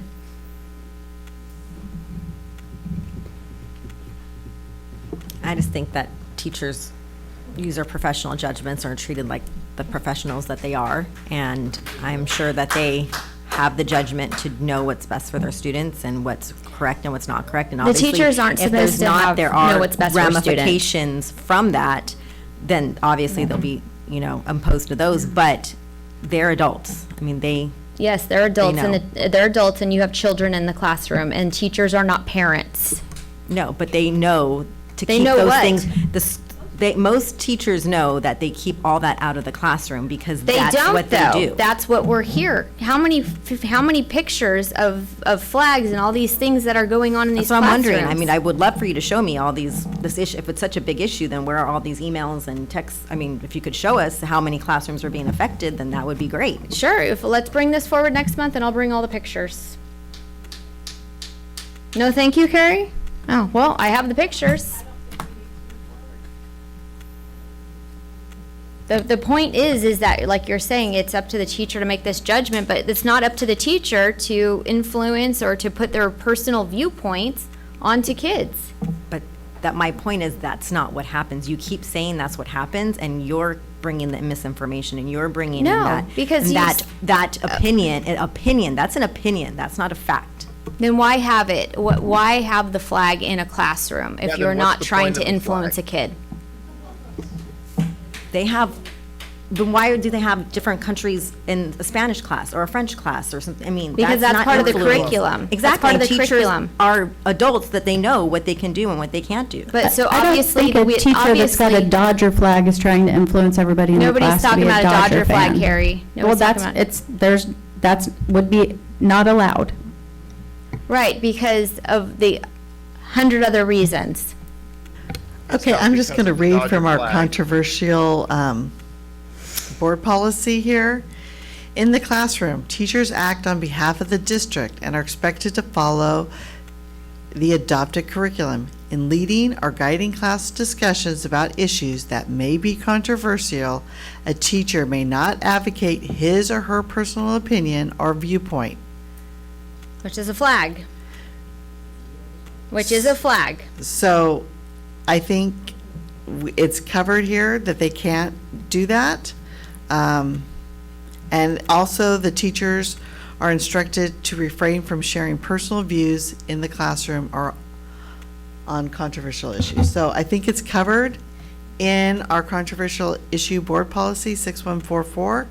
And I think the AR is good. The only thing I was noticing, it doesn't mention anything in the current one about when to use the state flag.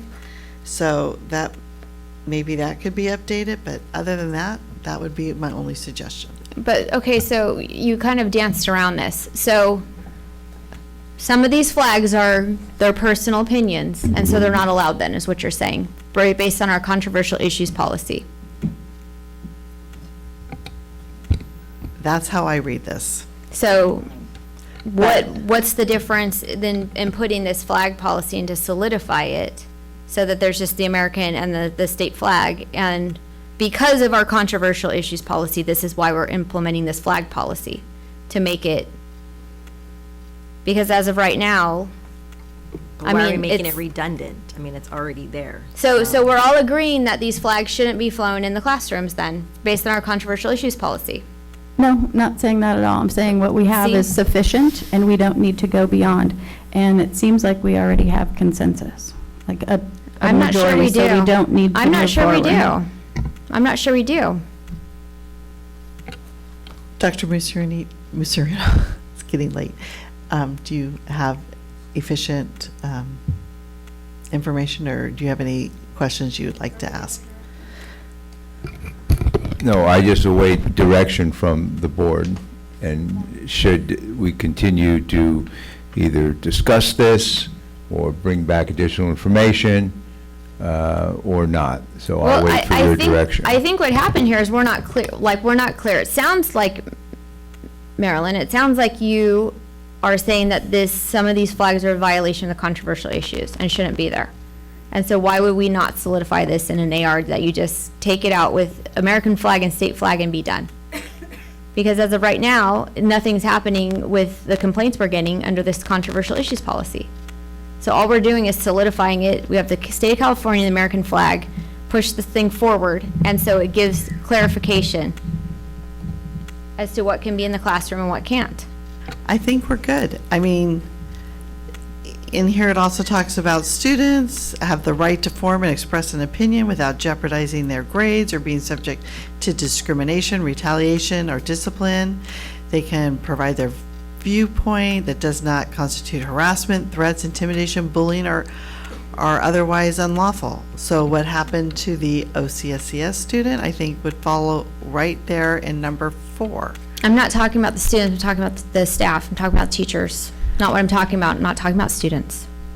I'm talking about the employees. So But I'm ready to move forward. Your verbiage doesn't say anything about that. It just says on district property. I'm ready to move forward too.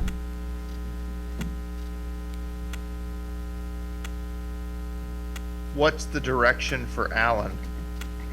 No direction. Marilyn? Yeah. I think we're covered between our controversial issues and what's in the EAR, and it's an administrative policy, and I think we're good. So the parents who are complaining about the flag should go to Alan and say this violates the controversial issues, and Alan, you're going to make them take it down. No, I will investigate depending upon what the set of circumstances are, and I think each case is unique, and I'll certainly talk to the team and go from there, and utilize the policy to guide those decisions. But of course, as Mr. Robbins said earlier, parents do also have the recourse to be able to file a complaint, a uniform complaint. So nothing's changed, is basically what So- you've said. So staff is allowed to bring any flag that they want on campus. Yep. Unless they get a uniform complaint. Just making sure you're aware of that. You're all saying that any flag at all can be brought on campus. That's what you're Nothing agreeing. changes. We have everything in place. You're interpreting the existing rule to say that any flag can be brought on campus with no. Because let me tell you, I'm it's going to saying be game on. we have documentation in place, we have policy, we have the AR. Let's move forward to the next topic. Well, no, we need, you're not running the show here. You have a full board here that's asking for clarification. Yeah. Huh? Okay, so Tricia doesn't need clarification, but me and Todd need clarification then. What's the clarification on this? So an employee can bring any flag they would like onto campus. Again, I think under the, first of all, the controversial issues policy, we trust that teachers are going to, if they do bring a flag, it will not be because they are trying to take one side or the other. So we trust that they're going to act in a professional manner and utilize a flag for educational purposes only. So if I do get, or if it's brought to my attention that a teacher is using or anyone is using a flag, a staff member inappropriately, then yeah, I'll investigate. So the principal, the elementary school principal that had the flag on her door, that was educational. And the after-school childcare program that had the flag in there with third graders, that was educational. See, that's the thing, you guys, nobody's gonna listen to you because you don't agree. If you don't agree with them, their emails don't get answered. So there's all these things. Do you know why Esperanza's attendance is down? It's because of all of these flags in the classroom. Parents are pulling their kids. I mean, you guys can laugh all you want, okay? You can laugh, but Esperanza's declining enrollment, and there's a reason for the declining enrollment. And there's people that have said, the parents have said, we're not sending our kids to Esperanza. And then that's something they because need of to take this. up with the principal then and address that. And that But what way, can and the exactly what principal we did. say is if everyone's here is saying they can do what they want. Then if they feel that way, like they said, they can put a uniform complaint and go that process. So I think, I just need to chime in here, because I do think that is the critical piece, is if we're going to use the pride flag as an example, we have to remember that the state of California has demonstrated a strong interest in protecting the rights of LGBTQ individuals. So the position that the pride flag itself violates the controversial issues policy, I don't necessarily think just by itself that it would, because of the policy of the state of California. So there has to be something else. There has to be some action by the teacher that is causing a student to feel that they can't participate in the educational program or activity that is being presented in the classroom. Like having to write a paper on your gender identity and talk about your pronouns with a 6-foot I'm not going to pride opine on flag. any examples, but I'm just telling I'm you just that there asking, has to could be that be an something. example? There has to be something else besides just the display of a flag. So or- Todd, yeah, can I ask a question? Sure. With that logic, if a teacher was to hang an XX not equal to XY flag, that would be the same scenario, correct? They could do that with no problem. Absolutely. Well, I don't know. Again, it's going to, Absolutely. so I'm not going to say just hang the flag is fine. Because again, if an individual is not able to, or feels that they can't participate in the educational program or activity as a result of what's happening in that classroom, including displaying that flag, that may result in some sort of finding in a uniform complaint investigation. So again, it's But you just. said protected class, and girls are part of protected class as well, females. But so are transgender individuals. I understand. So you could fly, if we're saying that any flag's okay. Nobody's saying any flag is okay. I'm Well, not that's saying what our that they are policy saying is. that. That's what the AR says. Any flag is okay. You can bring any flag you want. Well, the existing AR just talks about like what to do when it's dark Right. outside. Right, but our controversial issues policy, I mean, if you're gonna say, like, if somebody says, I wanna protect girls' sports, and they wanna put an XXXY flag up, it should be fine if someone else can say, well, Again, let's go back to the point that you made correctly earlier, that the speech of employees is not unfettered when they're acting in their official capacity. but you see, but now you're choosing who's I'm not unfettered or choosing. not. I'm just Okay. telling you what I the state of understand that. California has demonstrated. Well, what they've demonstrated, but that's not a law. These things Well, are. it is. That we have Education Code Section 220. We have, What does 220 state? it is the non-discrimination in Okay, educational so, programs. so if somebody has, let's say we have this huge issue right now, obviously, with the transgenders in girls' sports. Mhm. Okay, so they walk in and it's a girl who's just been and there's this flag up. So you're saying that she can't be discriminated against, but a transgender student can if there's an XXXY flag up. That doesn't make any sense, because we're picking and choosing who can choose who's discriminated against. Yeah, I'm not gonna debate I understand. hypotheticals. I'm telling you with respect to the pride flag itself, Mhm. that's not necessarily a winning argument to say it violates the controversial issues policy just by itself. There has to be more. That may be the case with the flag that Mr. Frazier referenced as well, but I would suggest that based on the state of California's preference for protecting individuals in various protected classes, that flag is likely less protected, if you will. That's interesting. So we have girls But that was my yeah. point, Todd, Yeah. without any extra circumstances, just the flag being there alone, it would technically fall under the same category.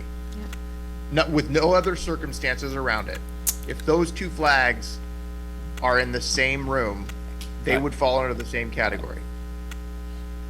Well, if they're in the same room, then they're presenting opposite viewpoints, and it's in real strong compliance with Board Policy 6144.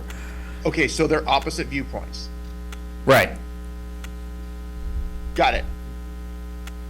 I just think we're kind of pulling at straws at the moment and making hypotheticals that are, and Not I'll just repeat hypothetical, something that was told to me last meeting as well, is when you're arguing the exception. Yeah, that's That's not a great basically place what to No, be. I understand. Yeah. This is not the exception. It's not. This is the rule of the flags, and I'm just being clear in saying that what you all are saying is that any flag is okay.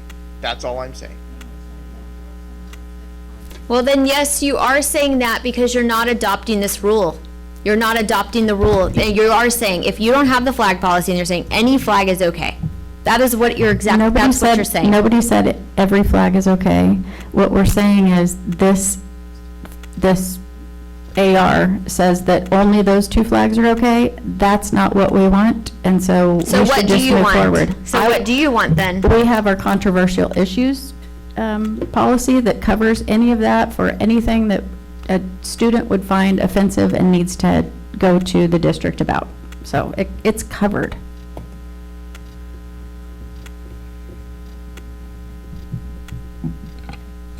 Okay, let's move on to our next board discussion, our June 24th governance workshop.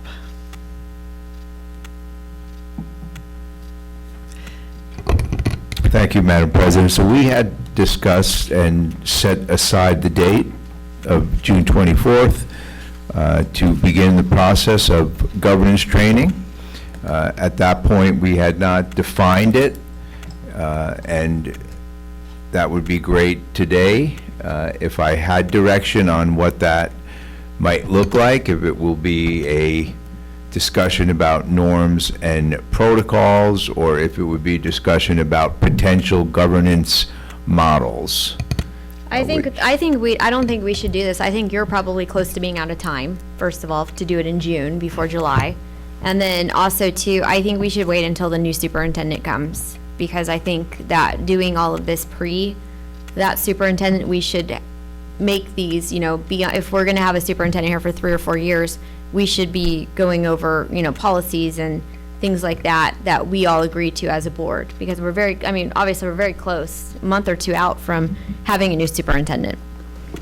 I think this will actually show the new superintendent that we're trying to make steps to get to be better governance, and I think would be an attractive thing for a superintendent to come in, because right now there's I think we're dealing with a lot more negatives in attracting a superintendent rather than positives, so I think this would be a step in the right direction to show them that we're trying to be proactive in this area and not fall behind, that we're ready for when they come in, that we're ready to go and to start off on the right foot. But what if it's not what he or she wants? It's governance. It's something that you're supposed to do. It's not what's wanted. It's how to properly run a meeting and how to... No, there's all types of governance. There's all types of governance that happens. Obviously, we've seen it from district to district to district. And he was talking about policies and stuff, correct? Right, so there's really 2 primary ones. There's what would be considered the traditional governance model, which is what most school districts do, which is it gets handed off from new board member to new board member, and it's kind of how you operate your business, and that's considered the traditional model. The governance model, known as the coherence governance model, is called policy governance, which is a John Carver model. He's the theorist behind the model, and it stipulates approximately 32 policies that speak to expectations for both board members and the superintendent. And they address all of the issues so that there's clarity, and to Trustee Quintero's point, it does provide the superintendent with a sense of security in as much as it's defined what she or he will be held accountable to. So if, for example, the board has a certain level of involvement on personnel issues, for example, then that's clarified, because typically the superintendent is the person that's going to be held accountable for all employees, since the superintendent is your employee and everyone else is technically the superintendent. So it just defines it. So on the 24th, if there were to be a workshop, there would be a couple different approaches. And again, depends on how long it is as well, because only so much you could do. But it could either be to discuss what model that the board would like to begin the process, and then to Trustee Blade's point, that could also just continue to it could be a long runway into the new superintendent, who would definitely want to be part of that process. They would want to work with the Board of Education to establish what those 32 policies are. And again, they're all objectives. And the point really of the governance model is to keep the focus on students and learning, because it's very easy to get off course at board meetings and not spend as much time talking about student success. So again, the 24th could serve the purpose of presenting 2 models, or it could just begin the process of agreeing on a set of norms and or protocols. The norms would be everything from how everyone interacts here on the dais, it's more parliamentary, to protocols for how information is provided. So for example, when the board gets the agenda and when the team gets questions, so that's, we agree, okay, we have ample time to answer these questions and so on and so forth. So site visits, typically there'd be some protocols for site visits as well. So it really depends on what the board really would like to see as an outcome. My recommendation would be policy governance, because it would help, I believe, the governance team moving forward to have the stipulated policies, because those policies are created together. So it just makes so much more sense to wait for the new superintendent, because all of these things that you're talking about would have to do with him or her. Can I interrupt for Well, 1 and minute? it's a I'm so big- sorry. Todd lost connection and we've been getting texts. Is there a Oh, way so okay. he can hear all this? Can he try again? Because I think, I'll call him. okay. So to your point again, Trustee Blaze, that it's a process, a governance. If the district were to, or the board rather, was to adopt a policy governance model, that's 20 to 30 hours worth of work over the course of time. You could do it, typically you might do it in a retreat over the summer if the board was able to put that time together, or it would be done a little at a time.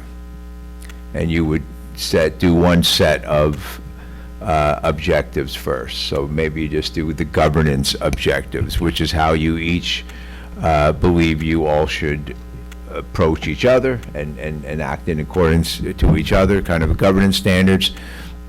And then next time, work on the superintendent governance board, governing board relationship, and then just move on down until you complete all 5 types of policy. So, again, I'll take your direction tonight on how to prepare for that. But ultimately, if the new superintendent were to be involved, if you wanted she or he involved in that process, again, it's really the Board of Education that makes a decision about your policy model, not necessarily the superintendent. Their job, again, is to operationalize, like we've been talking about today with the controversial issues or flag policies. I think working on board norms is always going to be a benefit, because coming to the table and working on governance, the more we can cohesively work together, the better off we're going to be as a board, as a district. So I'm curious as to the amount of time, because I work full-time, so that does factor in for me, how much time we can dedicate to that. But I want to dedicate time to governance. I think the more we can work together well, the better off we're going to be. And when you have an effective governance team, you have an effective district that can move forward faster. Right, and yes, well stated.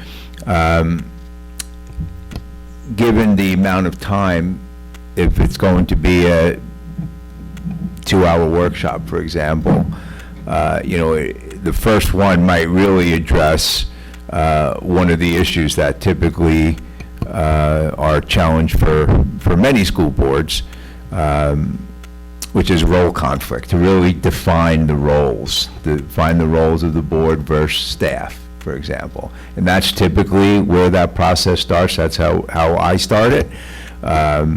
I think you could argue that sometimes there's role conflict that occurs almost on every Board of Education, which also is the reason why districts move to policy models, because they want to just say, okay, if we don't codify this, it's going to be really hard to move beyond, because habits are, they're hard to break.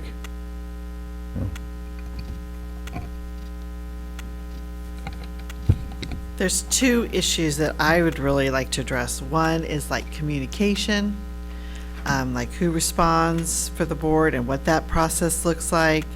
And also, like some protocols or some norms for board meetings. So we're not talking over each other. We have a good system so that everyone gets a chance to speak and finish their thoughts, and so we just have more efficient meetings. Those are kind of the 2 things that I would like to see. I'm curious of what this, the governance policy model is like, and maybe, learning more about that at our governance workshop would also be interesting to see how we could utilize that. Sure, I'm actually doing one this coming Saturday, so I'll have some materials I could even bring. But you mentioned communication, Madam President, so that would be a perfect example of a protocol where you're saying, when you send an email, how long do you expect to, or what's the expectation for when there's a reply, for example? When you talk about how you behave, now we're talking norms. So norms are behaviors, right? Protocols are processes, right? So the behaviors are the tough part, right? Because it's emotional and you get caught up sometimes. So a lot of boards, they have those norms right, like taped in front of them, that says like, no interrupt, don't interrupt. So Trustee Blades is talking, and now Trustee Cantero, Trustee Frazier, Trustee Buck, Trustee Anderson get a chance to talk before Trustee Blades does again. That's really it's just a parliamentary proceeding, whether it's Rosenberg or Robert's Rules. But when you put it in norms that you agree to, then it reminds you of those behaviors. But in the moment, of course, sometimes those norms are violated, which then, of course, speaks to the protocol for what happens when a norm is violated. Nobody's following protocols or board procedures. I mean, we've had so many protocols, so I mean, you can talk this to death in a study session or whatever, but if people are going to continue to just do what they want, it doesn't matter. And like the norms and stuff, like, how we're supposed to respond. I mean, we sit here all the time, Marilyn doesn't answer our emails. We ask for a special board meeting. We have things that we're bringing up and she just doesn't even respond to us. And so, I mean, so what? So we're going to have this study session and all of a sudden she's going to start responding? Well, again, if the board acknowledges some of the experiences that you've had and things you'd like to see change and could agree on what those norms would be moving forward and protocols, then yeah, I think it would certainly be worthwhile. But it's, again, if people are not following them, then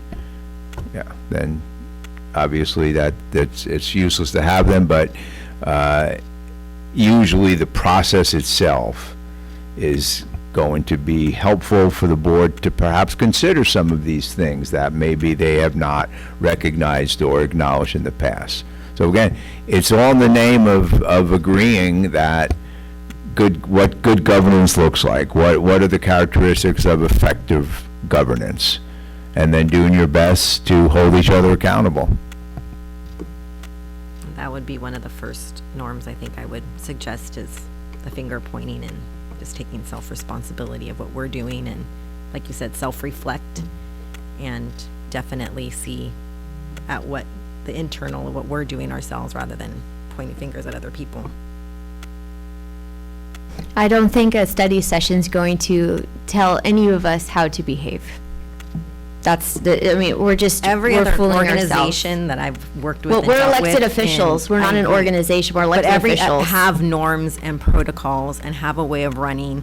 And I think right now is something we need, because I don't think I've ever seen any organization or board or anything like that. So it's like the wild, wild west. Like, it's something we need direction on.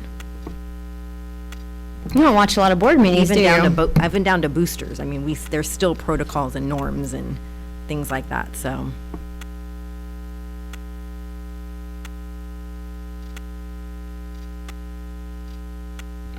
What time would be the best for the board on the 24th? I think originally we said like the 3 to 4 when we set this up. But we can move it to later. After 3 is ideal for me. I'm not around next week. I can do it anytime.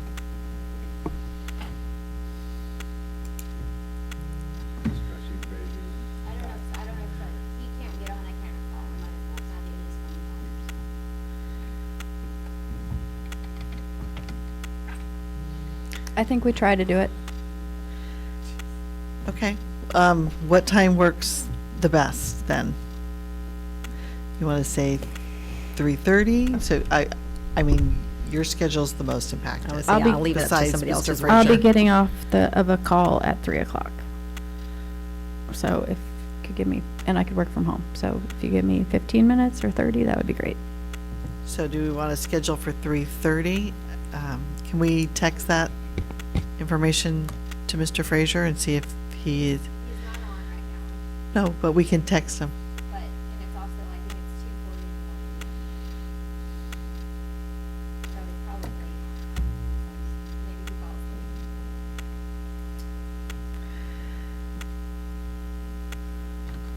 So So- can we tentatively set it for that, and then you can confirm tomorrow with. Yeah, I was going to Mr. Frazier. suggest that, so it'll be tentatively set for the 24th, and then we will poll the board to see who could make it, and if that time works. And then the board has to decide whether or not you want to move forward or not if you don't have the entire board.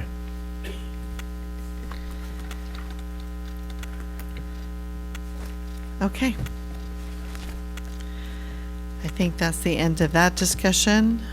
Seeing the time, I think we will skip board reports. So just thank you to everybody for a great school year this year, and have a wonderful, relaxing, rejuvenated summer. This evening, we're going to adjourn our it's getting late. Meeting in memory of two members of our PYL-USD community. We remember Rita Gamache, who faithfully served our district for 24 years, all at Bryan Ranch Elementary, a longtime RSP aide who recently served as a child care teacher. Rita was known for her kindness, dedication, and strong relationships she built with students, staff, and families. We also honor the memory of Alexis Gonzalez Ugalde, an 8th grade student at Valdez Middle School Academy who passed away on Saturday, May 31st. Our hearts are with his family, friends, and the Valdez community during this difficult time. May their memories continue to inspire us. So I'm making the motion. Second. Okay, we have a motion by Mrs. Buck. Mrs. Blades? Mrs. Aye. Quintero? Mr. Frazier, are you still there? Nope. And I'm an aye. And an aye for Mrs. Buck, and I too am an aye, so the motion carries 4-0, and we adjourn this meeting at 11:43.